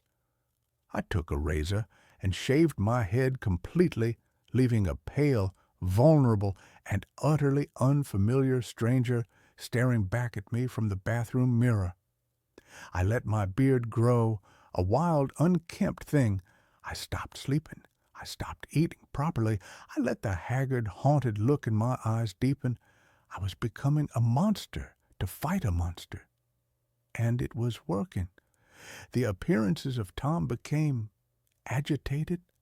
He would stand there in his perfect, well-lit world, his own hair still perfectly coiffed, and he would stare at the broken, ragged thing I was becoming with an expression of confusion and disgust. The reflection was no longer perfect. The dissonance was growing, but it wasn't enough. He was still there, his presence a constant, silent judgment. I had to go deeper. I had to change not just my appearance, but my reality. My loft, the silent, minimalist space that he had so perfectly mirrored, had to become a place he could not recognize. I began to fill it with chaos. I painted a massive, chaotic, abstract mural on the long brick wall, a riot of angry clashing colors. I brought in mismatched junk shop furniture, creating a cluttered, illogical landscape. I filled the silence with noise, playing loud, dissonant, experimental music at all hours. My sanctuary became a madhouse. My blank slate became a canvas of pure, chaotic energy. Tom's world in the mirror did not change. It remained the clean, minimalist, perfect version of my old loft. And now, when I looked in the mirror, the contrast was absolute. I was a ragged, wild-eyed creature standing in a room that looked like a paint factory had exploded, staring at a calm, well-dressed man in a serene, orderly space. We were no longer echoes. We were opposites. The telepathic whispers grew frantic, angry. "What are you doing? You are destroying it. You are destroying us." "There is no us," I said, my voice a raw, defiant croak, speaking to the mirror for the first time. "There is only me, and this is my life. This is my mess." The final confrontation came on the 37th night since his first appearance. His time in the mirror had grown to nearly 5 minutes, a long, silent, nightly staring contest. But he was weaker now. His image would flicker, his form would waver, like a television signal struggling to hold on. The dissonance was working. My reality was becoming too chaotic, too noisy for his perfect silent echo to find a purchase. I knew I had to deliver the final blow. I had to do the one thing that was the antithesis of his perfect, ordered, successful existence. I had to embrace my own most profound failure. I went to the box of things Sarah had left behind. In the bottom was a small velvet box. I opened it. Inside was the engagement ring I had bought for her, a simple, beautiful, and now heartbreakingly painful object. I had never been able to bring myself to sell it. It was the ultimate symbol of the future I had planned, the life I had lost. It was the cornerstone of my grief. I walked to the mirror. Tom was there, his form flickering wildly. He saw the box in my hand, and his face contorted in a silent, telepathic scream of rage and despair. This was a part of my history, a pain, a failure, that he had no access to. His world was a world where I had never met her, where I had never experienced this specific, defining heartbreak. "No," he screamed in my mind, "that is not part of the equation. That is a flaw, an imperfection." "That's all life is," I said, my voice steady for the first time in months. "A collection of beautiful, tragic, unforgivable imperfections." I looked at my own ravaged reflection in the mirror, at the bald, bearded, wild-eyed stranger I had become, and I looked at him, the perfect, handsome, successful man I might have been, and for the first time I felt not fear, but a profound, overwhelming pity for him.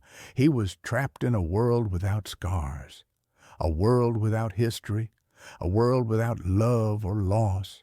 He was not the better version of me. He was the lesser one. He was just a ghost of a possibility. I took the ring from its box. "You are just an echo," I said, "and I am turning off the sound." And with a final defiant scream of rage and grief and liberation, I drew back my arm and threw the ring as hard as I could at the center of a mirror. The impact was not the sharp, clean sound of breaking glass. It was a deep, resonant, bell-like bong, a sound that seemed to shake the very foundations of the building. A spiderweb of black, lightning-like cracks erupted from the point of impact, spreading across the surface of the glass. The image of Tom, of his perfect, silent world, shattered into 1,000 distorting fragments. He gave one final, silent scream, his face a mosaic of agony and disbelief, and then he was gone. The mirror was dark. The cold spot in the room vanished. The high-pitched ringing in my ears faded into a profound, peaceful silence. It was over. I stood there for a long time, my own fractured, broken reflection staring back at me from the shattered glass. I had won. I had fought my own perfect self, and I had won, not by being stronger, but by being more broken. The next day, I took the mirror down. I wrapped it in blankets, a shroud for a dead god, and I carried it to the deepest, most forgotten part of the warehouse basement and left it there, facing the wall. I did not destroy it. It was a part of my history now, a part of my story. I live in the chaos now. My loft is still a mess of clashing colors and mismatched furniture. My hair is starting to grow back in uneven, patchy tufts. I am still a work in progress, a restoration project. I have other mirrors in my apartment now, small, simple, modern ones, and when I look into them, I just see me, a tired, scarred, and beautifully, wonderfully imperfect man. There are no echoes. There are no ghosts. There is just the single, flawed, and finally, blessedly singular reality of my own life. And I have learned that it is more than enough. The babysitter I hired doesn't exist, but she still sends me pictures. It began with a lie, though at the time I thought it was a lifeline. The lie was a website called sittersafe.com with its calming blue and white color scheme, its stock photos of happy, racially diverse families, and its promise of peace of mind for working parents. I was the target demographic, distilled to my purest, most desperate form. A single father, recently widowed, working a job that demanded more of me than I had to give.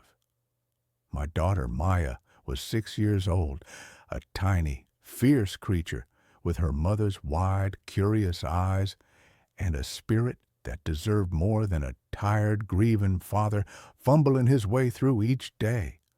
Her name on the website was Clara Bell. Her profile was a masterpiece of curated trustworthiness. The photo showed a young woman in her mid-20s with a kind, open face, a sprinkle of freckles across her nose, and warm, intelligent eyes. She was wearing a sensible cardigan. Her bio was pitch perfect, a child development major, certified in CPR and first aid, with a passion for creative play and a list of glowing 5-star reviews that seemed almost too good to be true. Clara was a gift, one review gushed. Our little Alfie is usually so shy, but he took to her immediately. Professional, punctual, and so wonderful with our kids. Another read, she even tidied the kitchen, a true gem. I did my due diligence. I paid the extra fee for the premium background check, which came back spotless. We had a video call, and she was just as she appeared in her photo, charming, articulate, and genuinely interested in Maya's love for dinosaurs and sparkly glue. She asked all the right questions. I felt the tight, persistent knot of anxiety in my chest loosen for the first time in months. I hired her for the following Friday night. I had a crucial dinner meeting with a client I couldn't miss. It was the first time I would be leaving Maya with someone other than her grandmother since Sarah had passed. That Friday, she arrived exactly on time. In person, she was even more disarmingly normal. She had a gentle voice and a calm, centered presence that immediately put Maya at ease. She'd brought a tote bag with a new coloring book and a set of crayons that had a glittery sheen. When I left, Maya was sitting at the kitchen table with her, chattering away, already fully under her spell. I drove to my meeting, feeling a profound, almost dizzying sense of relief. The first picture arrived at 7:45 p.m. It was a photo of Maya holding up a drawing of a lopsided purple T-Rex. She was beaming, a gap-toothed smile of pure, unadulterated joy. The caption read, "The fearsome Mayasaurus, having a great time." More pictures followed throughout the evening. A shot of Maya in her pajamas, listening intently as Clara read a storybook. A blurry action shot of them building a pillow fort in the living room. Each photo was a little balm to my worried soul, a digital reassurance that I had made the right choice, that my daughter was safe and happy. The last picture came at 9:30 p.m. It was a photo of Maya fast asleep in her bed, her favorite stuffed sloth, Mr. Higgins, tucked under her arm. The soft glow of her rocket ship nightlight cast a warm, peaceful aura over the scene. Safe and sound. Good night from us. When I got home around 11, the house was silent and immaculate. The pillow fort was gone, the toys were back in their chest, and the kitchen was cleaner than I'd left it. I crept into Maya's room and saw the exact scene from the photograph. A perfect tableau of sleeping innocence. I felt a surge of gratitude so powerful it almost brought me to tears. Clara became our regular babysitter. Every week or two I'd book her, and every time it was the same flawless experience. And the pictures became our ritual. They were my window into their evenings, a steady stream of happy, reassuring moments. They were proof that I wasn't failing my daughter, that even in my absence, her life could be filled with fun and care. The first discordant note, the first tiny crack in the perfect facade, occurred about 2 months in. It was a Tuesday night. I was working from home, trying to meet a deadline. Maya was asleep upstairs. My phone buzzed on the desk. It was a picture message from Clara's number. I opened it. It was a photo of Maya, asleep in her bed, clutching Mr. Higgins, bathed in the glow of her nightlight. It was an almost identical replica of the picture she sent on her first night. The caption read, "So peaceful when she sleeps." I stared at the photo, a cold, confusing prickle of unease running down my spine. It was a Tuesday. Clara wasn't here. She wasn't scheduled to be. I was the only other person in the house. I checked the timestamp. The photo had been sent just seconds ago. My first instinct was rationalization. It must be a glitch, a delayed message from her last visit. But the caption felt immediate. I stood up, my heart starting to beat a little faster. I walked quietly up the stairs, my every sense on high alert. The house was silent except for the low hum of the refrigerator. I pushed open Maya's door. She was there, in her bed, exactly as she was in the photo, fast asleep. I backed out of the room, my skin crawling. I texted Clara back. "Strange question, but did you just send me a photo?" The reply was instantaneous. "Yes, just thinking about what a sweet girl she is. Hope you both are having a good week." It was a plausible, if slightly odd, explanation. Maybe she was looking through old photos on her phone and sent one by mistake, then tried to play it off. It was weird, but not impossible. I tried to dismiss it, but the image of that photo, sent from outside my house, depicting a real-time event happening within it, was a splinter in my mind that I couldn't quite remove. The following week, I needed to book her again.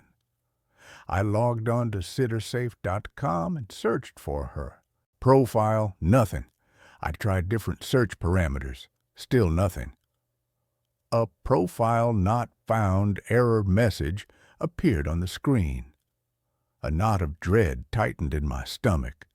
I went to our old messages on the site's platform.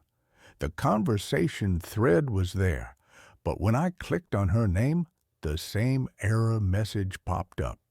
Her profile had vanished. I pulled out my phone and called her number. A generic synthesized voice responded, "The number you have dialed has been disconnected."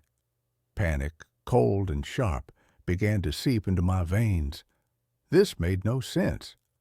I contacted SitterSafe's customer support.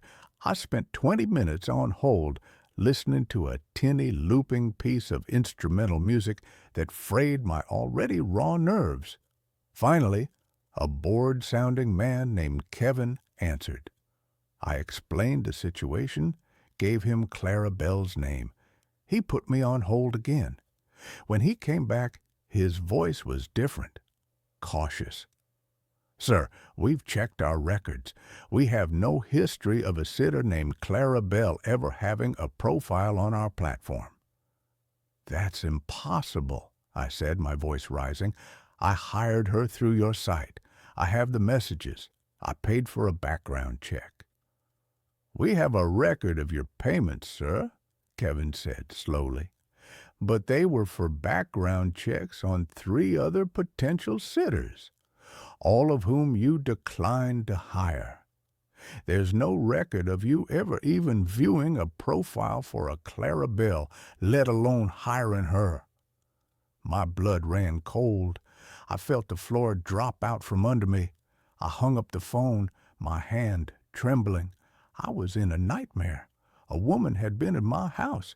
She had been alone with my daughter. And according to the very service that had supposedly vetted her, she didn't exist. My first overwhelming impulse was to protect Maya. I changed every lock in the house. I bought a state-of-the-art security system with cameras covering every entrance, every angle. I spent the next few days in a state of hyper-vigilant terror, jumping at every creak of the floorboards, my phone clutched in my hand like a talisman. The pictures stopped. For 3 weeks, there was silence. I started to breathe again. I told myself it was some elaborate, terrifying scam, a phantom hacker who had created a ghost profile to get my credit card information. I told myself the danger had passed. Then the pictures started again. It was a Monday morning. I had just dropped Maya off at school. As I was pulling away from the curb, my phone buzzed. An unknown number. The picture was of Maya on the school playground. She was on the swings, her head thrown back in laughter. It was a beautiful, candid shot, except for the angle. It was taken from high up, as if from the roof of the school, a place no one should have been.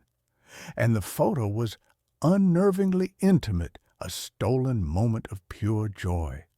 Beneath it, a single line of text. "She has your laugh." I almost crashed the car. My vision tunneled. My lungs felt like they were collapsing. It wasn't a scam. It wasn't over. Whoever or whatever Clara was, she was still watching us. The pictures became more frequent, more invasive. A photo of me at my desk, taken through the window of my home office. A picture of our grocery cart at the supermarket. The contents, a perfect reflection of our weekly shopping list. A picture of my car parked outside my office. The photographer was everywhere and nowhere.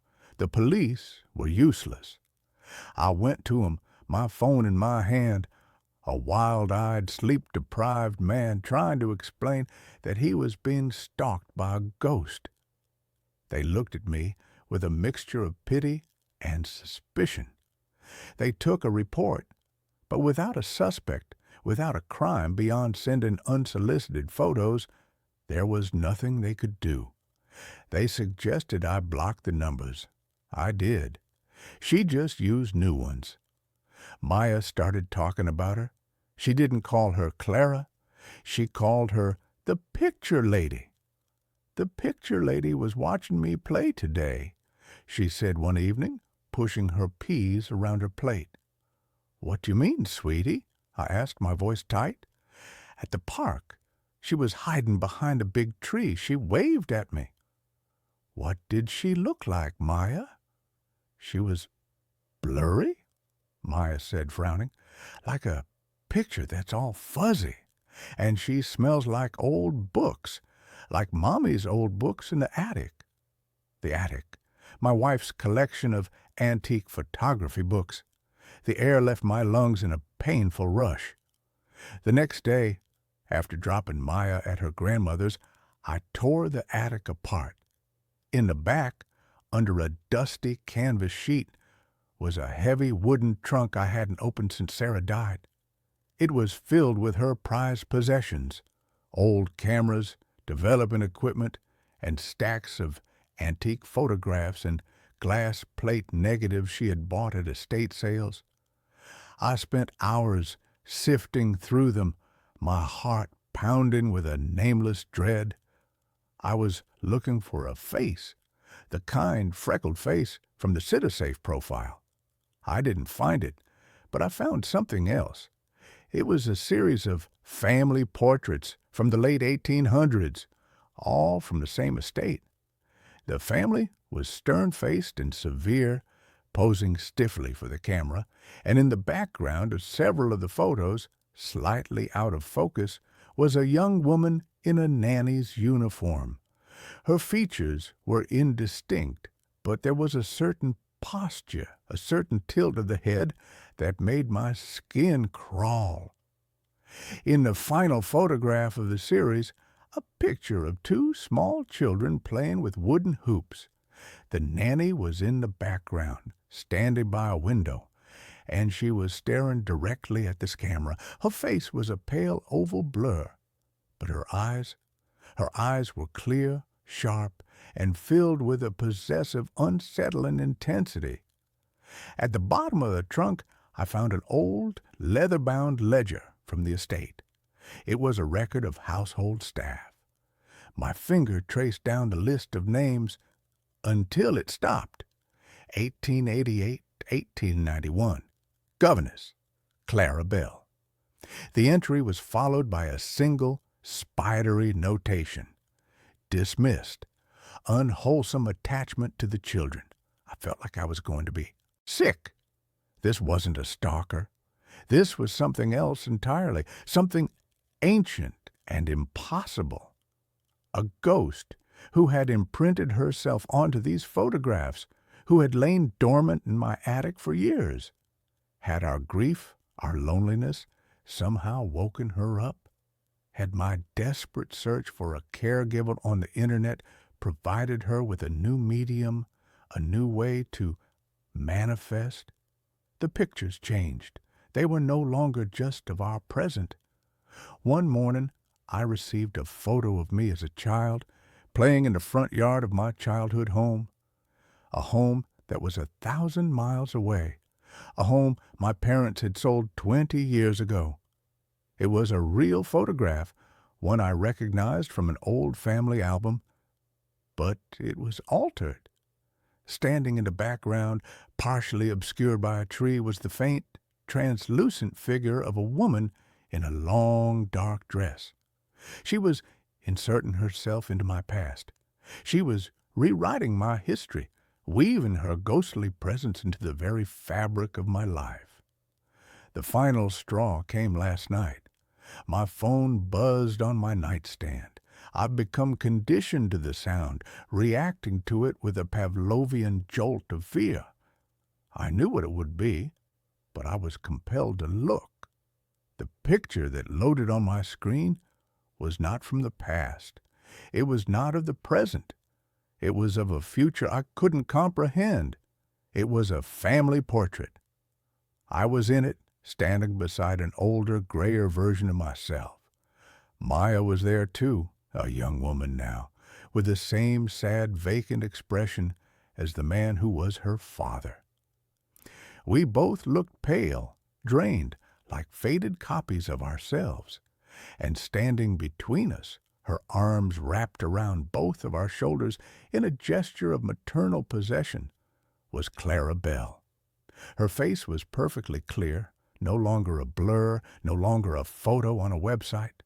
She was solid, real, and she was smiling, a wide, triumphant, terrifying smile. She wasn't just watching us anymore. She was joining us. She was feeding on our lives, our memories, our very vitality. The caption beneath the photo was the most chilling of all. Soon we'll all be together, a perfect family, forever. I'm writing this now because I don't know what else to do. I've packed a bag. Maya and I are leaving. We're going to drive until we run out of road. I'm going to throw my phone into a river. I'm going to get a new one, a new number, a new life. But I know it won't matter. She's not tied to a place, not anymore. She's not just a ghost in the attic or a phantom on the internet. She's attached to us. She's a virus in our lives, and she's been sending me snapshots of our own destruction. I look at my beautiful sleeping daughter, and I know I have to try. I have to run, but I fear, with a certainty that chills me to the bone, that no matter where we go, her pictures will follow. And one day, I'll receive that final faded photograph, not as a warning, but as a welcome home